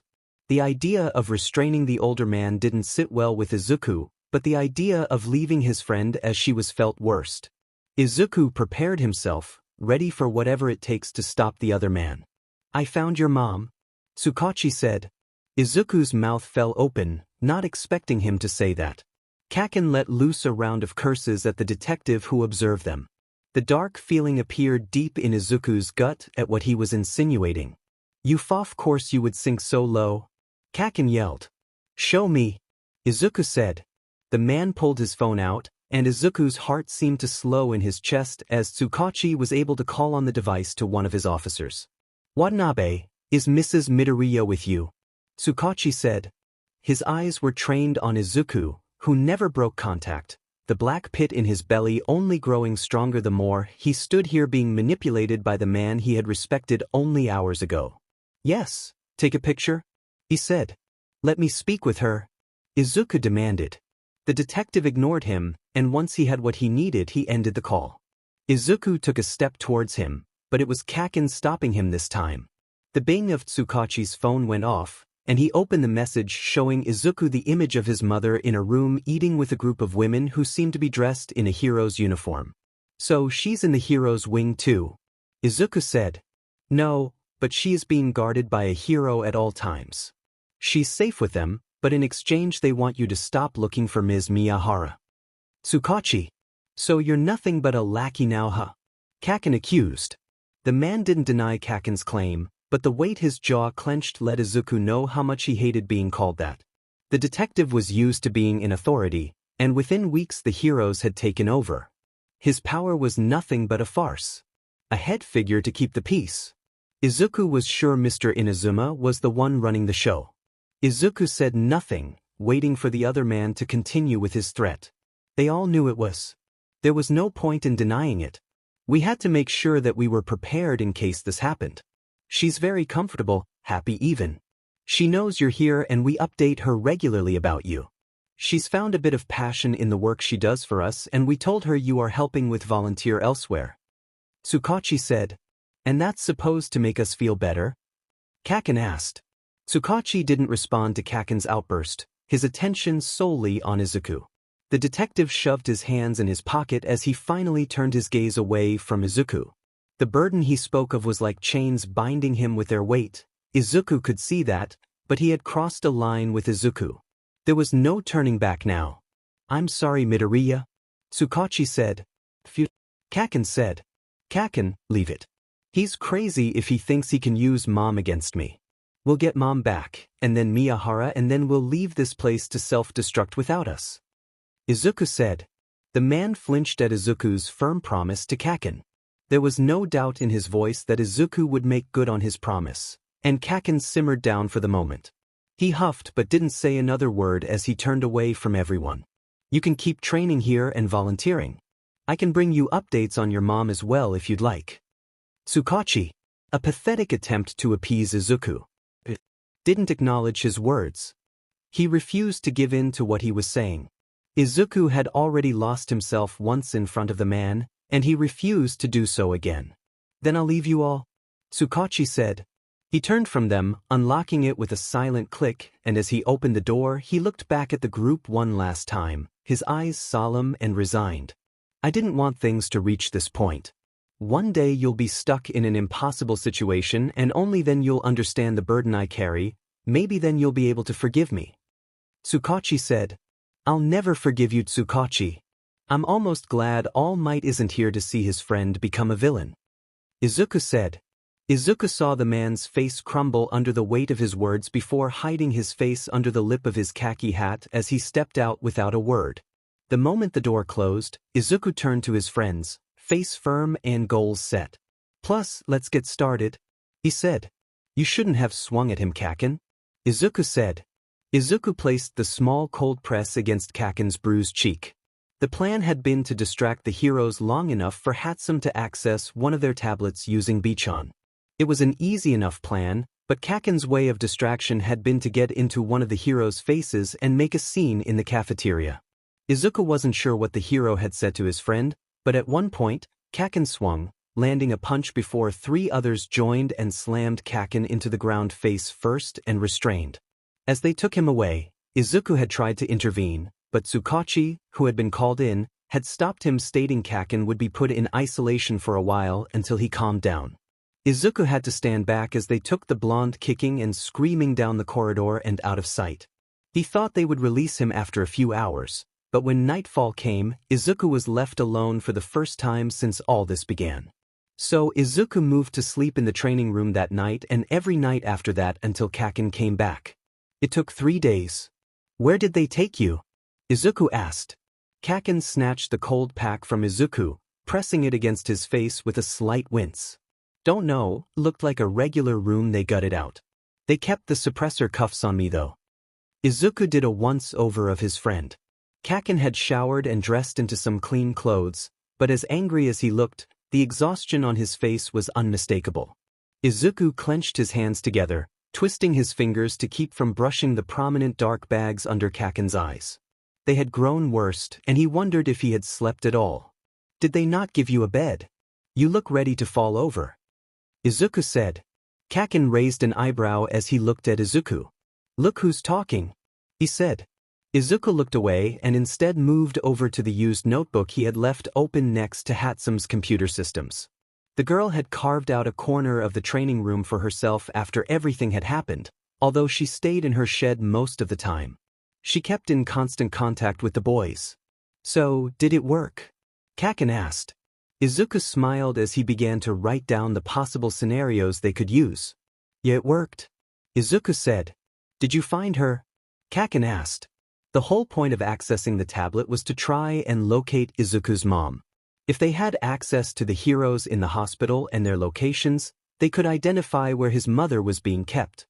I'm still working through the systems. 𝗕𝗀's friends are working overtime canvassing the nearby areas, 𝗕𝗁's voice came through the small bug as it flew over Kaken's head. Thanks 𝗕𝗁, don't forget to check in later. Izuku said. Roger. 𝗕𝗁 said. The blonde blinked up at their spy as it flew away before looking at Izuku with a deadpan look on his face. The bug talks now. That's not 𝗕𝗀𝗀, it's one of the other spies 𝗕𝗁 created. She's upgraded them with communicators so we can keep in touch. We've been slowly widening their distance so we have them everywhere looking for Mom. Izuku said. What about the big oaf, where's he? Kaken asked. Izuku moved over to 𝗕𝗁's computers, selecting the small list of spies. They had about 20 actively roaming around, but Izuku picked the one at the top named 𝗕𝗀𝗀. Inasa, are you there? Izuku asked. The booming voice that Izuku was sure was supposed to be a whisper came through the speakers. I am here, Midoriya. I heard that Bakugou has returned to us. He said. Izuku heard Kaken scoff, no doubt irritated by the louder boy. Izuku could make out the dark strands that had begun to grow from Inasa's head as 𝗕𝗀𝗀 hid behind his shirt collar. Inasa had taken ownership of his new pet, so 𝗕𝗁 reprogrammed 𝗕𝗀𝗀 to stay close to Inasa for easier communication. Izuku was thankful since Inasa wasn't around as often as the others, and he couldn't risk anyone using that to their advantage. Yes, Kaken is back with us and we should be able to move to our next stage soon. Have you finished up with today's rounds?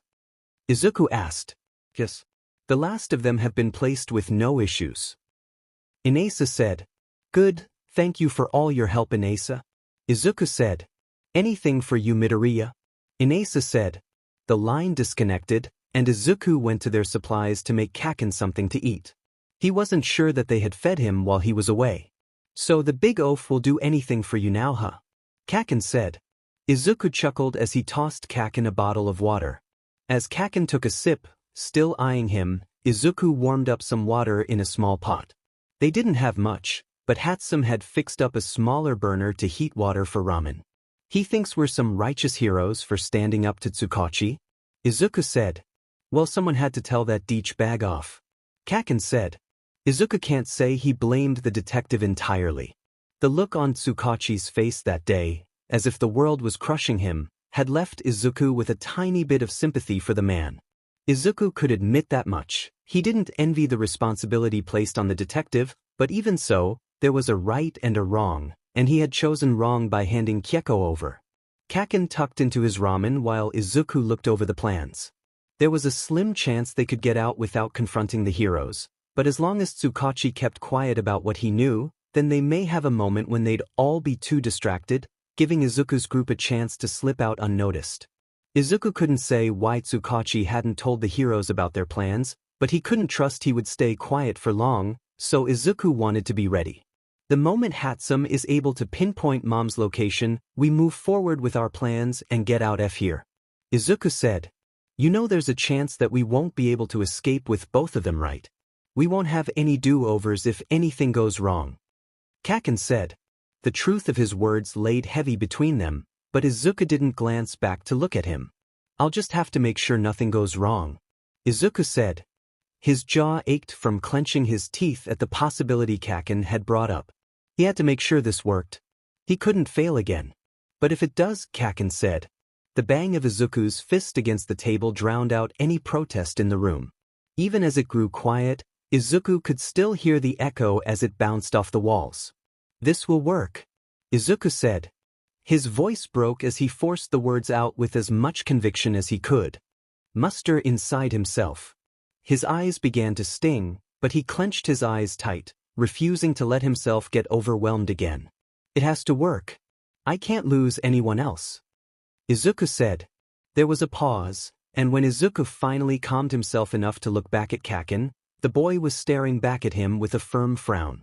We won't. I'll make sure we won't. Kaken promised. Izuku believed him. So they continued keeping their heads down. Kaken wasn't allowed to return to the LBR team, so he helped with the cooking in the kitchen, and 𝗬𝗁𝗁 assigned Izuku to help with gardening where his men could keep a better eye on him. This arrangement was fine. It kept the adults occupied watching over them and left 𝗕𝗁 and Inasa to move about much more freely for the next stage. Izuku stayed busy building his strength and even began using his injured arm for some light stretching.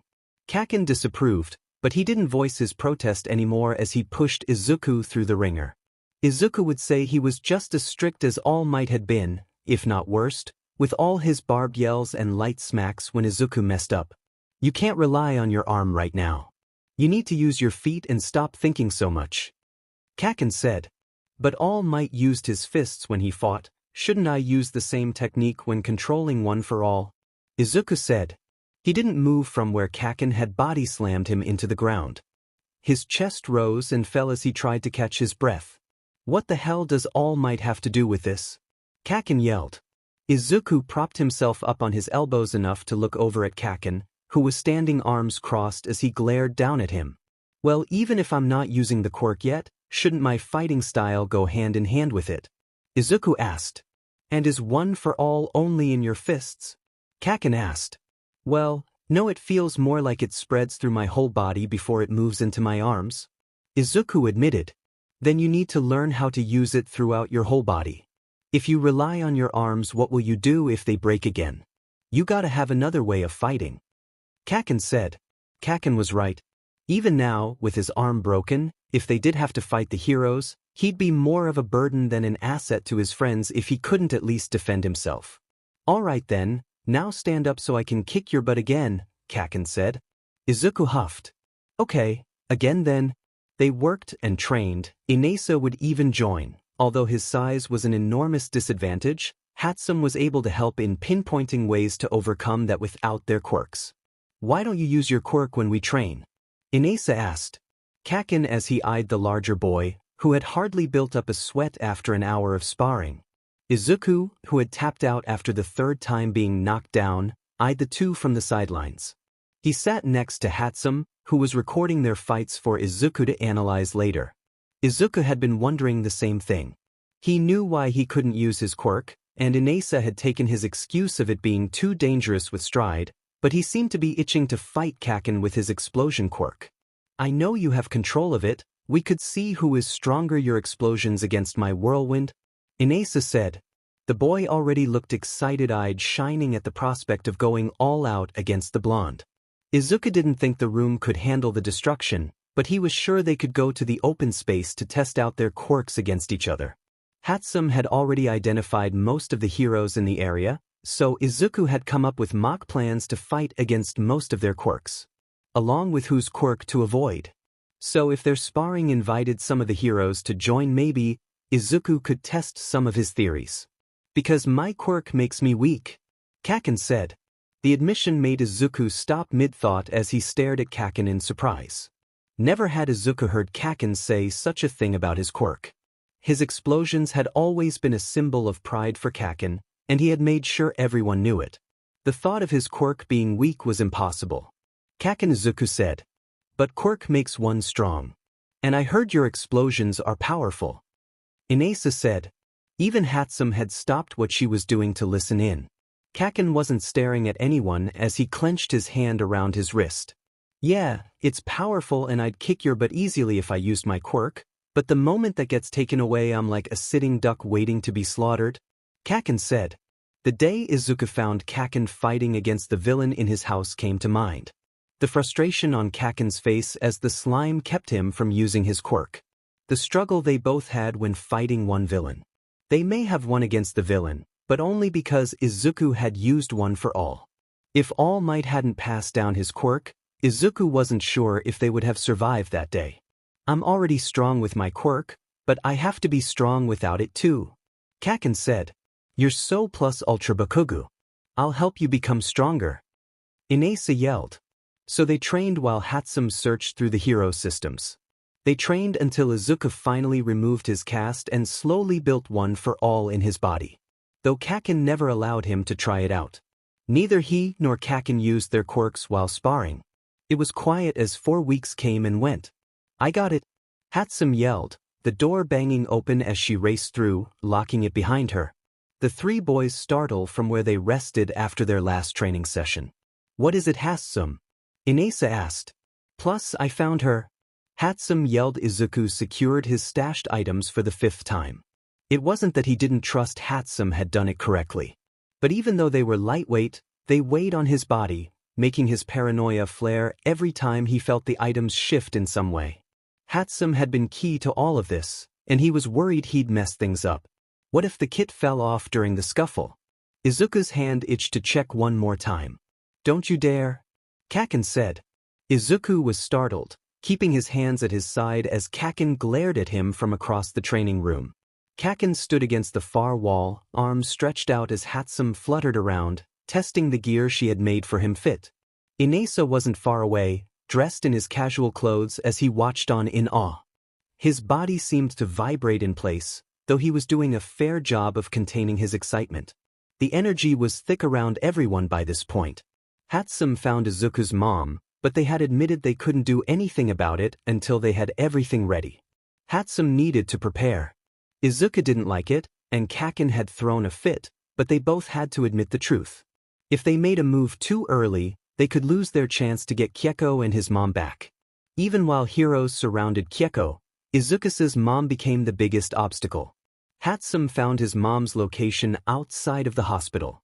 They had taken control of a few of the blocks in the area, but Izuku hadn't realized they had set up any other bases.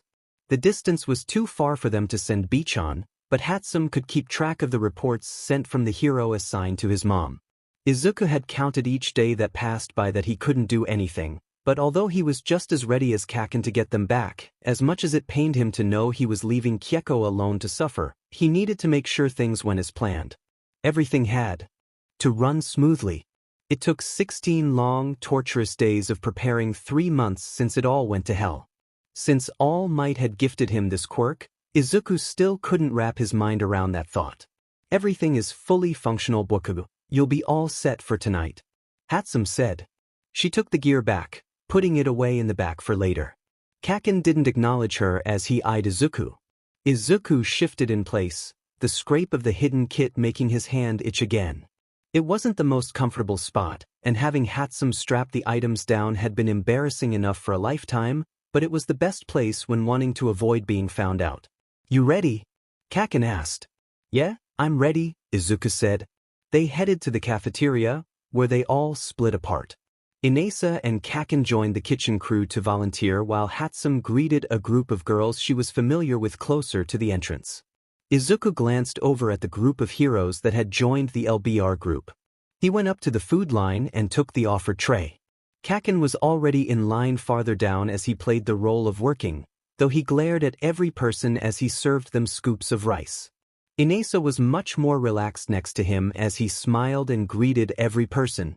Izuku glanced at Kaken one last time, a nervous smile on his lips before mentally preparing himself for the scene he was required to start.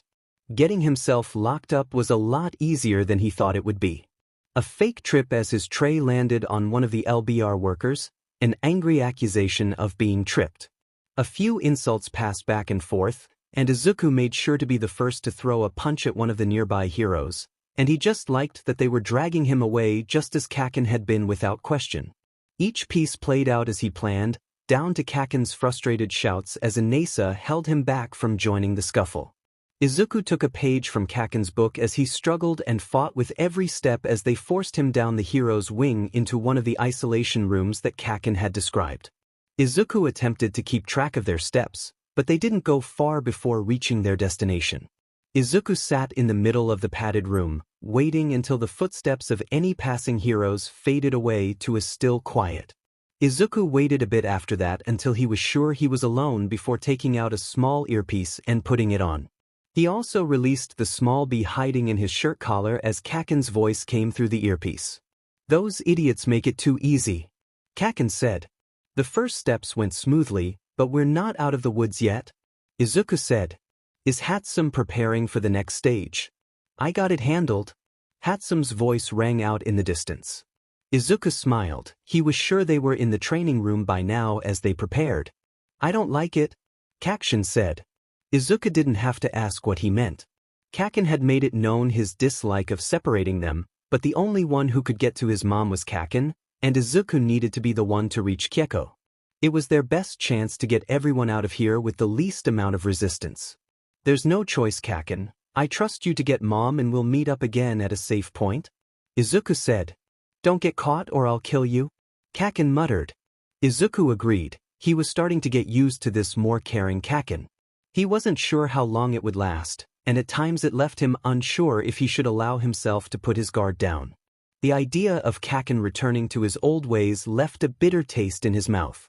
Izuku didn't hear from them until hours later. He took that time to rest. His suppressor cuffs made it difficult as they were keeping his wrists bound together, but he couldn't risk removing them too early. He waited to see if anyone would come by to check on him, but aside from dropping off dinner, there were no regular checks which coincided with Kaken's time here. He expected the detective at least, but not even he stopped by. Izuku could only guess that he wasn't allowed permission by Mr. Inazumi. Midoriya! 𝗕𝗁𝗠 yelled. Izuku flinched as 𝗕𝗁's voice pierced through his skull. He wished there had been a volume control for the thing. Is it time? He asked. Right. I'll sneak Bakugou out and I'll keep watch on any help signals while the big guy here watches over you. 𝗕𝗁 said. Izuku pulled out the small kit from his thigh, already getting to work on removing the cuffs from his wrists. Alright 𝗕𝗁, is it safe? Izuku asked. Hold your horses. This has to be timed just right. 𝗕𝗁 said. Izuku plucked out a few other tools from the kit before pocketing the small case. The jitters grew deep in his belly as he tried to prepare himself mentally for the next phase of their plans. Izuku couldn't risk getting caught at this point, but if he did, he'd fight with everything he had. He'd made too many mistakes so far, and he needed just one win tonight. Inasa, what about 𝗕𝗁𝗁? Izuku asked.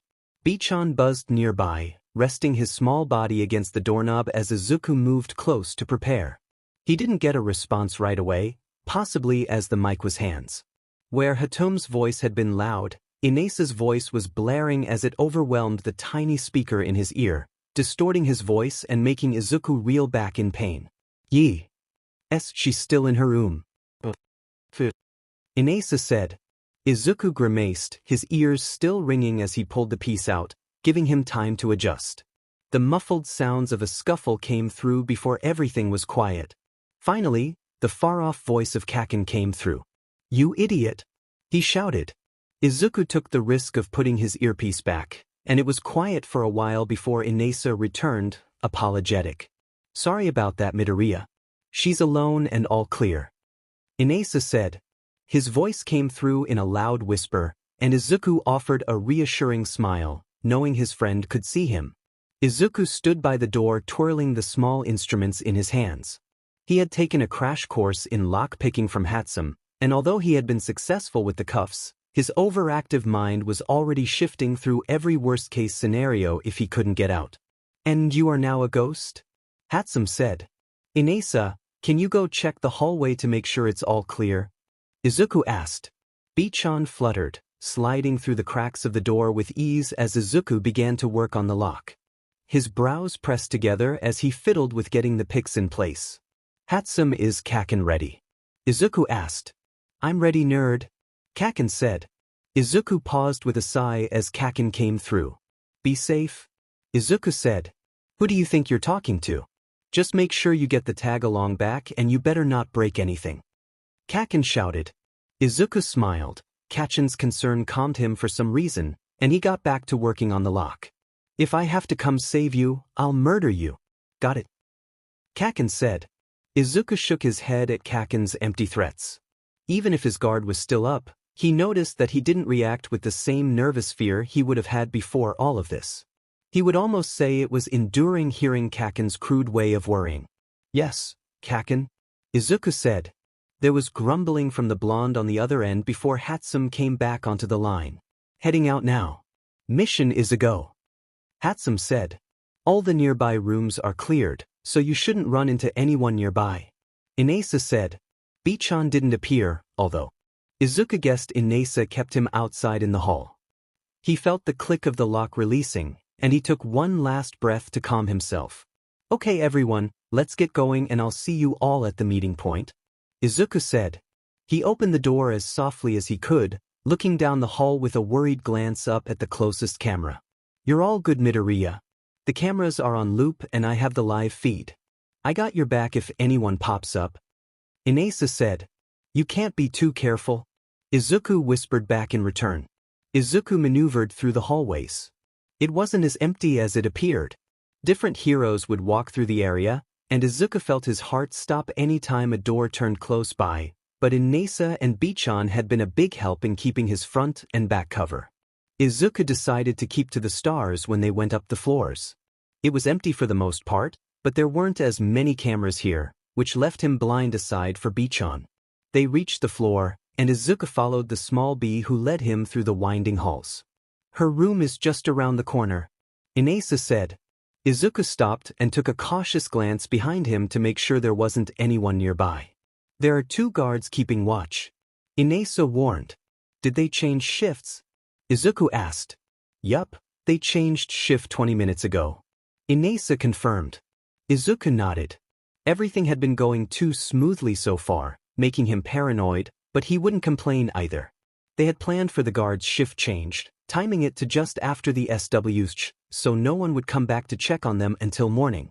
Izuku pulled out the 2 tiny pearls containing the knockout gas that 𝗕𝗁 had made for this moment. "Alright, are we still in the clear?" Izuku asked. "All clear, there's no one on this floor and the cameras are still on loop," 𝗕𝗎𝗁 said. "Okay, I'm taking them out," Izuku said.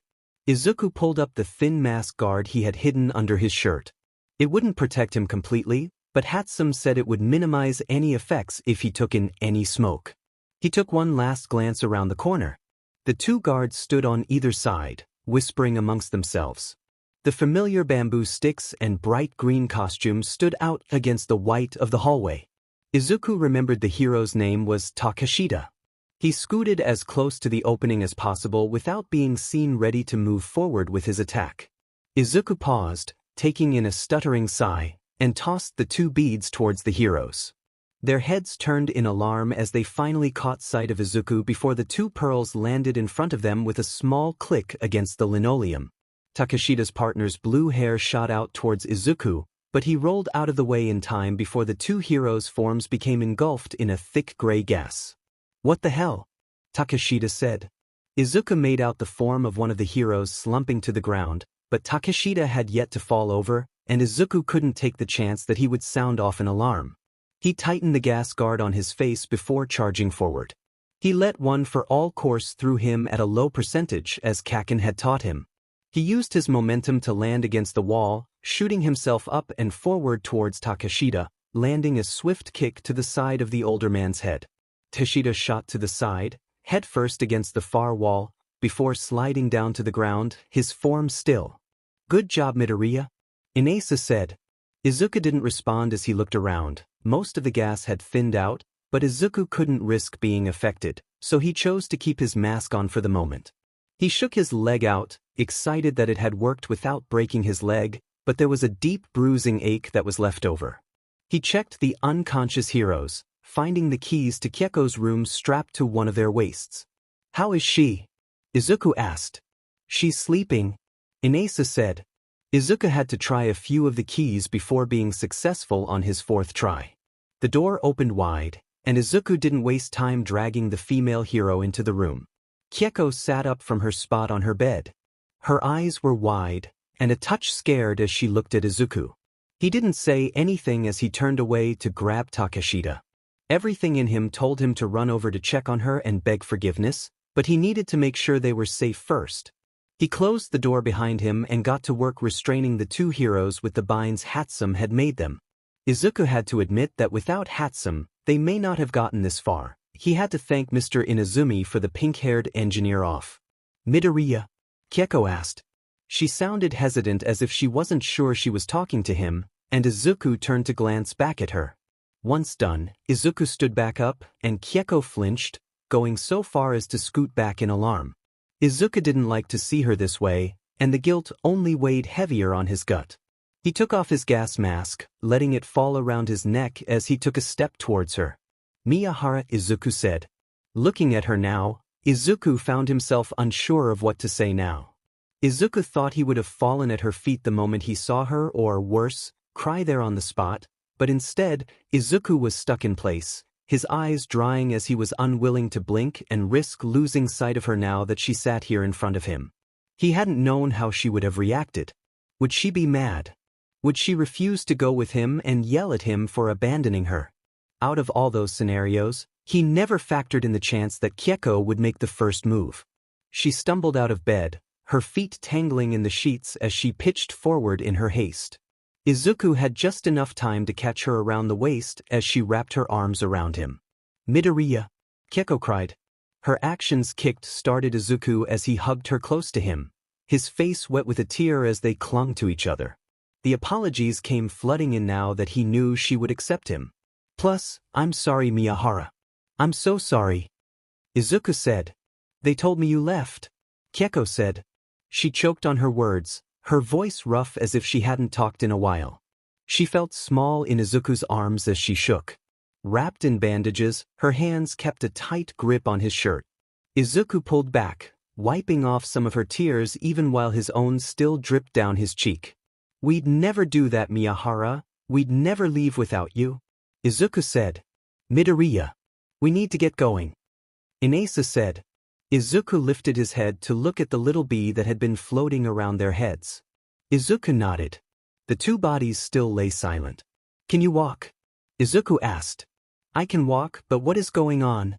𝗕𝗁 asked. "We're getting out of here tonight. Do you have your things with you?"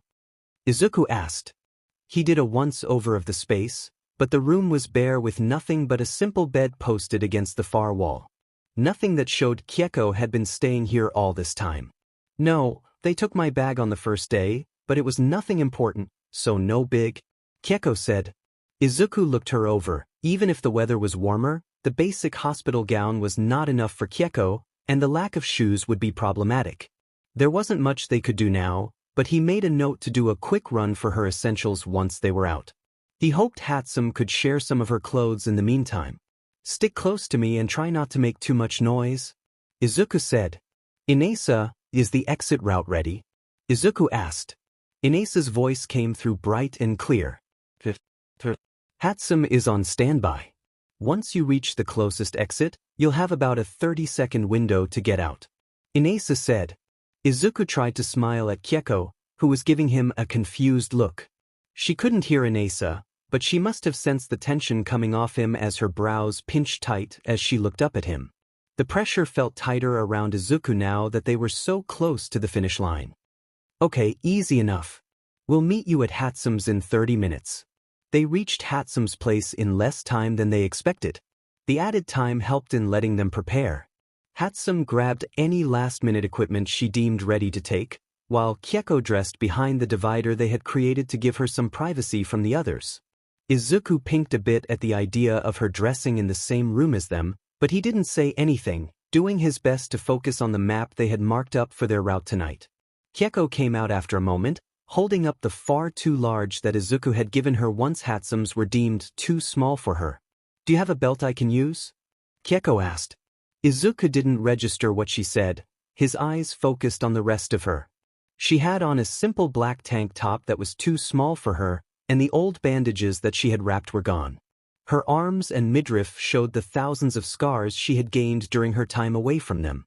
Burns, stab wounds, even small chunks of skin overlapped each other in different stages of healing.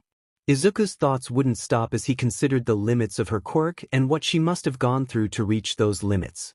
Izuku clenched his teeth, his fists tightened their hold, threatening to tear their flimsy map.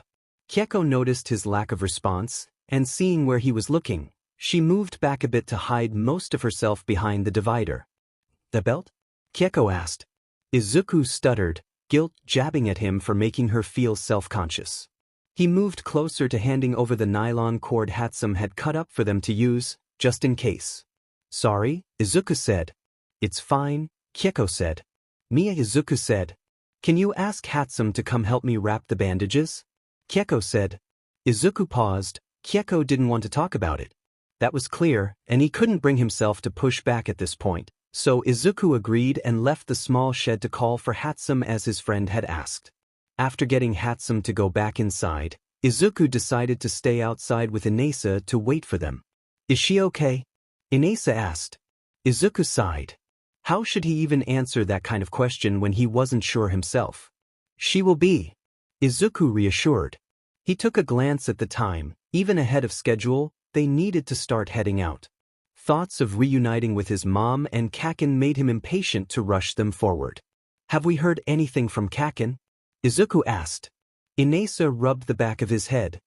His lips puckered as he had to think about it. It was pretty comical when Izuku thought about it. Inasa was all muscles and hard edges. At times he could look rather scary, and yet he was more like a kid, too innocent for his own good, with a touch of naive optimism. I think 𝗕𝗁𝗄 checked right before you got here. But yeah, it is all quiet on that side, so it must be going well. Inasa said. I hope so. Izuku said. When the girls came out, Izuku could see most of 𝗕𝗁𝗄's skin covered back up in fresh bandages. It was almost excessive as they left nothing uncovered but her face, but this time Izuku avoided staring for any longer than a glance as they packed up and headed out. 𝗕𝗁𝗄 took the lead, guiding them to the opening she had hidden a distance away and covered with loose wooden blanks and cement sacks. They had kept it away from the shed to keep any suspicions from 𝗕𝗁𝗄 should it have been found out, but it had gone unnoticed by anyone. Izuku and Inasa worked on moving the items out of the way, doing their best to stay quiet while the girls kept watch, but the soft padding of footsteps made them all tense in place. Izuku glanced around, but darkness surrounded them, making them blind to whoever was out there. There were loud pops that went off 4 times before being washed in a bright light aimed towards them. Izuku covered his eyes, trying to adjust to the brightness. Inasa and the girls squinted, shielding their faces.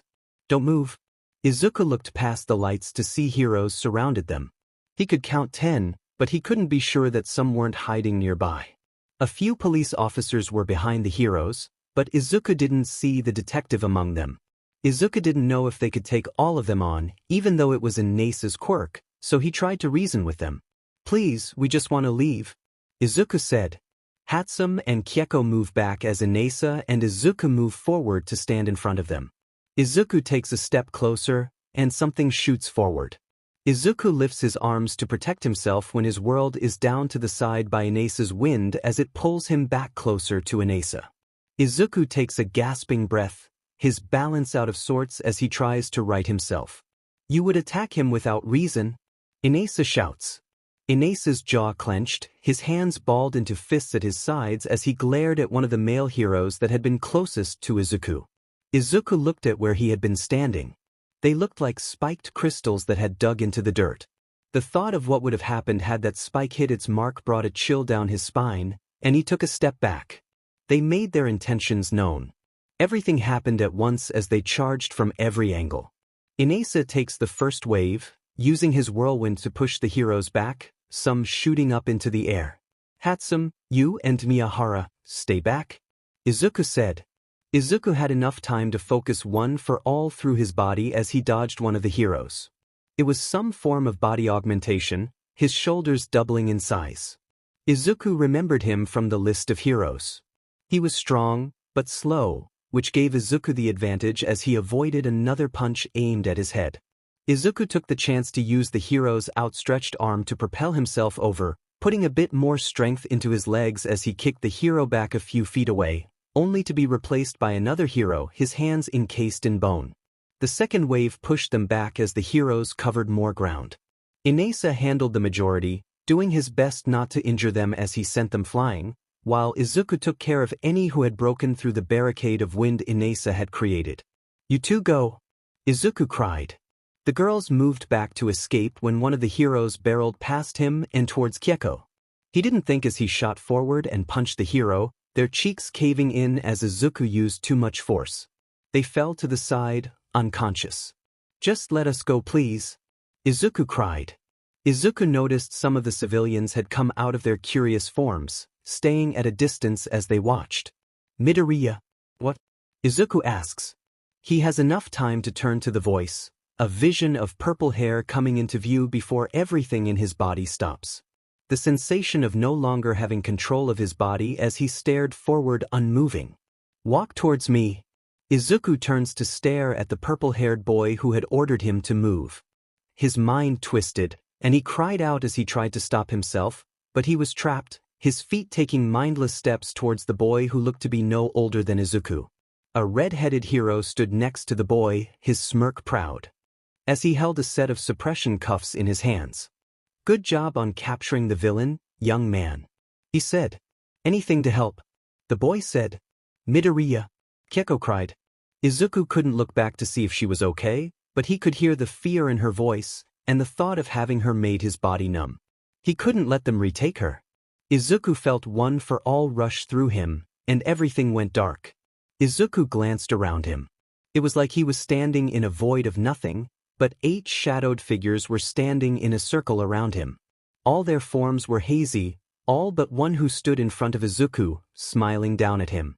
Izuku's eyes widened, his jaw going slack as he saw the one person he had thought was lost to him forever. Oh, my... Izuku said.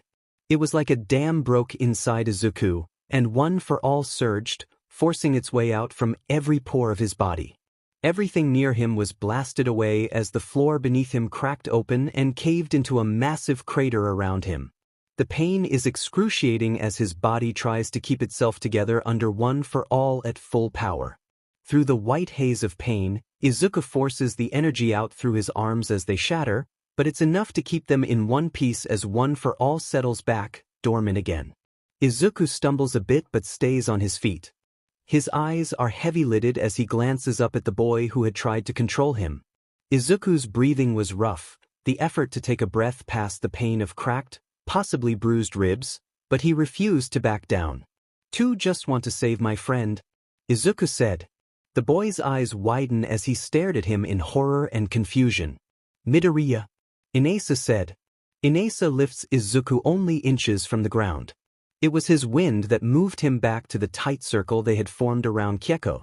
Izuku took one last look at the purple-haired boy before checking on 𝗕𝗁, who moved closer to him. He flinches as she tries to help him stay upright, but he smiles down at her, glad that she was okay. 𝗕𝗁𝙢 looked tired, his chest heaving and beads of sweat sliding down the side of his face. Although he seemed uninjured for the most part, Izuku knew his quirk was getting to its limit of overuse. There was a pause as the heroes regrouped.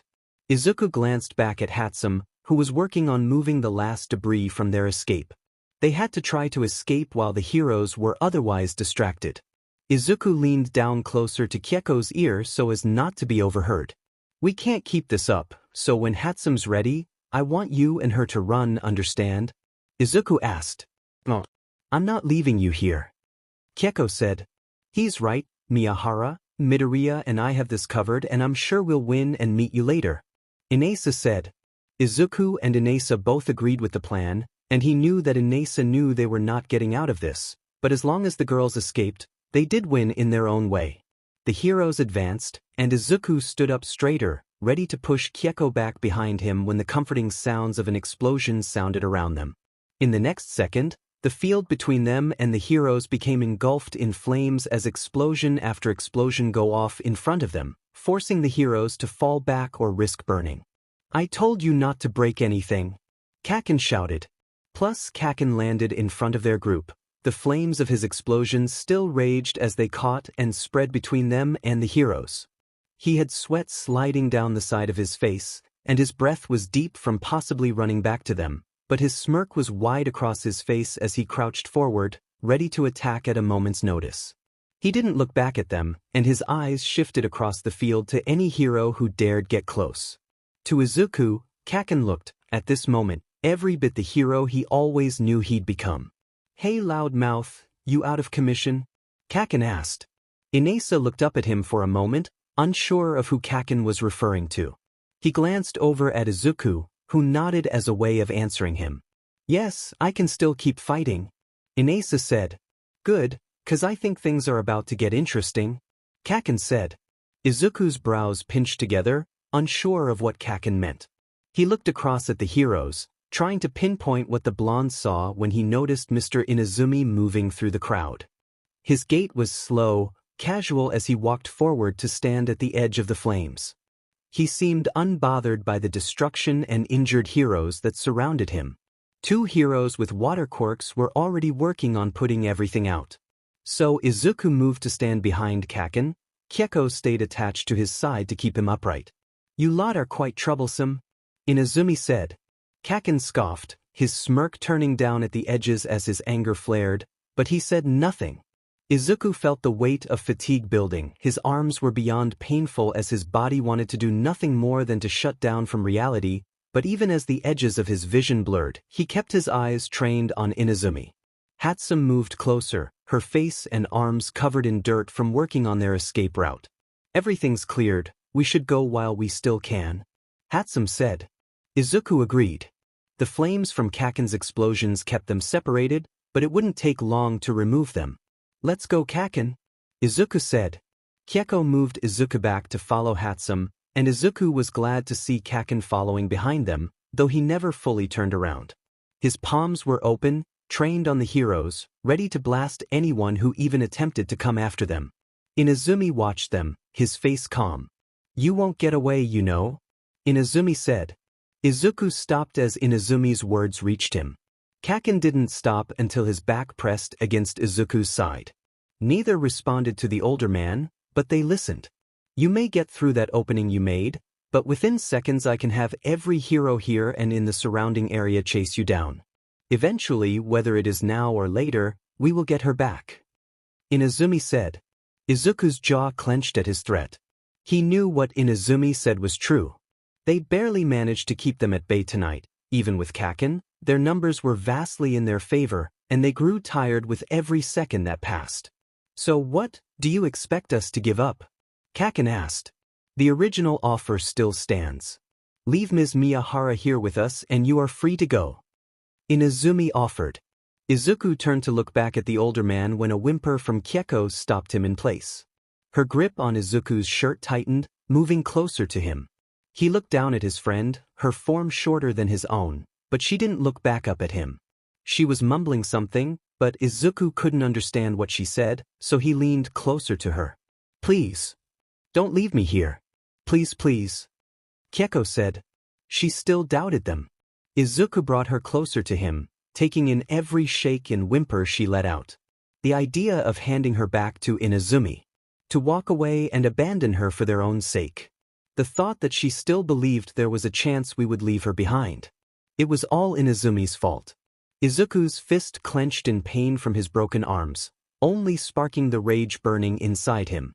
Izuku glared back at the man, his eyes moving across the crowd of heroes and police that stood around them.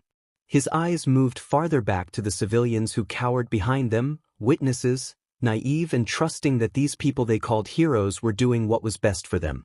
His anger only burned a darker black at their blind obedience. "You used Miyahara for your own benefits. You forced her to use her own quirk to heal your heroes, even knowing the pain and suffering she would be in," Izuku yelled.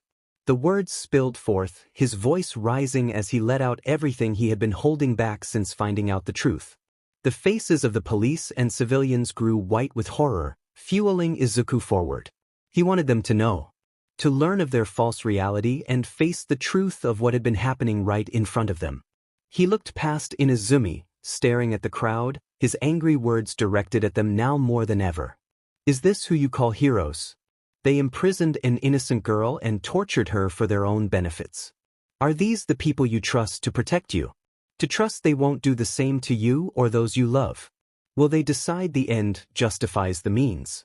These people don't deserve the title of heroes," Izuku yelled.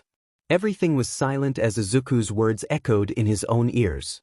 The flames were all but gone by now as they all stood facing each other. Izuku turned away from 𝗕𝗁 and Kaken when no one moved.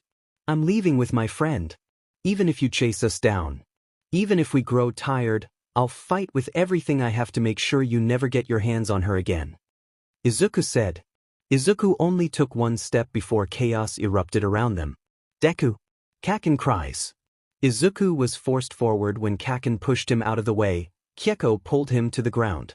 Izuku sees Kaken's explosion as he succeeds in protecting them from some kind of projectile. "Go. Me and the big oaf will hold these off, so get the hell out of here, Deku," Kaken yells. Izuku stood back up with 𝗕𝗁 as Kaken and Inasa teamed up, evading and attacking anyone that got close. Izuku's eyes widen as the crowd of civilians joined in, pushing back against some of the heroes who had broken through. It was hard to know whose side everyone was on as fight after fight broke out amongst the sea of civilians, police, and heroes. Midoriya, 𝗕𝗁𝙂 said. 𝗕𝗁𝙂 called them over from the makeshift hole. Izuku followed 𝗘𝗁𝗁𝗏 until they finally stood only inches away from their freedom. Still, he paused, glancing back at Kaken with a sense of dread at the thought of leaving him and 𝗕𝗎𝗓 behind. Midoriya, 𝗘𝗁𝗁 asked. Izuku turned back to her as he tried to step away from her, but she only clung tight to the front of his shirt, her eyes growing wide in alarm. I need you to go with 𝗕𝗁𝙂, Izuku said. What? No, you're in no shape to fight. 𝗘𝗁𝗁 said. Izuku chuckled. He was more than aware of his injuries. I've been training to fight with my legs in case something like this happens. I'll be fine. Izuku said. 𝗘𝗁𝗁 shook her head, pulling on his shirt to bring him forward, but Izuku didn't move. Please, Midoriya, come with us, she said. I can't leave Kaken behind. Izuku said. 𝗘𝗁𝗁 looked back at him, her brows pressed tight together, and Izuku wasn't sure what she was thinking at that moment, but she sighed resignedly. She moved closer to him, wrapping her arms around his waist. Izuku wondered if she would try to stop him when she firmly pressed her cheek against his own. It was an instant sensation as the bones and ligaments fused back to their original state. The soreness of muscles, the mind-numbing pain of broken bones, and the fatigue of overusing his body just washed away as if time had reverted him to a perfect state. 𝗘𝗁𝗁 slumped forward, and Izuku caught her before she dropped to the ground. Miyahara, Izuku asked. You have to stay by Bakugou's side, right? Then you might as well be useful to him or he'll get mad. She said. She tried to sound lighthearted, but her voice was tight, laced with the apparent pain Izuku knew all too well she was in. Thank you. You didn't have to do that, but thank you. Izuku said. She smiled before going limp in his arms. Izuku had been conscious only due to pure adrenaline up to this point, so he wasn't surprised she had given in and passed out. He looked up at 𝗕𝗁𝙂, who was leaning in, watching from the other side of their exit. Do you think you can carry her? Izuku asked. I can do it. Izuku turned to the new voice, his stance tense when he found the purple-haired boy standing close by. The revolt went on behind him, Kaken's body a blur as he forced his way through one person after another. Izuku focused back on the stranger's refusal to respond. He didn't know how his quirk worked, but he knew enough that it had taken him over after he had responded to him. I'm sorry about before. I saw you fighting the heroes in the cafeteria before and I thought you were a villain. The boy said. Izuku glares at him, still unsure if he can trust him. My name is Shinso Hitoshi. I just want to help you save your friend. He said. Don't worry, Midoriya. I'll watch over them and if he tries anything, I'll take him out. 𝗕𝗁𝙂 said. Izuku nods, handing 𝗘𝗁𝗁 over to Shinso, who picks her up in bridal style. Okay, 𝗕𝗁𝙂, take them both to the safe house and we'll meet you on the way. Izuku said. Got it? 𝗕𝗁𝙂 said. As the purple-haired team carried 𝗘𝗁𝗁 away, 𝗕𝗁𝙂 leaned over one last time, giving Izuku a stern look. You get our boys out of there and find us okay? 𝗕𝗁𝙂 said, I promise I will. Izuku said. Izuku focuses on one for all, letting it seep through every part of his newly healed body, careful to make sure it wouldn't take over this time before leaping forward into the turmoil. At this point, Izuku couldn't tell whose side was in who. So he decided the best course was to evade them as he weaved through the majority. His focus stayed purely on finding his friends. Kaken! Izuku yelled. Izuku evaded the crash of bodies and projectile quirks. The crowd only thickened the deeper he searched, the cries of anger and pain drowning out his own as he called out to the blonde. 𝗕𝗎𝗓! Izuku yelled. Deku! Kaken screamed. Izuku turned as Kaken punched the closest hero to him before jumping forward to meet him midway. Their backs slammed against each other, watchful of anyone who tried to attack them. Things slowed around them. Everyone was too busy with the chaos to focus on them solely. For every hero who wanted to attack them, 2 or 3 civilians were blocking their path. They kept their guard up, but it gave them the chance to breathe. Kaken's exhaustion was evident to Izuku, but the blonde kept his cockiness on the surface, his smirk never waning on his face. Kaken, where's 𝗕𝗎𝗓? Izuku asked. Don't know. I lost him early on. Kaken said. His voice was overused and forced as he caught his breath. We need to find him and get out of here. They've been too distracted by the civilians to follow us, but it won't last much longer. Izuku said. Stay here. Kaken said. Kaken braced his arms down, blasting his quirk at the ground to force him high into the air.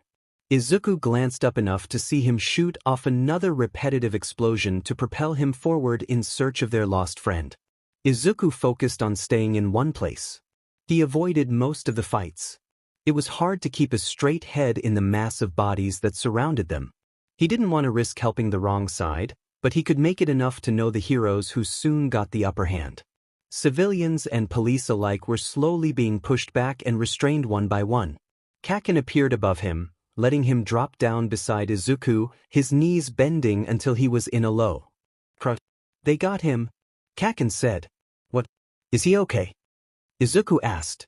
Yeah, but they got him in the suppression cuffs. We'll need to drag him out. Kaken said. Take me to him? Izuku said.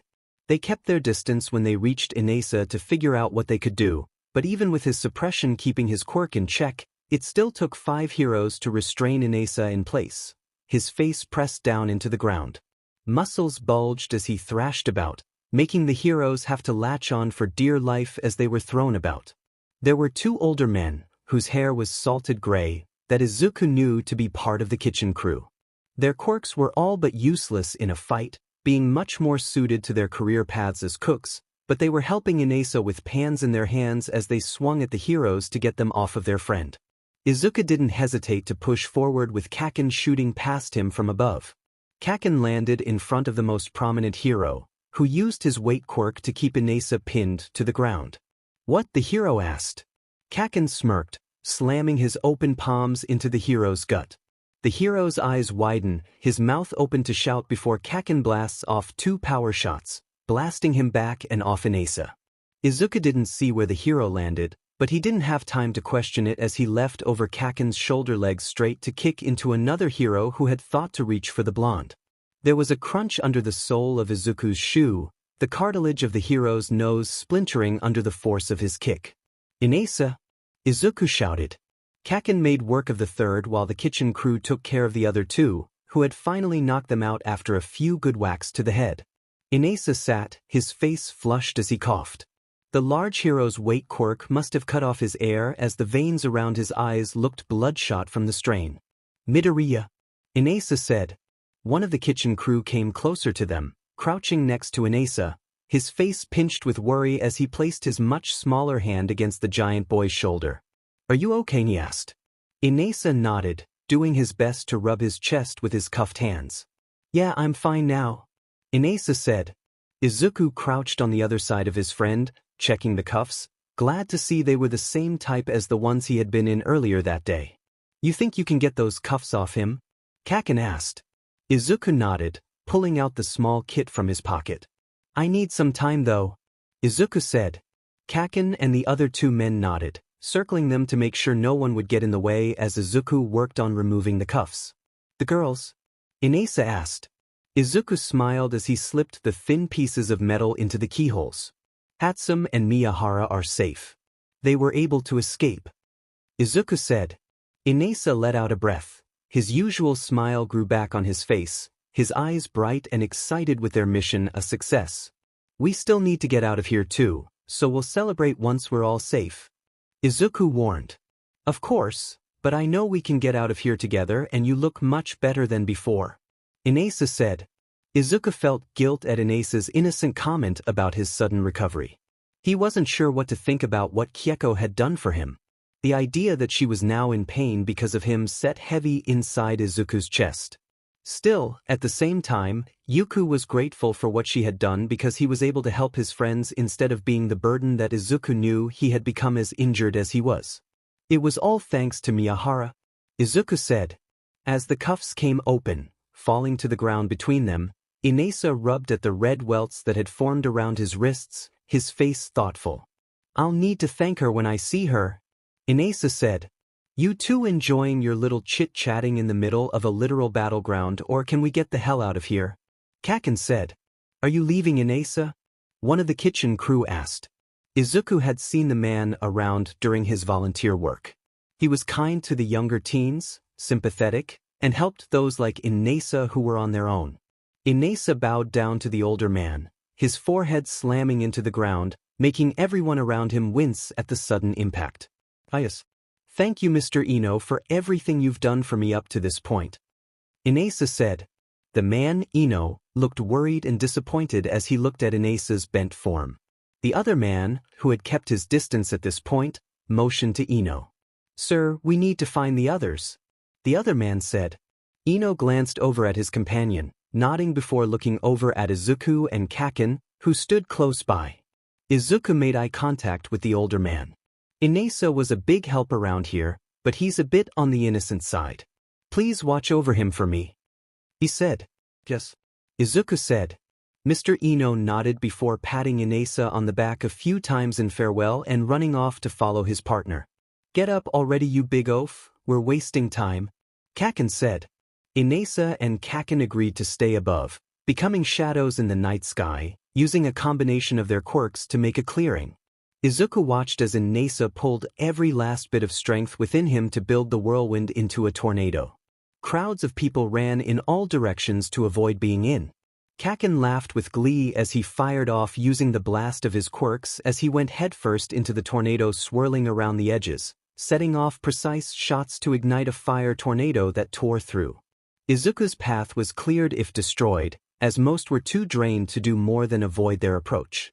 Izuku half expected to see Inazumi appear to stop them, but the man had made himself scarce since the apparent revolt of the civilians began. Izuku couldn't say he was surprised. The man didn't look like the type to join in an all-out brawl. As they reached the opening, Izuku grew excited about leaving. They had indeed won. The plans had gone sideways at the end, but they made it as Izuku and his friends left the hospital boundaries and out into the dirty alley on the other side. Let's make sure they don't even think of following us, Kaken said. The two moved their firestorm straight into the wall, making the tall concrete slab break, leaving behind a mound of debris. They don't celebrate, though, as they break out into a run. 𝗕𝗁𝗠 had drilled the same path into all their heads. They only hoped the girls weren't too far ahead of them. They had just turned a corner when 𝗕𝗁𝗠's voice called out to them from a nearby alley. Over here, 𝗕𝗁𝗠 said. The boys had to backtrack a bit, slowing down to a light jog to find 𝗕𝗁𝗠 waving them over with Shinso sitting propped against the far wall with Kyeko's head in his lap as she slept. 𝗕𝗁𝗠, I'm so glad you are all safe. 𝗕𝗎𝗂 cried out. Kaken moved over to Kyeko, his eyes narrowed and suspicious of Shinso as he eyed him. Who the hell are you? Kaken asked. My name's Shinso, I just wanted to help, he said. Kaken didn't look satisfied with his answer, but he didn't say anything. Kaken moved to pat Kyeko's cheek to wake her up before yanking his hand back. Izuku moved forward, worried. What is it? He asked. It felt like she was starting to heal me, he said. That's because she was. I can remove the collar, but I need space and time that we can't afford to lose at this point. So, for now, her quirk is active even while unconscious. So be careful because even the slightest touch will activate it, 𝗕𝗁𝗠 said. Izuku gazed down at his poor friend. The bags under her eyes had grown darker since he had found her. Most of that had been his fault from the sleepless nights of agonizing over every step of their plans. Izuku glanced at the time. The sun would begin to rise in a few hours, so they had to reach the safe house before then. 15 minutes and we'll keep moving, okay? Izuku said. Kaken let himself fall in front of Kyeko, most likely unwilling to leave her alone with the purple-haired boy. Kaken, how is Mom? Is she waiting for us at the safe house? Izuku asked. Izuku had wanted to avoid bombarding Kaken with questions. Still, as the adrenaline of the night began to wane and the excitement of their victory increased, he couldn't help but want to hear anything he could about his mom. Kaken didn't turn to him like he expected him to. He stayed in place, his legs and arms crossed as he kept his eyes focused on Kyeko's sleeping face. Kaken? Izuku asked. She wasn't there, Kaken said. Izuku swore he had heard the blonde wrong because they had made sure his mom had been in before they had implemented their plans, so there was no way he had listened to those words leave his friend's mouth. I don't understand, Izuku said. I said she wasn't there. By the time I got there, she was gone and the hero assigned to her was there waiting for me. Kaken yelled. Izuku shook his head, unable to process what Kaken was saying. They had been careful to make sure she would be there. If she was taken, then all of this was for nothing. All the careful planning, the meticulous work, and weeks of research with 𝗕𝗁. They were supposed to save both of them. Izuku turned. If they had taken her, there was a chance they would have brought her back to the hospital. Izuku would force Inazumi to get his mother back to him if he had to beat it out of him. He was stopped by Kaken, who grabbed his arm, yanking it back around to face him. "Where are you going?" Kaken asked. "I'm going back. They know where she is and I'm going to find out and bring her back." Izuku said. "We agreed, 𝗕. The moment we put this plan in place, we knew there was a chance we couldn't get them both back. We can't risk going back, otherwise all this was for nothing." Kaken said. "It was for nothing." Izuku yelled. "We saved Miyahara. She's safe now. That meant something, damn it." Kaken yelled. Izuku pulled his arm back, making Kaken release his grip. The anger from before boiled inside his chest, gurgling as it tightened to be released. His fist clenched, his jaw tight as he tried to contain it. He had to think through his words. "I'm going back to find her. You all can continue without me." "The hell you are!" Kaken cried. Izuku tried to turn, but the heavy weight of Kaken slamming him into the alley wall prevented him from moving forward. Izuku pushed back, using a tiny bit of one for all to push Kaken back to the opposite wall. "Please, friends, don't fight," 𝗕𝗍 said. The taller boy tried to get between them. Still, Izuku and Kaken only evaded his attempts as they grabbed onto the front of each other's shirts, pulling and dragging themselves to the ground while ignoring their friend, who continued to try and pull them apart. "Guys," 𝗕𝗁 said. Izuku ignored her, his vision red as he stared into Kaken's glare with one of his own. "Are you both done?" They all froze. There was a sound that came from 𝗕𝗍 that Izuku could only describe as feral from behind him. 𝗕𝗍's looming form felt cold as his arms were still around Yuku's shoulders, tense from his attempts to pull Izuku back off Kaken. Kaken's red gaze darkened to a dull maroon as they both shifted their gaze to where the voice had come from. Inazumi was standing behind 𝗕𝗁, one arm wrapped across her throat while the other held a gun pressed against her temple's side sand-tan skin. "If you want your mother so badly, I think we can make a trade," Inazumi said.